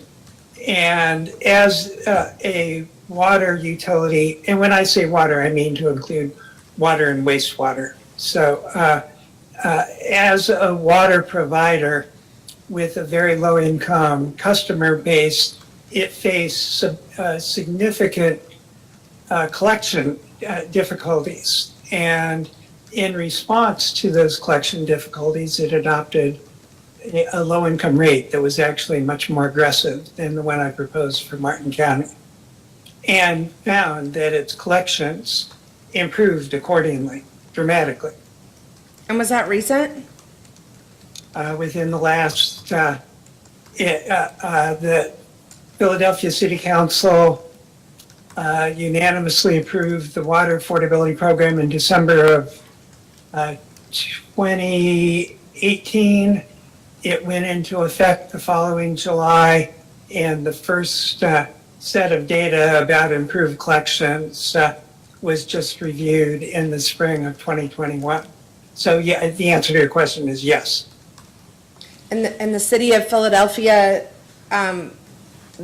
implementing these programs, how did it affect the overall rate for all the ratepayers? The overall rate, well, that's a more difficult question to answer than you might think, because the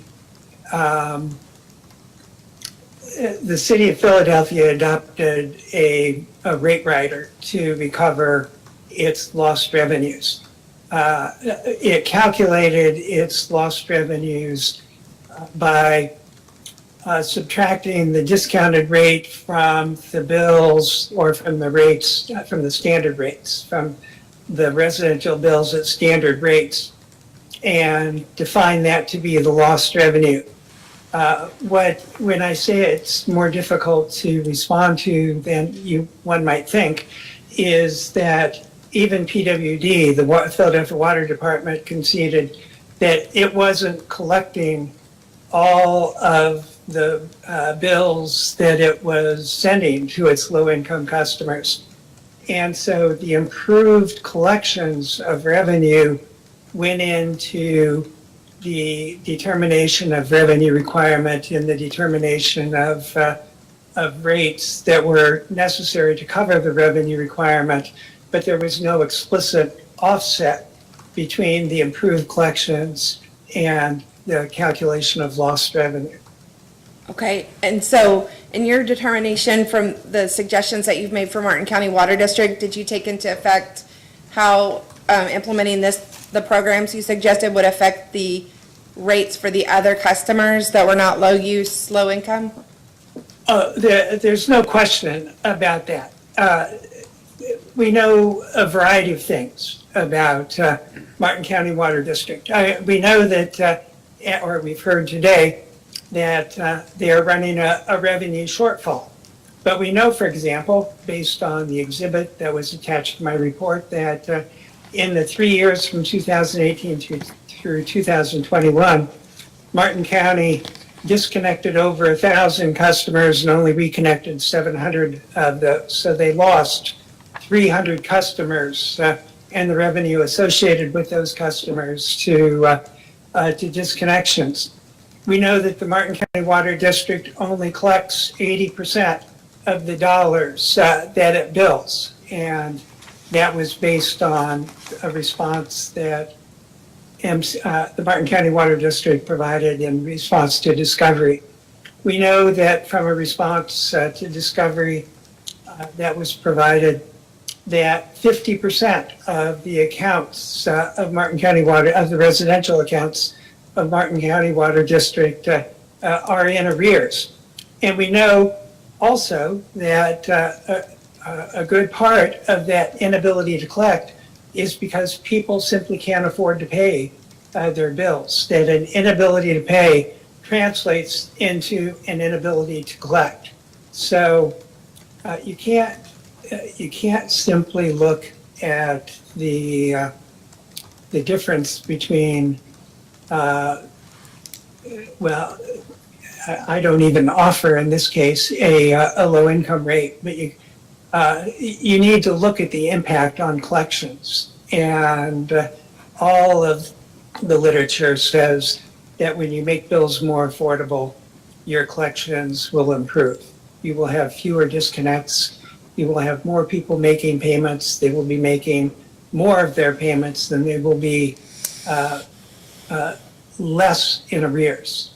All of those benefit the customer base, and all of those would reduce that $50,000 deficit. And so you mentioned that you did not offer a rate, a specific rate. Can you explain why you didn't present a low use rate? Well, I did, when I said that I didn't offer a particular low-income rate, I meant that there are utilities that say, we're going to provide a 50% discount. We will provide a 30% discount, or we will do what Philadelphia did, which was to have an income-based discount. And I didn't offer any of those for Martin County. What I offered was a low-income, low-use rate, saying that instead of having a minimum charge based on 2,000 gallons per month, there should be a minimum charge of half that for people using 1,000 gallons per month. And I established in my report that low-use customers, in Martin County at least, tend to be lower-income customers, and often tend to be lower-income customers who are aging customers. So what I proposed in Martin County was simply a change so that those customers who can't afford to pay their bills with which to begin aren't being charged for usage that they're not using. They're not being charged a minimum of 2,000 gallons if they only use 1,000 gallons. Okay, thank you. I have no further questions. Vice Chair Covage, any questions? Yes, just a few. Good afternoon. Good afternoon, Commissioner. Do you have your direct testimony handy? I do. If you want to turn to page 14, I think it'll help us get through this a little more quickly. And it's really just with reference to your recommendations 1, 2, and 3. Excuse me. Yes. Did you undertake any analysis of the impact that instituting or ordering your suggestions 1, 2, and 3 would have on other classes of ratepayers? No, I didn't. And I couldn't do that. As I talked about a minute ago, in order to do that, a utility really needs to have performed a collectability study. And what a collectability study does is it looks at the dollars that are billed and determine how many of those dollars that are billed are actually being collected. And when we ask, when MCCC asked for any collectability studies that had been performed by Martin County Water District, they said that they hadn't performed anything such as that. So recognizing that by improving affordability, you improve collectability, if you don't have a baseline to start from, and we don't because Martin County Water District has never performed a collectability study, then we can't tell what the increased revenues would be. So we can't tell the impact on customers. Okay. Do you have any evidence that is not in your testimony or your report that demonstrates that low-income households tend to be low-use households? Well, there is literature to, let's put an ER on the end of the word low. So low-income customers tend to be lower use customers. And I think that the literature in the industry tends to support that. I'm doing some work with the Natural Resources Defense Council now on water affordability nationwide. And I've been doing this particular project for NRDC for the last 3 years. I mean, we're into the 3rd year of this project. And part of that research was to identify the literature on consumption and income. And so based on that, combined with the local demographics in Martin County, which draws a relationship between smaller households and income, aging households and income, all of the demographics of Martin County, strike the word all, the demographics of Martin County that I examined support the conclusion that that lower income households will also tend to have lower consumption. Okay. I don't have any other questions. Thank you. Commissioner Butler? Yes, I just have a few. Thanks for joining us today. I'm interested in the studies that show that the lower income or lower users, because I was in the industry for some time, and what I recall is lower income typically didn't have the energy efficiency appliances and the latest things, so they tended to use a little more water just because they didn't have the ability to buy a new washer that only used 4 gallons versus 20 gallons, that sort of thing. So I'm just interested if you can supply some of the research or some things that'll point us in that direction. Absolutely, I can provide you, I can't commit to providing everything, but I could provide you with a sample of reports. And I want to make clear, or make a distinction, because it's a distinction that often comes up in the energy area, where low-income customers tend to be less efficient in their energy usage, but their housing units tend to be so much smaller that their total consumption is lower.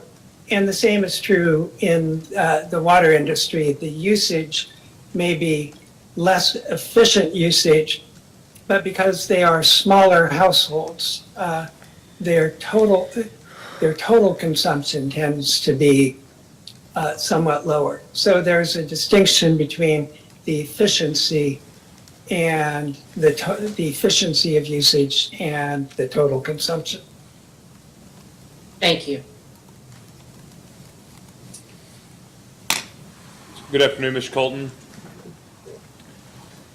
Good afternoon. Before we begin, I'll just say, I became aware, I guess maybe more than a year ago, of your 1994 paper on late charges. And I have to say that it's a very good piece of literature and research. I have a couple of questions for you. Are you aware, you've watched the entirety of today's hearing, correct? I have. Okay, and have you heard folks from the Water District discuss AEP in discussing or mentioning the electricity provider for Martin County Water District in relation to, there were discussions about voltage and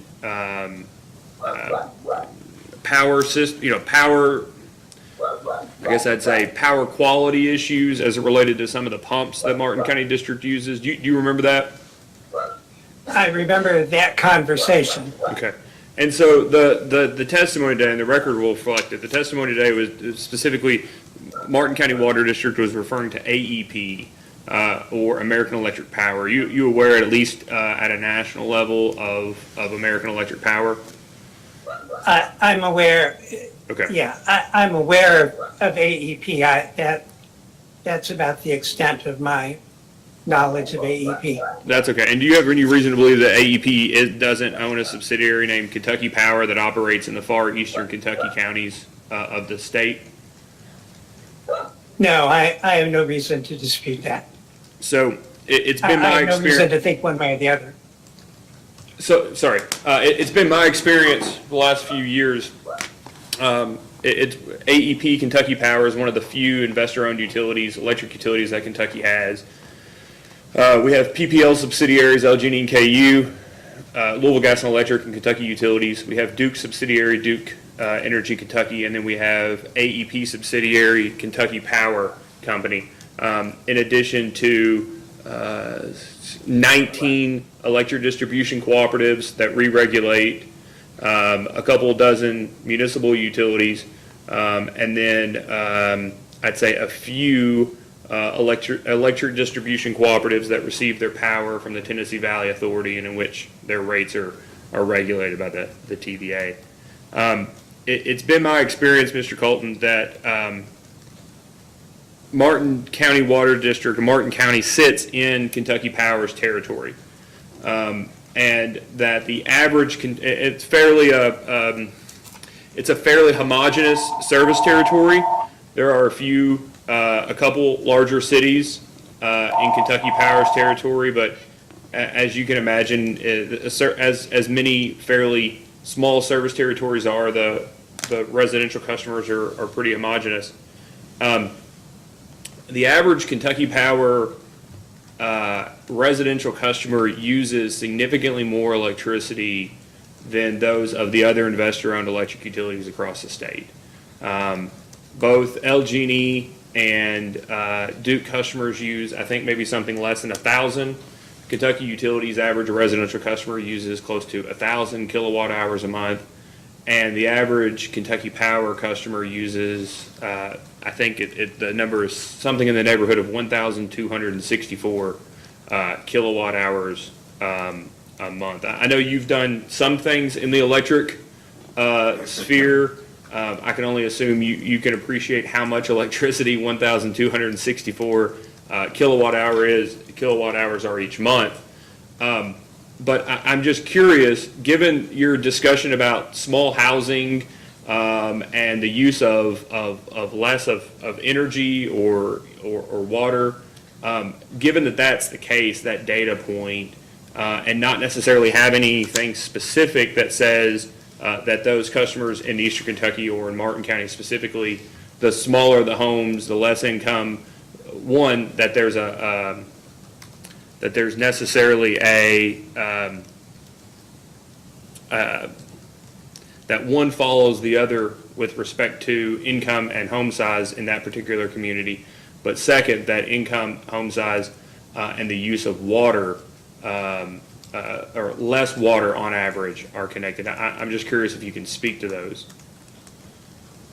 Well, one thing I would note is to remember that under the proposal I advanced on a low-use, low-income rate is that if a low-income household, that being low-income unto itself does not qualify a customer for the low-income, low-use rate. If the household is not a low-use customer, then as soon as they hit the 2001 gallons per month mark, then they go back to the standard rate, that they only have the lower rate so long as they do have the lower consumption. As far as the electricity use in Kentucky is concerned, I would have to look at that. I have some ideas on why consumption might be higher, but it would be informed speculation, but it would be speculation on my part. Something's going on. There may be access to less alternative heating fuels. That's what I would guess, is that electricity is used. Let me ask you, Mr. Felton. Let me ask you, would the national literature that you have experience with, would it educate the ordinary reader that on average, incomes that households that have lower incomes use less electricity? Absolutely. The EIA, the Energy Information Administration of the Department of Energy, publishes a periodic survey called the RECS, the Residential Energy Consumption Survey. The most recent RECS that's been publicly released, the information for which has been publicly released, reports that income and electricity usage, not only as a whole, but for each of the end uses, is lower for low-income customers than it is for non-low-income customers. And the RECS 2015, the 2019 simply hasn't been publicly released, but the RECS 2015 has found that for each region of the country and for each end use. And does it follow that your experience has been those homes that receive, in other studies you've seen, receive assistance with home energy bills tend to use less than the average residential customer? What the RECS looks at, and there's actually a different study, but what the RECS looks like is the receipt of LIHEAP assistance. And the RECS reports that LIHEAP recipients use less electricity. I mean, they use less natural gas too, but less electricity than higher income households. The Department of Health and Human Services, which is the federal agency that administers the federal LIHEAP program, LIHEAP being the Low Income Home Energy Assistance Program, also publishes it's supposed to be an annual report, but the last annual report was a few years ago, given their budget problems. But the HHS Home Energy Network also looks at consumption for LIHEAP recipients relative to consumption for non-low income households. And the HHS, the most recent HHS home energy workbook or home energy notebook also reports that that's true for each region of the country. And would you be surprised to find out that at least on a couple of occasions that the commission has been informed based off LIHEAP numbers that those customers in eastern Kentucky and in even generally in rural Kentucky, but most particularly in eastern Kentucky, those that receive LIHEAP tend to use more on average than the ordinary residential customer? I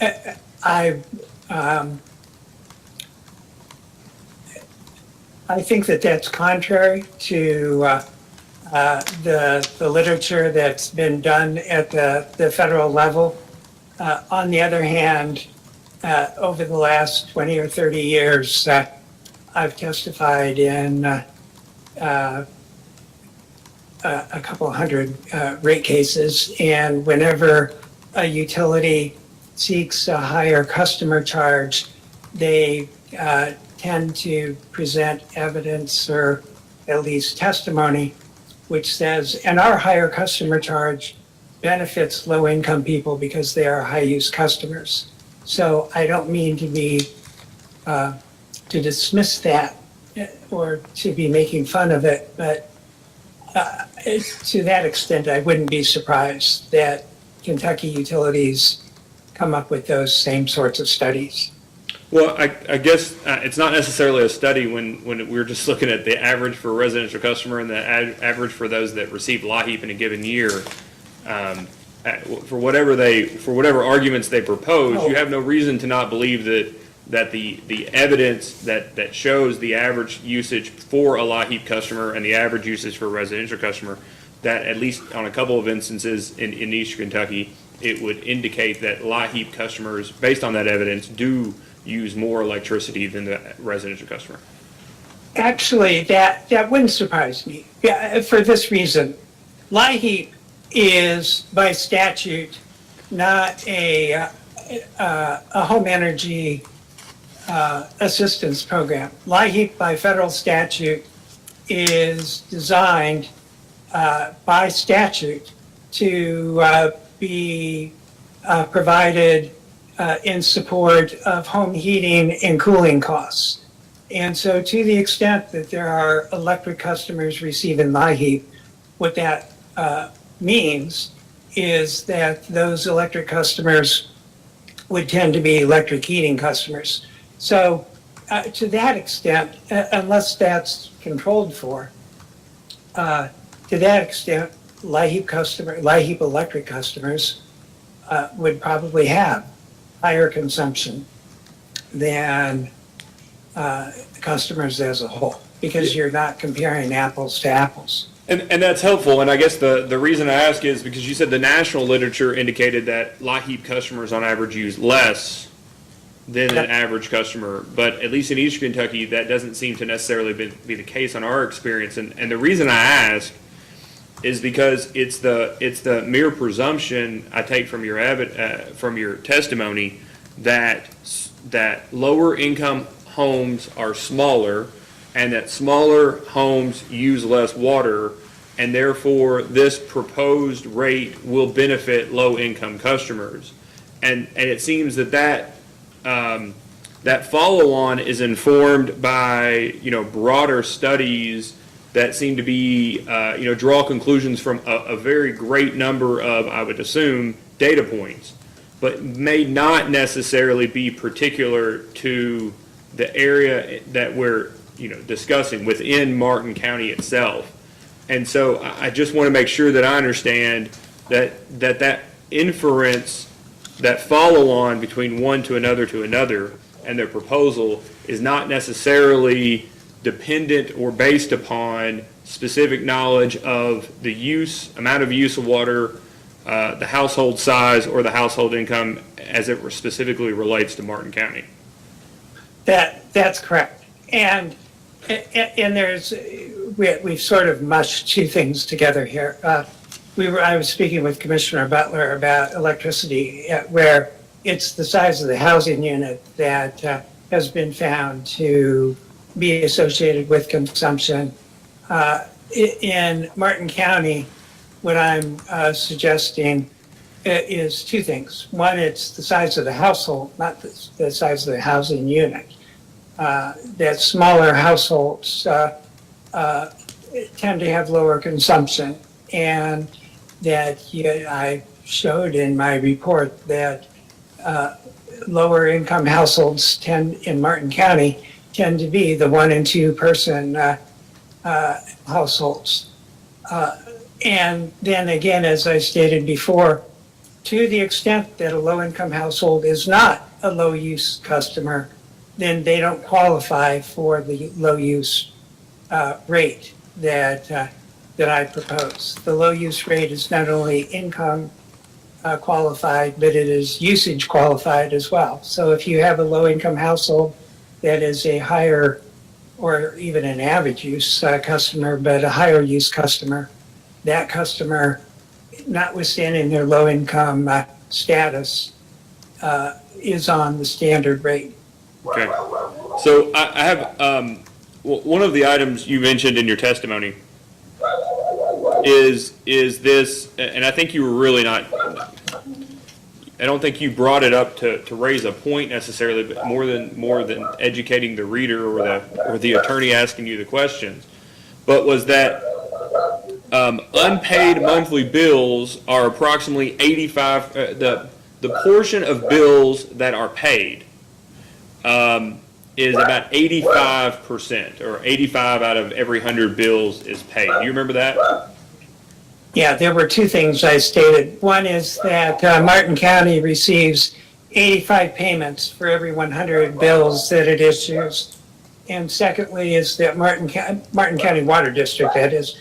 And secondly, that Martin County Water District receives $80 in payments for every $100. So that's what I want to ask you about, Mr. in Colton. bills. Yeah, that's what I want to ask you about. The fact that would appear to me to be that the bills that are not paid tend to actually be for more than the bills that are paid. Is that the distinction I can draw from that? The distinction I draw from that is that there are people who make partial payments. There are, because the percentage of payments, the ratio of bills to payments is higher than the ratio of dollars of payments to dollars of bills.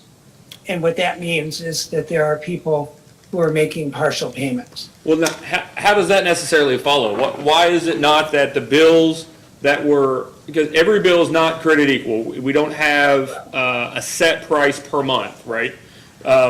Because I think you could draw your conclusion if everybody was charged the exact same amount for usage. We have a water utility that's that way because they had meters that didn't work, and so everybody's just being charged a set amount until they get the meters. And so you would expect that at least for within a class, that the number of meters will necessarily, the number of monthly bills paid will be equal to that of monthly dollars paid of a proportion of total, because everybody is paying the exact same amount. But why do you draw your distinction instead of that the bills that are not paid tend to be larger than the bills that are paid? Your conclusion, I think, could be valid.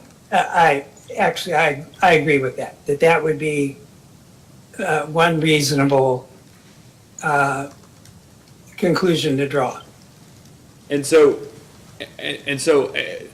taking out the idea of how the monthly bill is calculated, that's a whole, we don't have enough time in the world for us to fix that problem today, but that you have a chunk in there, and then you pay a certain amount, and it's free 2,000 gallons or free 1,000 gallons, whatever a monthly bill may be for a tariff.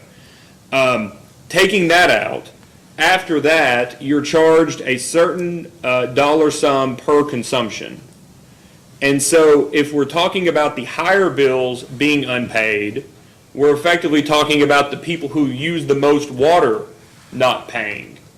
And so if that's the case, if that's the inference I draw, then why then should there be, if the issue is the people who aren't paying are technically using more, then why should the benefit or reduction as compared to the average user be for low usage customers instead of those that are high usage customers?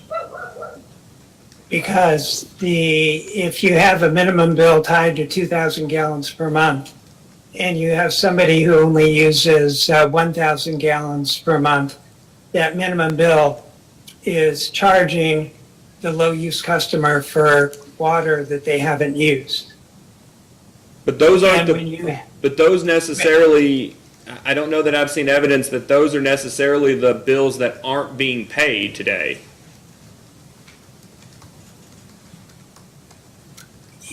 yeah, you're right, that there is, we don't have any data. We asked for a collectability study, and we asked for a collectability study based on the residential customer as a whole, customer class as a whole, and then a couple of iterations of that. And those collectability studies simply don't exist for Martin County Water District. So, and I appreciate that, and I know they've gone through some changes in their billing software, and they should have much better data going forward, or at least for the last, we'll say 12 months maybe. And one thing that I'll be asking for in a post-hearing data request is the distribution of bills each month, so that we can see, are they actually, do they congregate around average, or are they really spread out between those that use significant water on either end of the average use? One of the ideas, or one of the outcomes of the low usage proposal you present, I think the quote, and it's on 14, and I'm paraphrasing the first part, but the second's accurate, that part of the low usage rate proposal would be to incent customers to reduce their water consumption and thus take some responsibility on their own to maintain more affordable bills. So I guess I would ask from our perspective, when we talk about this issue and have talked about it for years, I get that this is touching on this idea of elasticity of the individual customers insofar as they actually have an ability to impact their consumption. And I guess my question would be, what evidence do you have that may necessarily be the case, that once they've been provided this rate structure in which you're always charged less, well, you should always be charged less when we're talking about regulated utilities, be charged less if you consume less. But this additional reduction, do you have any evidence to indicate that that this would actually change customer behavior, or any greater literature on that subject? No, I don't have any specific literature. I think though it is intuitively correct to conclude that if somebody hits 2,001 gallons per month in consumption, they go back to their standard rate, that it would behoove them to keep their consumption at less than 2001 GPM. All right, and then, and this goes to, I think, what Ms. Koenig was sort of getting to when she was asking you questions, is, the flip side of this calculation. You were discussing benefits, or the benefits to this, and the benefits of a reduced rate for either rates that are tied to income or tied to lower usage in other jurisdictions that you've dealt with, specifically Philadelphia, and you talk about the benefits to that, increased payment, and I can appreciate that. The question, though, is, to me, net benefit. If you're going to spend, $10,000 in order to incent people to pay more, and the net benefit, the system net benefit, is only $1,000, you may question, is it not rich enough? Is there something else that we may need to do? But would you agree that we should be looking at, because we don't have a specific rate in front of us, that if we were to take up your proposal, that we shouldn't necessarily only look at one side of the equation, but that we should look at what's the net follow-on system benefit from this in order to balance what the actual rate reduction should be? No, I don't think that's necessary for the proposals that I advanced in this proceeding. As I had indicated in response to a prior question, I didn't propose in this case a rate that would provide a discount simply because somebody is low income, and then get into a discussion about whether there's a net benefit or not. The low income rate, quote unquote, that I propose is simply that if you are low use, that you shouldn't, if you have consumption of 1,000 gallons per month and you can't afford to pay your bill with which to begin, you shouldn't be charged for 2,000 gallons a month.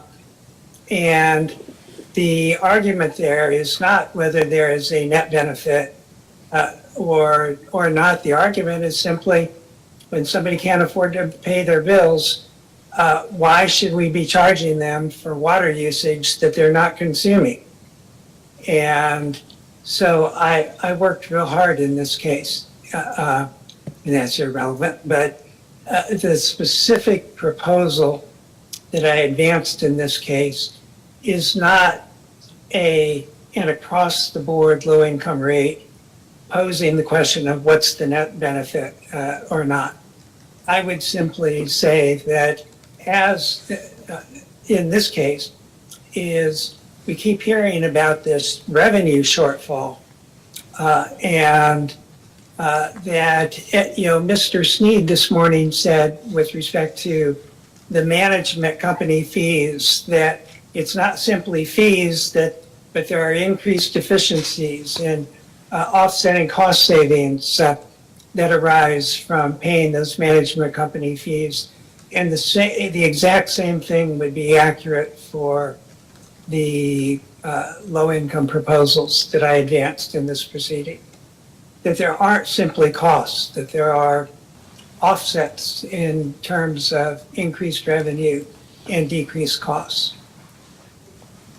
And just so that I'm clear, what I'm asking is if those offsets should be balanced with any additional cost shifts, and I take that your answer is no.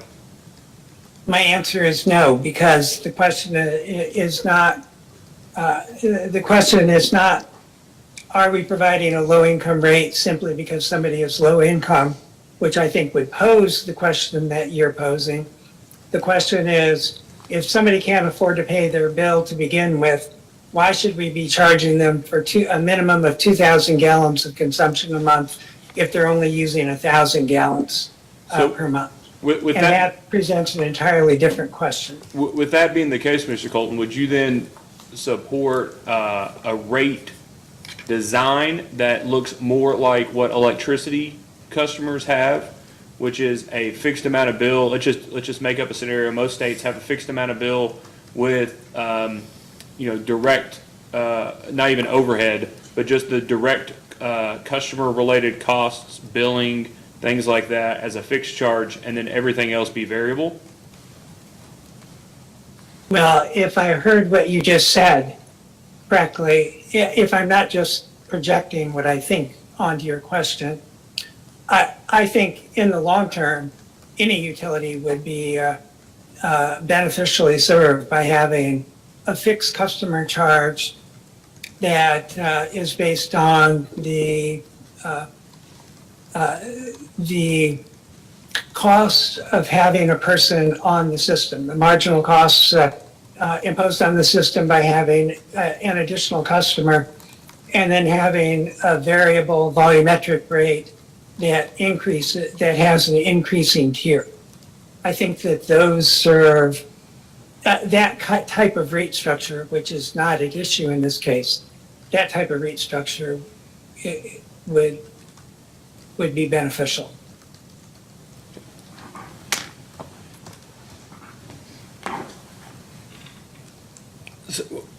With that being the case, if the commission did order effectively even going exactly along with what you said, a fixed customer charge, like an electricity with a stair step, depending on how much more you use, it goes up every, let's say, increments of 3,000 gallons, right? The rate goes up. Even if that was the case, would you still propose that low-use customers not be charged surcharges? Well, the question of surcharges is a different issue from the question of low-use rates. The question of the surcharges involves the question of, back when I was doing rate cases, the matching principle. The surcharges, waiving the surcharges takes into account the fact that the debt service surcharge, anyway, is designed to pay for expenses that were incurred in the past. Given that in Martin County, low-income customers tend to be more mobile customers, what's happened when you impose that surcharge to pay for past expenses on low-income customers, you're charging current low-income customers who can't afford to pay their bills to start with expenses that were incurred because of somebody in the past. So by exempting low-income customers who tend to have the turnover and not exempting other customers who don't have the turnover, you're having those surcharges imposed on the people who were probably customers at the time the expenses were incurred in the first place. So the exemption of the surcharges and the low use rate have two different empirical bases. Right, so two questions on that. First is, that seems to be a certain characterization of the debt, but insofar as the debt has any relation at all to infrastructure, that isn't necessarily the case. Although the debt may have been incurred in the past, certainly the infrastructure is currently being used, right? I would agree with that. Okay, The order that I read didn't seem to support that characterization, though. Okay, and then insofar as you're talking about the low income and the mobility, based on what criteria would the company use, would the water district use to determine who does and does not receive a surcharge? As I proposed in my testimony in my report, I think, at some point, there needs to be some administrative considerations here. And by statute, Martin County Water District has to exempt low-income customers from late payment charges. So Martin County Water District will have some knowledge of that low-income population. That same low-income population should be used to determine the low-income customers, the low-income status of other customers. So just to be clear, what you're saying is that surcharges should be waived for those customers that receive third-party assistance administered through some fund directly to Martin County Water District? That's how I would define it, yes.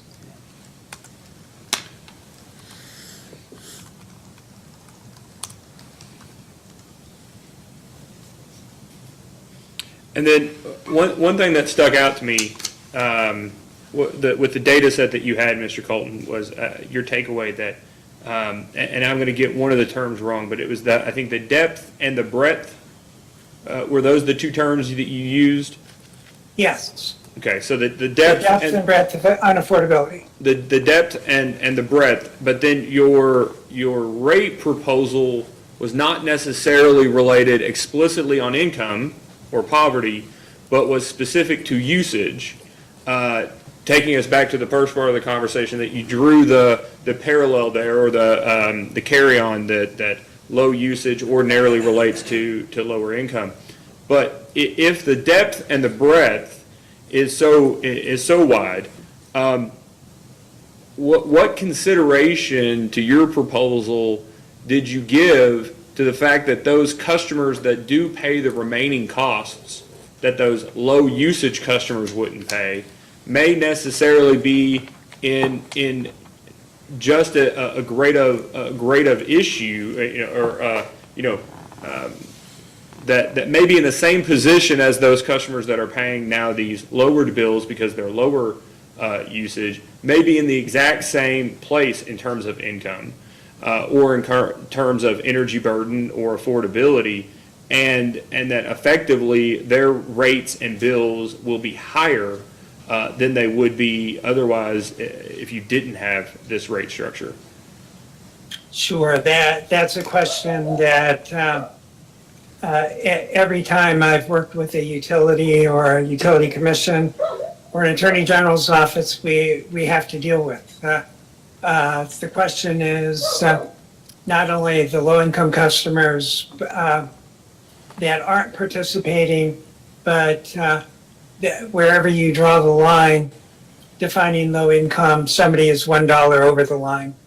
And the answer is that if somebody is having difficulties in paying their bills and their low income, it is not only in Martin County Water District's best interest, but it is in the interests of the nonprofits, in the interests of the community action agencies to enroll those customers in need in the available assistance programs. And it provides an additional reason to do that, or an additional incentive to do that. Yeah, and I guess I get caught up on the depth and breadth issue in that we're not necessarily looking at, amending a state LIHEAP program to move from 150 to 250 or even 300% of the federal poverty level. What we're talking about is somebody who may be even in greater, have greater issues or greater income issues than those that may be using less electricity on average, that effectively the proposal would raise their bill. Particularly if, not going back to what we talked about earlier, but particularly if the reduction in the low usage bill is not offset by efficiencies and savings and that greater amount paid. But I just want to make sure that I'm necessarily clear that there is no adoption or proposal as it relates to those individual customers that aren't low income, but still in as much concern or poverty or as low income as those that might have low usage, other than what your proposal is regarding surcharges and third-party assistance. Is that right? Yeah, I did not make a generic low-income discount proposal in this proceeding. I took specific issues that would help improve affordability and that had an independent justification in regulatory policy and focused on those narrow specific issues. And so with the low use rate, it's why should we be charging people for 2,000 gallons if they only use 1,000? And the notion that, it may be cost beneficial to charge people for twice the consumption that they use, I don't think is a justification for not, or for doing that. Okay. Well, thank you very much, Mr. Colton. I appreciate your testimony and you being with us today. I find it very interesting. Absolutely. Thank you, Commissioner. Thank you. Ms. Cromer, do you have any, trying to figure out how long we've been here. Do you have any redirect that you'd like to conduct with Mr. Colton? Just a couple of questions. Okay, please proceed. Mr. Colton, on the line of questioning that you and Chair Chandler were just having regarding the potential impact on those sort of near low-income customers, those customers that might not benefit from what you are proposing, do you have any additional proposals or recommendations in your report that would protect those customers from shutoffs and that would provide additional protections? Absolutely. We've been talking today about the low use rate and exempting people from the surcharges. But one of the things that we heard from the Water District staff earlier today is that payment plans are an important part of helping people pay their bills. What we didn't hear from staff today is that Martin County Water District offers 12-month payment plans, and contrary to what the commission recommended, which when they recommended 24-month payment plans in September of 2020, and that under those 12-month payment plans, they're having 30 to 40% of the people default just in the first month or two of the plans. Whereas if the payment plans were made more affordable by extending them, as the commission allowed a year ago, that would help improve affordability.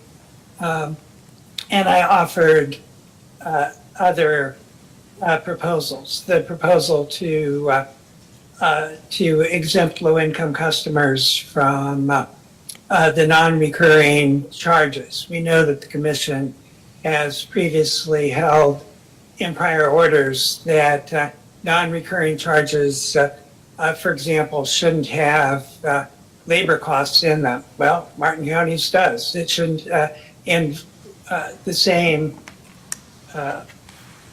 decision rule would apply to transportation costs. Transportation costs are already included in rates. They shouldn't be collected again in the non-recurring charges. So by exempting low-income customers from those non-recurring charges, by having the Martin County Water District comply with its constitutional obligations to provide written notice prior to disconnections, even a disconnection after a defaulted payment plan, that would help affordability. So there were a whole series of other recommendations that would improve affordability as well.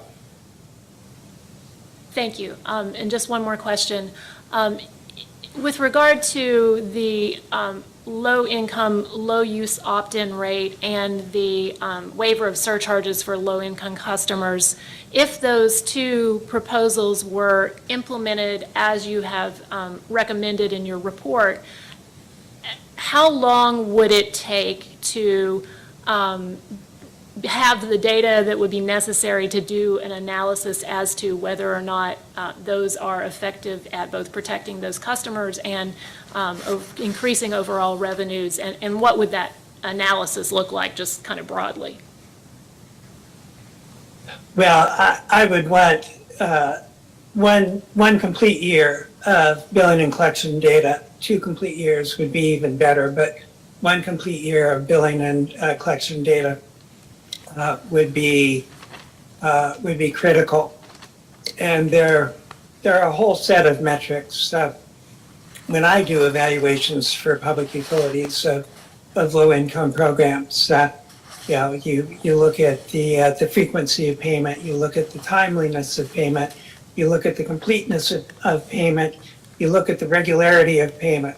The regularity meaning that even if somebody makes over a 6-month period, even if 2 people make equal dollars of payments, let's say they both make $600 in payment, but one makes 6 $100 payments and the other one makes 2 $300 payments, the 6 $100 payments is better. So you look at the regularity of payment. There is a series of metrics along those lines. And those all deal with the collection, with collections from a utility perspective. None of that deals with the affordability of rates as a social issue. It's simply, are people paying better? And that's an empirically demonstrable determination one can make. Okay, thank you. No further questions. Thank you, Mr. Colton. Is there any reason that Mr. Colton can't be excused? No. Okay. We appreciate it, and I hope you have a very nice weekend, Mr. Colton. Thank you for being with us. Thank you, folks. I know you have at least one other witness, Ms. Cromer. Do you mind if we take a recess until 4 o'clock? Okay. We'll take a recess until 4 PM.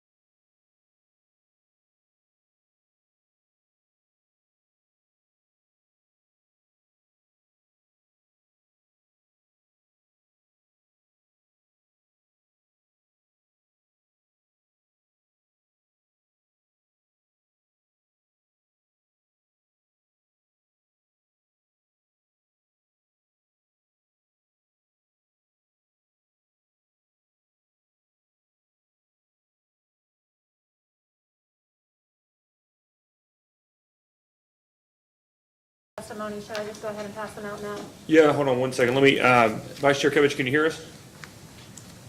Great. Yeah, this would be great. Thank you.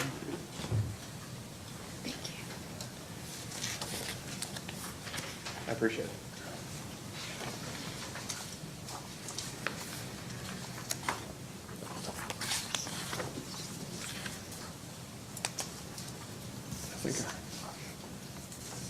Do you need an extra, Ms.? I have extras. Okay, I got one extra, that's why I was curious. This is the first one. All right, we're back on the record in case number 2021-00154. Ms. Cromer, do you have an additional witness you'd like to call? Yes, Your Honor, I'd like to call Nina McCoy.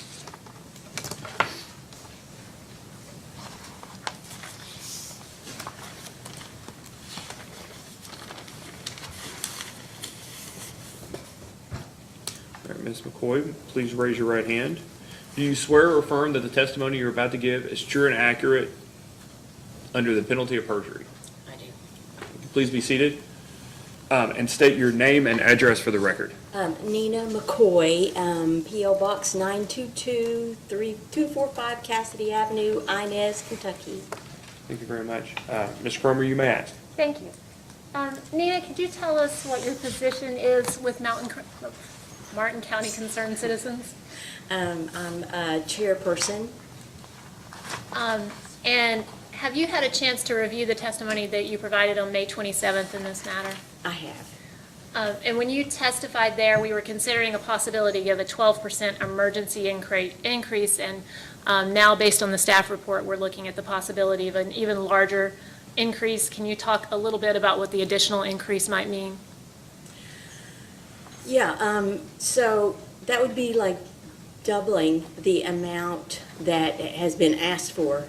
And what I think we have to take into consideration is sewer as well as water, because for 1/4 of our residents, if they don't pay their sewer, they do not get water.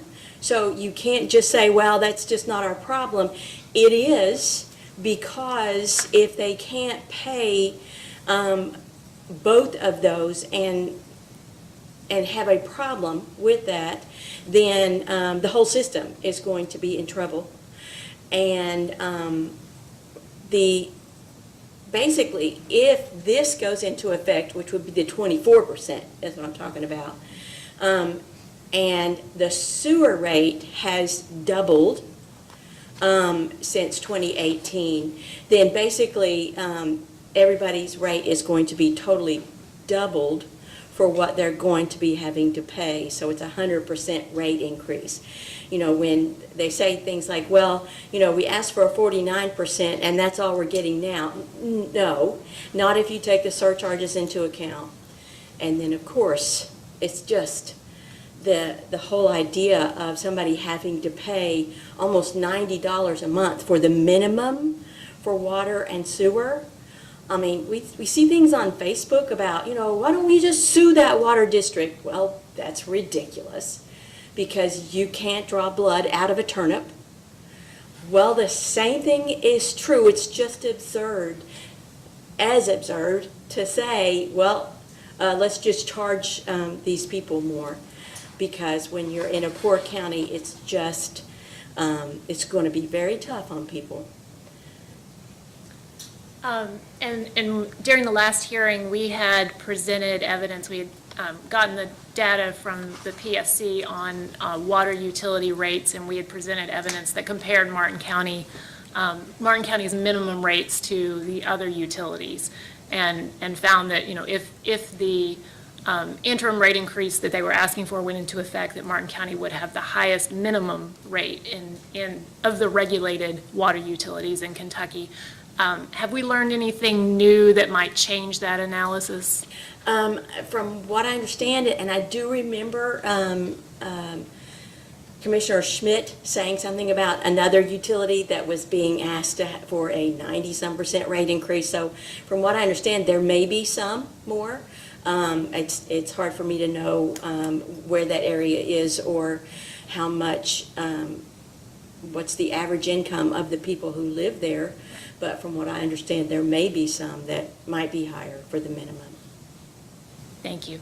I know that there have been a number of things, as we've heard today, that have been going on with the water system since the May hearing. Is there anything you'd like to add to your May testimony in light of what's been going on? Well, I just think that it's something that we have to consider is that we all knew that it was going to take a long time for the trust to be built. And we kind of see the same things that we've seen so many times. And it's blaming the customers blaming the water district. The water district used to blame the PSC, but now it seems that they want to blame the Martin County Concerned Citizens. And so we've had a lot of problems with outages, a loss of a pump, and it still brings tears to my eyes that that one of the few things that we got out of the grant was a new 2 million gallon per day pump and a 4 million gallon per day pump, and one of them got flooded. That kind of stuff just doesn't help to build trust.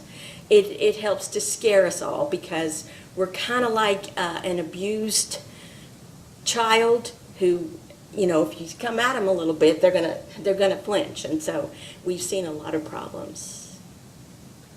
And you recently wrote a letter to include in the record in this matter as a public comment letter, and I handed out a couple of exhibits, potential exhibits, and if you will take a look at that one, do you have it with you? Yes, Okay. I have a copy you gave me. So is that the letter that you That is, submitted? yes. Okay. Could you tell us a little bit about why you felt the need to submit this letter, and then go into what the letter says and what you were conveying? Well, as I said in this letter, it's kind of like, I feel like it's Groundhog Day. And a lot of y'all don't know it because you're still there the next day when I woke up and I knew it's the same thing that happened before. But we have 3 new commissioners, and we have a new alliance, a new management company.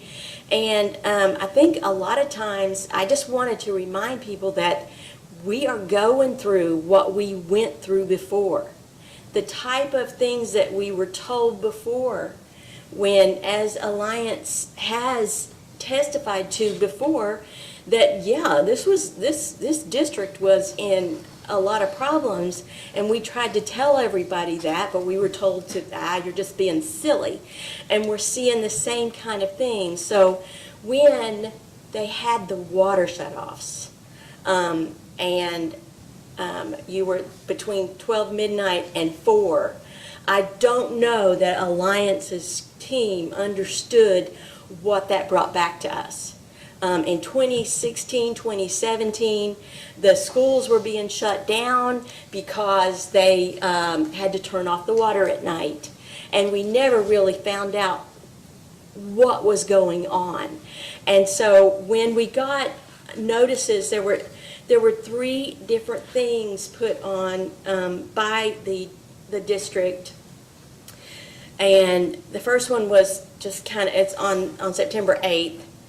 And that one just kind of blew us away because it really didn't explain anything. But I had seen the reservoir the day before because I was doing water testing for the University of Kentucky study. And so I saw the reservoir, and when I saw that thing about people being without water, I was like, oh my God, we're going back. And not only that, but then on September the 8th, we had another post where they were saying, well, the other post didn't really explain it, so we have another one. And it didn't make us feel much better. And then finally on September 11th, we had a third one that did mention that the reservoir might be a little bit, but at the same time, they continued to try to say, well, we're just out at night checking for leaks, so it's not anything about the reservoir. And we were feeling like we were not being told the absolute truth. And trust is the first thing that has to be developed here. And so I want to back up just a second to the pictures of the reservoir. So you said that you were at the reservoir because you were sampling for the NIEHS grant. Can you tell us, like, why do you have two pictures? Why did you take two pictures, and what do they show? That's the place where I test from. And on the first photo, that was July 21st, and you can already see that it's low because you see where the grass is growing. And so it was lower than, it could be. But then the top picture is the one that I took on the September 7th, and I was absolutely just in mud trying to get to the water, so I could see how dangerously low it looked. And do you go to the reservoir with some regularity? I am supposed to test it. It was once a month, and I think we're now to 2 times a month. We're going to go to 2 times a month. Okay.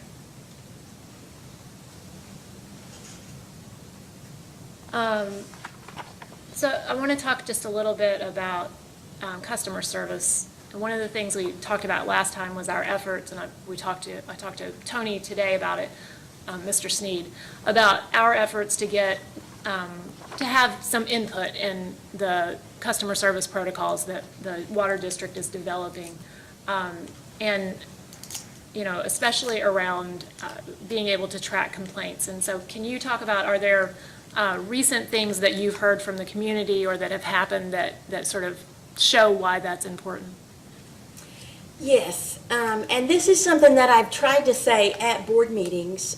So when I go to the board meetings, I will say, if when there's a chance for the public to speak, I will say that is one of the things that we really need to know is how many customer complaints are coming in for the various things, and I think the board should be able to see that. So when we asked for that before, as I testified last time, it was basically work orders. But our point is that we want to know, okay, the people who didn't have water on 645 for 4 weeks and finally called the newspaper, they said they had called the Water District. And we'd like to know, okay, I think there should be a list of how many times did somebody call about no water on 645? And I don't think it should be tucked away in their file. If you tuck it away in that person's file, then we can't expect Mr. Miller to know how many people have said that if the secretary just takes it and tucks it in their file. What we would need to see is, okay, they called it this time, they called it this time. And what they told us when we went to their house was they said, well, what they did is they quit answering the phone, because we think it's because they see who it is and they have our caller ID information. And so they just quit answering the phone. And so when people say on Facebook, did you try, I've had this leak for a long time, and we say, have you called the Water District? Yes. And then, okay, we need to see that probably monthly. I would think the board would want to see monthly. How many times then are you getting these calls? You may not be able to respond to all of them, but what is going on? I know one time last summer, everybody was talking about how high their bills were. But when we got the results of the calls, we didn't see a whole lot of people calling in about high bills. And so I think the customer complaint log is so important, and I do want to read something from my testimony, if it's all right. Well, I mean, from my letter that I sent, because I've been at this a long time. And in 2006, Eastern Kentucky University worked with us to get a specialist to come in, and she did a study of the district. And at that time, in 2006, bless her heart, she said everything's going to be fine now because we have a new general manager in Joe Hammond. And so don't worry about it because everything is now going to be fine. But she said something that we are still trying to say today. And I said it was from page 9 of her report. And I told you where her report is. A formal system to track and categorize complaints should be instituted. Joe and his office staff are well aware of the nature and relative amounts of these calls on an anecdotal basis and respond to all inquiries promptly. However, tracking these calls in a database would allow more detailed analysis of these issues to be performed. That was 2006, and 3 months later, you all opened an investigation that found that water district extremely lacking. And then, that was 2006. In 2017, you opened another one, or 16, that found it extremely lacking. So when they want us just to shut up and go home, everything's fine now. I want you to understand why. We're not going to do that. We're not just going to shut up and go home until we see it. Can I ask Ms. McCoy, when you say they want you to shut up and go home, who specifically are you referring to? Well, I feel like that we have been seen as the enemies, as the concerned citizens, and it basically got said that we've been putting on there for you to call the PSC, and if you will look, I know nobody wants to read Facebook, but if you will look, I copied and pasted at least 8 times. Notify, this is how you notify the Public Service Commission. And then I copied and pasted your suggestion. First, call the utility. Then do this. So it is, I have never said, just call the PSC and quarrel to them. I want them to call the utility, and I want the utility to have a record of every one of them. No, I appreciate that. I'm asking specifically the pronoun you use, they. They. I'm curious who the they is when you say they want us to shut up and go away. I think the water district, the board and Alliance has seen us as enemies. We started out as frenemies, but we've moved into enemy territory, and I just think we need to work on that because we're here for the people. And you weren't suggesting that the PSC wants us to shut up and go home? No, y'all let us be in on that. So you were just mentioning what Mr. Kerr testified to regarding his frustrations that he was saying I guess, Martin County Concerned Citizens are just telling people to call the PSC. And so you've said no, like very explicitly. When you post anything, you clearly say complain first to the utility, and then if you don't get a response, go to the PSC. Yes, now I did post that you need to let them know before this hearing because I wanted them to get their word in before we came here. I wanted to hear what the people are saying. Mr. Kerr also testified that they, being the Martin County Utility Board, had fought us to not bring Alliance in. Can you respond to that? Say that again. Mr. Kerr testified that the Utility Board had fought against the Concerned Citizens Group. They didn't want Alliance in. The implication was they didn't want Alliance to come in, and we were fighting for Alliance. Can you respond to that? Yes. And I will have to say that I went on the record when the reporters called me about what do you think about Alliance coming in. I went on the record saying we are cautiously optimistic, but honestly, I was elated. I was absolutely happy that we were getting expertise. I did worry about the cost, yes, I did, but I was so excited about getting expertise. Did we make any kind of official motion or anything regarding a general manager? We did try to get them to hire a general manager because of the fear of the cost of a company. Yes, so we did ask for a qualified expert general manager. You just heard with Chair Chandler questioning Roger Colton regarding the connection between low income and low use in the county. And there was testimony earlier today from Craig about the average water use in Martin County being substantially lower than national. I think it's 3,300 versus 4,000 national. Is there anything that you know of that might explain why Martin County customers use less water than national customers?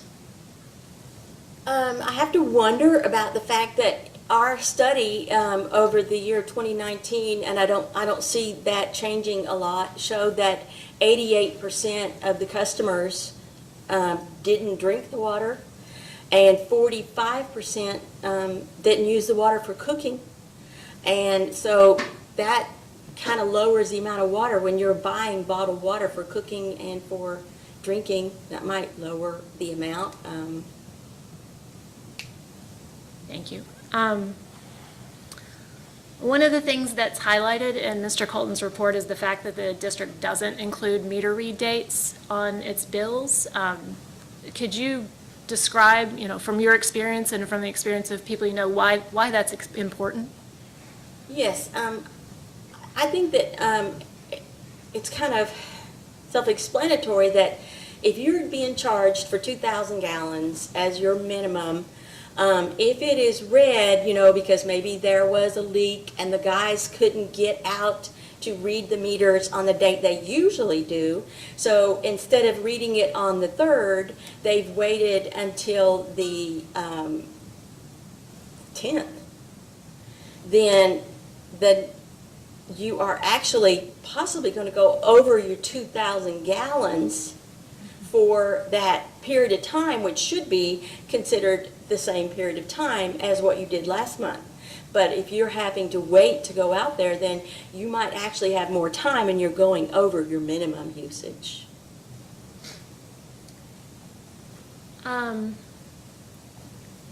One of the main things we're asking for is, as has been talked about, is an opt-in ability for low-income customers to have a low-use rate. Do you think customers will understand what that program is about? Do you think from the customer standpoint, do you have any feeling as to whether or not the customers will understand how to opt in and what it means? Well, I think our customers are, our community is used to programs that can help people. And, I can remember people calling my mom saying, they've got money for electricity, you might fit in. So I think that's something that our community will help each other with sometimes. Be like, they have this that might help you. And I think I just have a couple more. One of the things we've asked for in our briefing is that the district be required to establish a customer assistance fund that would be paid by the late payment fees, be funded through the late payment fees, but then also have the ability to accept charitable contributions. Can you tell us why that's important to us?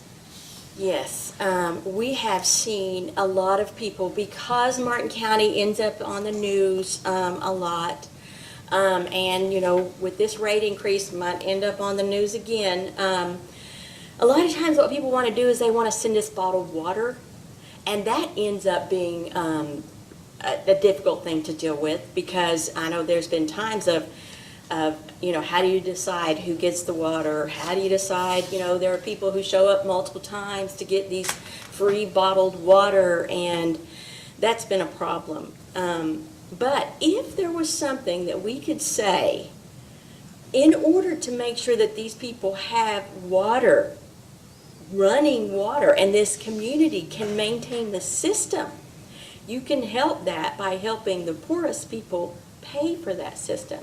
Not only for, making coffee, but also for flushing their toilets, taking a bath. So I think that if there was a system where we could route people to a way to offer money, and if people are not paying on time, then that money should go to help the people who can't afford. And are there examples? I mean, do people give bottled water donations? Does that? Oh my, yes. I think there's some bottled water coming next weekend, I'm pretty sure. Yes, people, we've had country musicians come in. We've had people that just want to help. And so they want to help, and I think that this would be a more likely help for the people and for the system, to be able to offer a way they can help poor people pay their bills. Are there other things that you're aware of that, in your opinion, the district isn't doing to provide sufficient protections for its customers? Protections for, with regard to deposits and well, yes, I have seen a problem. I first got a call, and again, we do get calls from people or private messages from people who have problems because we're known as those water people. And so I got a message from someone who said that their son is moving in, and the water district was charging them $215 for a deposit. And I knew that the deposit was only $90, and I didn't really understand why that was. And it came back home to me. It came back home to me when we had a renter to move into our rental property, and she gave me the same number. The water district is charging $215 for a deposit. And I was like, no, there's no way. So I asked at the water board meeting. And what I was told is that it's a $90 deposit for the water and a $45 deposit for the sewer and a $40 readout fee. So in other words, they have to go to that house and read it out and to put it in the other person's name for the water, and another $40 for reading the same meter for the sewer. To me, that's double dipping. And I mentioned it at the board meeting, and Mr. Miller said, well, the board could maybe change that, but I just don't think it's right that you charge somebody for reading the same meter at the same day, at the same time, and say, well, this is your water charge, and that's your sewer charge. That's $40 twice. Also, I looked it up in the tariff, and the tariff actually says that if you are an existing customer who has good credit, then you should not pay the deposit. This person who moved into my house has lived in Martin County all her life and is just moving from a trailer where she had water service to a house where she wants water service. So the tariff says if you are an existing customer, you don't have to pay this, but that's not being done. I want to sort of shift gears for a second and talk about some of the infrastructure projects with the grant funding. And I know you more than anyone have been really diligent in tracking exactly how each grant is being implemented and what's been going on. And are there any current issues regarding the projects that concern you? Something that has concerned me, and I've asked about it at the last 3 progress meetings, the last 3 months, and at the board meeting also, was the fact that as Mr. Miller indicated today, the possibility of changing the $2 million project to get water to the prison. And the reason that that concerns me is because what we've always heard when we were quarreling that why do you need $2 million for the prison? That's the newest project that you have. But what we were told was that was a high-pressure area, and it was a danger to the workers to even work on those lines because of the high pressure. And what we've also seen is what we'd always heard is that we were supposed to get money by selling water to the prison. And for a while, that was happening. And there was some money coming in. Instead of us having to pay Prestonsburg for them giving water to the prison, we were actually getting money for selling water to the prison. So that concerns me. And again, if you don't have the trust, how do we know? So I've asked, what is going to go on with this money, and who's making the decision? And we've had so many problems before with things that, we changed the scope of it, and now, I don't know, it just scares us. So when you asked, what, did you get an answer? No, all that I was told was that we're thinking that it may be something else, better used for something else. The $2 million The may be $2 better million. used.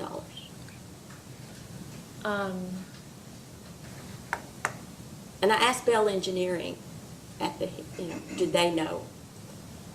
They didn't. They wouldn't say, I guess. And finally, I want to return to something that's come up a few times regarding the community center office. I know you've expressed concerns about the office in the community center several times. Could you just, again, tell us the basis for your concerns?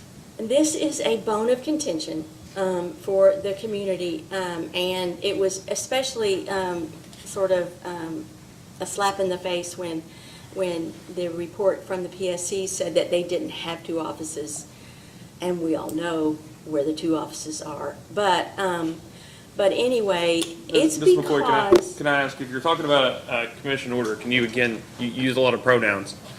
yes. When they say that they have two offices, are you speaking of the PSC in this instance? The PSC, what was it? It was the PSC response, I guess, or order that said that the Mountain Citizens said that there were two offices, and in fact, there aren't. That's what the order says. That's what, yes. Was that the order? Please proceed. I just Yeah, know Ms. that. Cromer, this is Vice Chair. If we're just rehashing things that were already fully discussed and aren't new from Well, the previous hearing, I might suggest that we move on. I mean, I want to let you make the record that you want to, but I don't think any of us want to fully rehear things that are not relevant to the newest phase of this when we all have the record available to us. Well, thank you, Vice Chair Cubbage. This is my last question, and I think I would just ask Nita, have you finished answering? Is there? No. Would you One like of to? the concerns is that community center has a board. And Mr. Kerr is on the community center board. And Craig Miller's wife is the chairman of the community center board. So it appears to the community that one board, even though they say they've given the library, the community center to the library, there is still a community center board. And it's as if one board is asking another board to have their ratepayers pay for the first board. Thank you. And I have no further questions. Does commission staff have any questions? No, further questions. Do you have any questions, Yes, I have Mr. Cumbo? a couple of questions. Go ahead. Mr. Chandler, Ms. McCoy, you've testified a number of times, and I have never asked you a question at all those hearings. But I've got to tell you, you kind of got my back up today. Okay. How can you sit here and claim that anybody associated with the water district suggests that you should shut up and go away? You are at every water board meeting and given an opportunity to speak. You are at every project meeting, and your input is welcomed. You have been asked to sit on this board. Chairman Schmidt sat here in this chair and begged you to be a commissioner on this board. How can you sit here today and claim that somebody wants you to shut up and go away? I mean the concerned citizens. And I read one of the complaints that came in here where a lady called, she complained and quarreled and got all mad. And then she said, but they might take it out on me, so I don't want to make this complaint. And that's the way a lot of the people feel. So if you'll notice, I'm the one showing up, Mr. Cumbo. There's a lot of people that I'm showing up for. And they don't want to be quiet either. And we don't want them to be quiet. I would ask you to encourage those people to come to the meetings. Whenever someone stops me on the street with an issue, because they know I'm the attorney, I tell them, come to the meeting. Those people want to hear what you have to say. This is a different board. This board welcomes input. In fact, the very first thing we do at every meeting is say, does anybody here want to speak? They're given the opportunity before the meeting ever gets underway. So they can leave if they want to. They don't have to sit through that meeting that's, quite honestly, boring as can be. I'm just flabbergasted by what I'm hearing from you. Yeah, well, I was hurt by today when it made it seem like that the concerned citizens had tried to get the customers to do the wrong thing on Facebook. Fair enough. You heard the testimony that many times we hear from the Public Service Commission about a complaint, and that's the first notice that we've heard, is when it comes from the Public Service Commission. You're not suggesting that testimony is less than truthful, are you? I don't know. That's why I want to see all the complaints, and I would think the board would want to, because these people swear to me that they have called about this several times.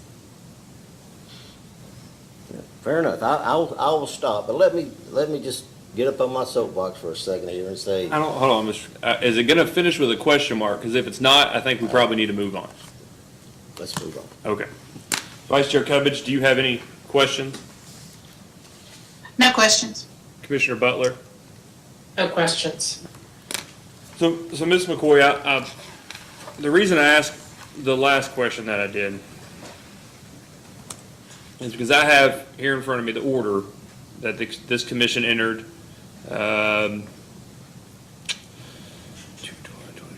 July 9th, because the order you were referring to. And the assertion that the commission discusses is a quote from the Mountain Citizen. I think that's what you're referring to, where the Mountain Citizen had noted that, quote, the water district pays rent for 2 offices located within a half-mile of one another. And so is it your assertion that it's the water district that's paying for 2 offices? Or is it your concern that Alliance has that separate office in Martin County? Even, what I want you to understand is that long before Alliance came, this community was mad about the water district, long before Mr. Kerr came, about the water district being in the community center. This is not a new complaint by our people. And so what I'm saying is, why did it get written into the contract that we have to pay for that office when all it is a place for us to drop off our bills? Yeah, but that's not what you're saying, Ms. McCoy. You're specifically saying that the commission lied by saying that Alliance didn't have 2 offices in Martin County and that you've seen both offices. But that's what you said. You're not saying anything about people being upset in the past. You're making an assertion specifically that we said there aren't 2 offices. That was the assertion you made earlier, and that you've seen it with your own 2 eyes, there are 2 offices. But per the order, that's not what we're referring to. We're referring to 2 offices that the water district pays rent for. That's a distinction, isn't it? It's a factual distinction, isn't it? Yes, it is. Okay. But Alliance is written on the door of both of them, and the ratepayers pay for the one, and we pay Alliance. So that's just the way we distinguish it. Well, that may be fine, and it may be a perception, but what I want to make sure that I'm clear from getting you can appreciate that what we're looking at here are the expenses, and what you've levied is that effectively Alliance, that the water district has 2 offices. But there's a difference between what the perception of something may be and what the facts of them may be. And what the commission specifically discussed in its order is for the expenses of the 2 in terms of what ratepayers are paying for in their bill. Do you appreciate that may be frustrating when we know where the money is necessarily flowing, that it's not Martin District that has 2 offices, but that Alliance has a separate office? Yes, but can you understand the frustration that we have when we see 2 buildings with Alliance written on them? I don't disclaim that it's a possible perception issue, but I think we regulate rates and service, right? I don't know that I have can hold myself out as any sort of expert or have any input on perception or public opinion, and certainly not marketing. So I can appreciate the concern. And so I just want to make sure I'm clear. The issue on your part is that even though Alliance pays for that other building out of their own shareholder funds, it's a perception you believe Alliance shouldn't be using their corporate monies to buy an office or rent an office in that building. Is that your concern, or is that the Martin County Concerned Citizens' concern? My concern, and the concern that I have heard from several people, is that why do we have to pay the water district, which is in debt to Alliance, have to pay $800 a month to the community center for a place for us to drop off bills? Okay, and I can appreciate that.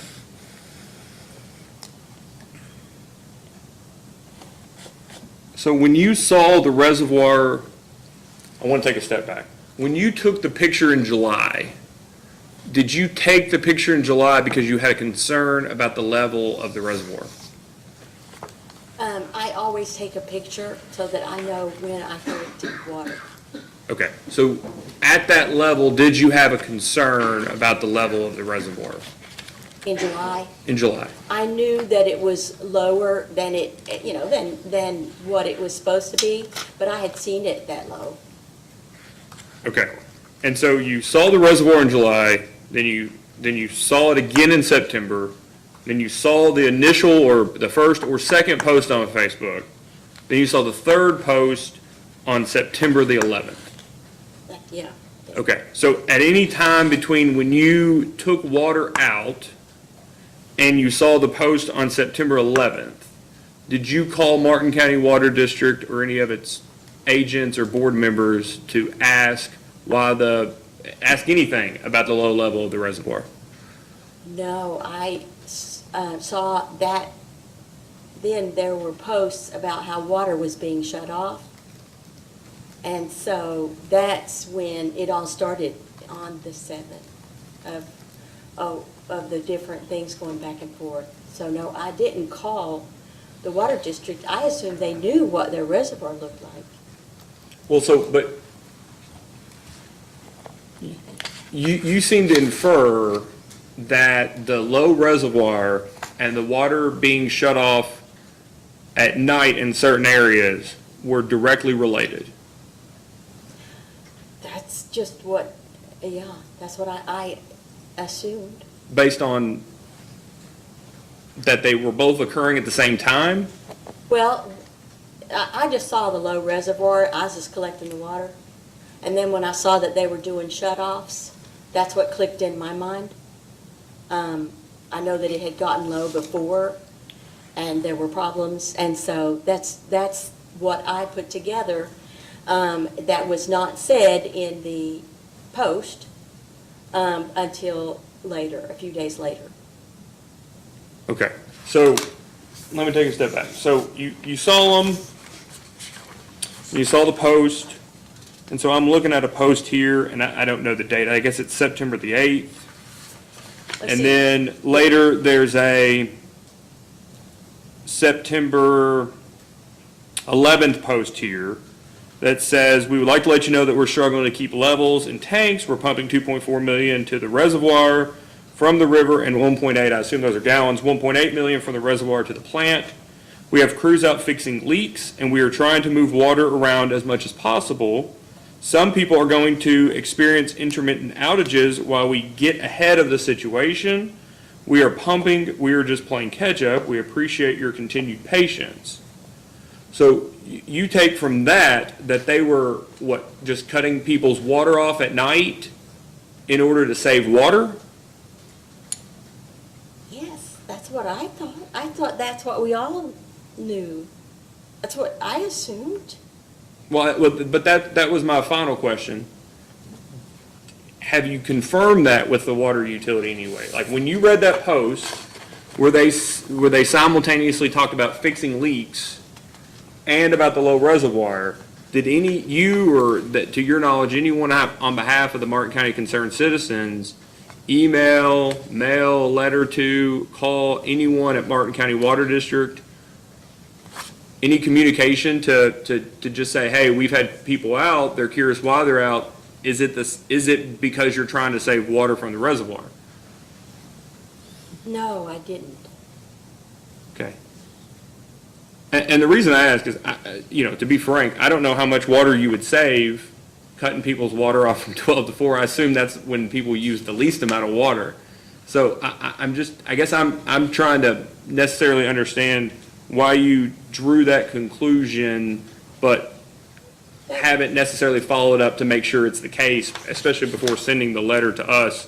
I think one of the things you said here were, as you might imagine, this was not acceptable to customers. This is in relation to the September 8th post. Still not acceptable to the customers since, as one reader pointed out, it would be impossible to find leaks when water is off and it is dark between 12 and 4. But I've been around doing this for about 5.5 years, and what I hear most is that people most often do search for water leaks at night. And second, they didn't say all the water was off. They said they would be shutting water off to fix leaks and find leaks. So I guess it would appear to me, I guess this is a statement before the question, that you sort of jumped to the conclusion and sent us a letter, and I'm not defending the water utility and their lack of communication. That, trust me, I've got my own thoughts about their lack of communication, Ms. McCoy. But I guess it sort of goes both ways. I'm wondering where things are now as compared to even years ago when all this started. That sort of, we got the letter and the comment before the phone was picked up and you'd reached out to them to sort of find out what was going on and to clarify and understand it better. Have things devolved to that point? That's what I'm trying to find out. Well, I mean, as far as this this situation goes, I could see that they were in a stressful situation. And so calling up and saying, I want to speak to Craig Miller, why are you shutting off the water? I'm assuming that he's going to put in there what he's going to tell me. I mean, it's not like, oh, I hadn't heard anything. I had on this, from them. And that was, but I guess you're simultaneously telling us that was an unacceptable amount of information. And you know, it's true that people aren't going to use much water at night, but when you are losing 70% of the water, turning it off at night could save you some water. Could be. I just want to, If In I had a leak 2016 in my house, I'd turn the water off at night. If I had a leak and I was having, I'd turn the water off every night. that's fair. In 2016, I think you all started participating in that case, 2016-142. Is that your understanding, your memory? 2017. 2017 is when you all got involved, okay. So as a follow-on from that first, I think it was the 2016 rate case sort of led to things. And so you've been doing this for about 4 years.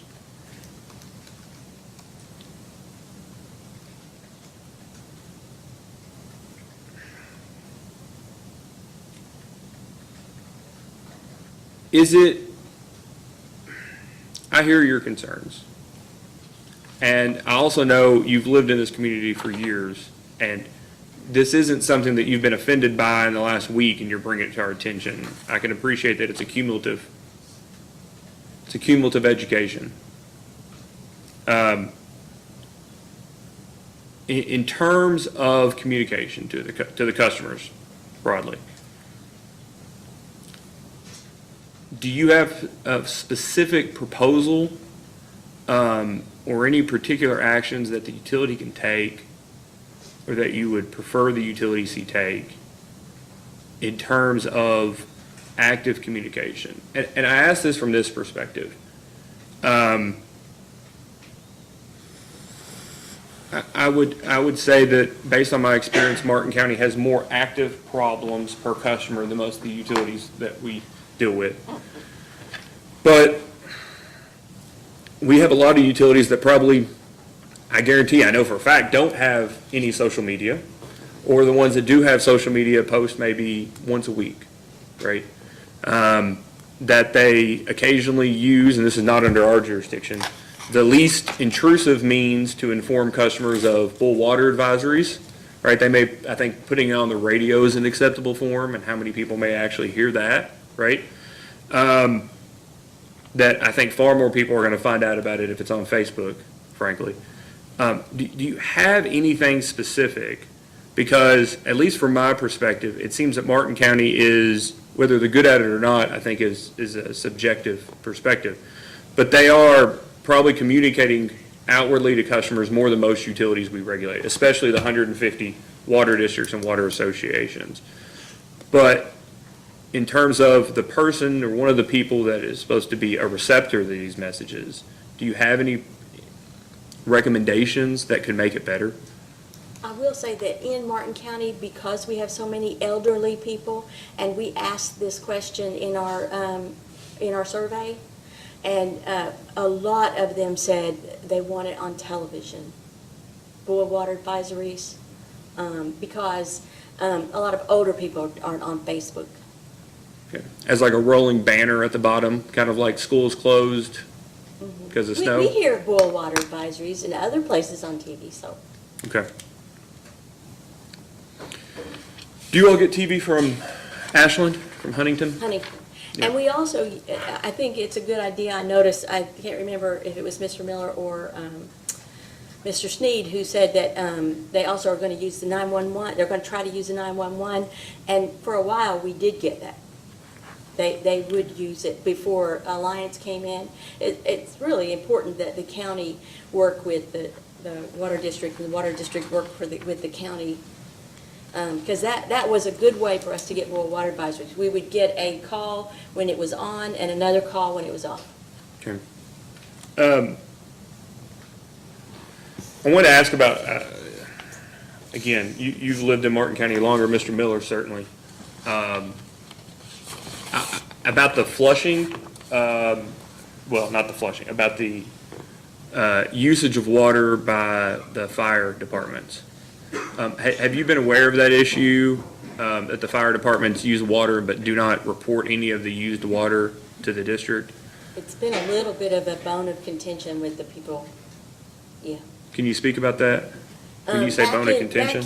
Back before Alliance came, I can remember that it was something that was asked about, that how much is the fire department using, and this was a bad one. But the fire department actually, during a water crisis, one of the people had a gender reveal party by putting pink water in the air from the, so yes, it made people angry, and sometimes they felt like that the fire department might be letting people use the water that they shouldn't. So, and I'm sure you heard today, I mean, I'm unaware of any communities that charge public fire departments, the water utilities that charge water districts, that charge their local fire departments for any of the water they use, right? It's free. The only thing they ask for is that they abide by their tariff provision, that they let them know after the fact how much they think they, not just a good estimate, how long did it run, for instance? Tell us how much you think we use so that we know how much water exited our system and that we know it came out of that hydrant and not out of the ground. Is there any local pressure for those publicly operated fire departments that you're aware of to just send Mr. Miller the monthly usage that month and out of which fire hydrants they use? I don't understand why they don't. I really don't, sir. That's something that, I mean, we pay every year. We pay a fire tax. And so they have money coming in. It's not that we think they should pay for the water. They're helping someone save their house. Right. We just want them to know. I don't know. I think that might be something that Mr. Miller might want to talk to the judge and get with the fire departments about. I think they meet every Thursday. I'll just make this assertion to you, Ms. Cromer, and to you, Ms. McCoy, that we certainly have the case in front of us and we'll make a decision on the record. But my one recommendation is, having seen where things started and where they got for a while, and I guess regretfully where they are now as to the relationship, that does sound like that's something that you all, as the Martin County Concerned Citizens and the Alliance and the Martin County Water District are all on the same page on. It may be something that it would be great to start off. It's always good to start off with something that you find yourself on the same page about, and then move on to the areas of disagreement. We're together on a lot more than we are separate. It makes my hair on fire when I hear that somebody is using water for their business by getting it free, or that there's trailers that are getting water for free. I'm sorry, we're in agreement that people who get water should be customers. We're in agreement. That's great. Ms. McCoy, Ms. Cromer, would you like to move these McCoy exhibits into the record? I would like to move them into the record, and I'd like to redirect on one. No, I was going to give you the opportunity to, but I didn't want to, we always forget. I'll Yes, just be perfectly yes. honest with May you. I Somebody finishes their please questions? move those into the record, please? Great. And which one would you like to identify as number one? I just realized, Is this one okay? her letter, I guess, is number one. Okay. So we'll mark Martin County Concerned Citizens Hearing Exhibit 1 as the letter from Ms. McCoy, and as item 2, the number of bills or the number of complaints document. I'll give you both. Yeah. Exhibit number 2.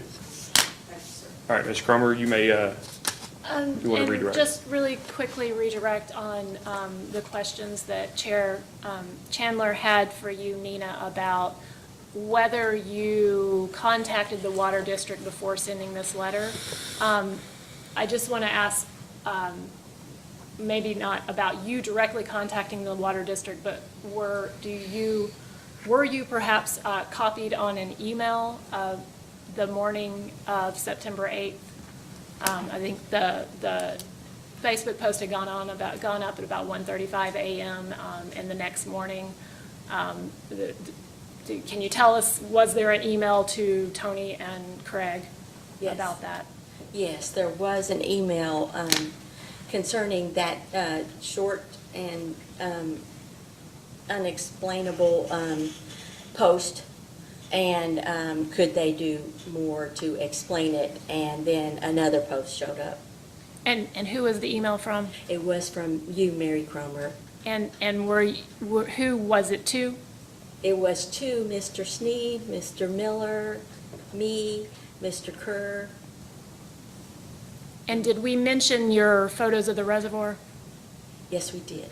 Okay, thank you. No further questions. Okay. You had no objection to the introduction of these? Is No that correct? objection, Commissioner Chairman. I just have one follow-up relative to that email question. I think it's insightful that we read that email into the record. Well, I don't know about that. So when you say you think it's insightful to read that email into the record, let me take a step back. To what end, Mr. Cumbo? Well, quite frankly, Commissioner Chairman, the email was inflammatory.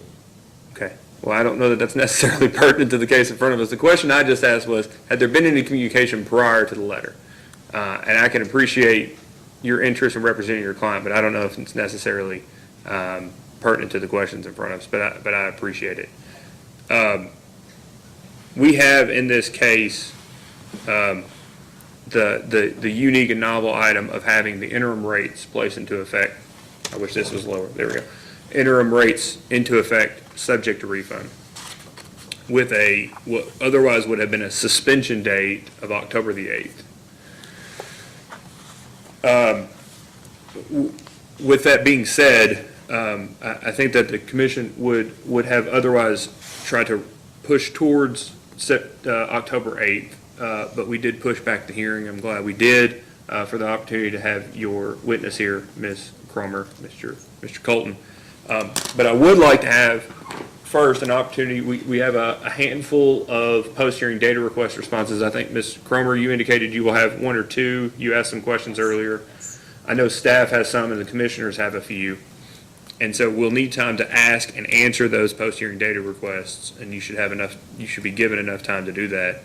I also expect that both of you, or at least some of you, one of you may be interested in filing briefs on a couple of the issues. And so what I would propose is that we try to have the data requests. Do you think we can do the end of the day on Monday, or should we push that? I think that's fine. Okay. That we have data requests issued by the end of the day, or let's say, not say the end of the day, but by 12:01 September, no, not 12:01, but let's just say the end of the day on Monday, September 27th. May I clarify, does that mean by midnight, or does that? By mean- midnight, excuse By me. midnight, okay. Yes. By midnight on September the 27th. That'd be 5 minutes before Tom Fitzgerald's due date. He's never filed anything with us. That had been after 11 and before 12. But before midnight on September the 27th. Now, Mr. Cumbo, how many days would you need to respond to those data requests? I would ask for at least 20. And I realize that sounds like a lot, but I've got several trials coming up. Yeah, I think, how about 15? If I can't get it in 15, I'll We'll file. give it, you can, I was gonna say, if you can't get it in time, don't wait till the last day to do it, but if you'd like additional time, you can, please ask.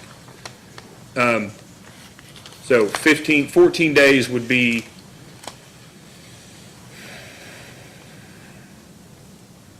so actually, let's go ahead and make those due October the 14th. I think that's something like 17 days.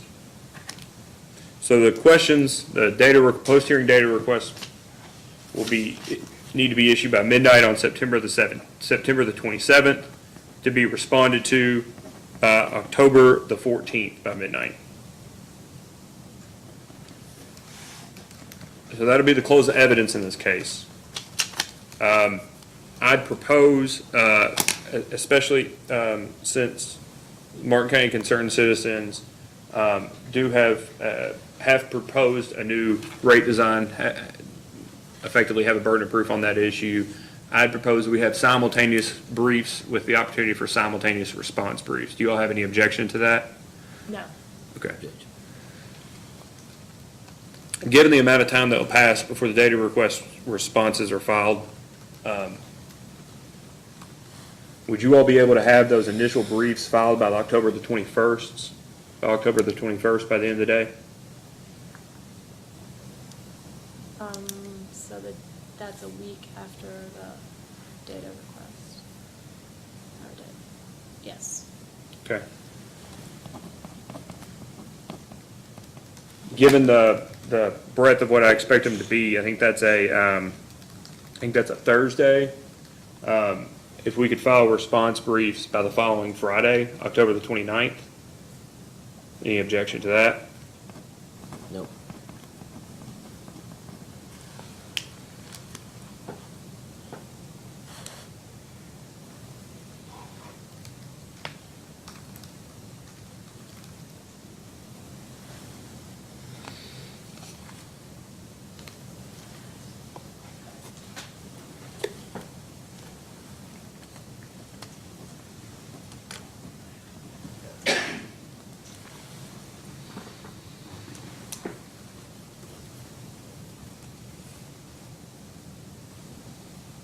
Any objection? Oh, I'm sorry. It's okay, No, that's all right. No, I said no. I guess I didn't say it Okay, loud. that's okay. All right, so we'll have post-hearing data requests by September the 27th at midnight to be responded by October the 14th by midnight. Initial briefs, October the 21st, with response briefs, October the 29th, and at midnight at 12:01, the case will be submitted. Is that fine with both of you? Yes, sir. Yes. Okay. Sorry, I do, I'm a little paranoid. I'll just be frank with you. I always like when people respond, because at least there's a record of something other than silence, explicit approval or agreement. So the statutory date is February the 8th, 2022. It certainly won't be pushed up against at all.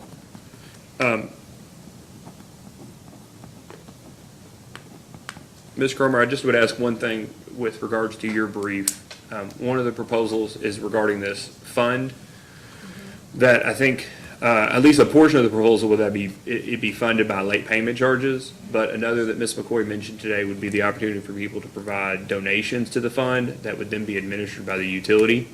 To be frank, given a couple of the other sections of KRS Chapter 278, I don't know if that's necessarily permitted or permittable for the utility to have a donation fund like that and then use it to pay bills.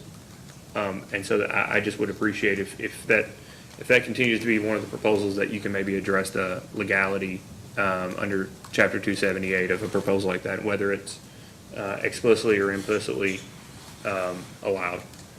Thank you. Thank you. Mr. Cumbo, do you have anything else before we take care of it before the end of the day? Do not. Okay. Mr. Cromer? No. Ms. Koenig? Okay. With that being the case, we'll adjourn the hearing. And as always, if you need additional time for any of those items, please just file a motion. Thank you all.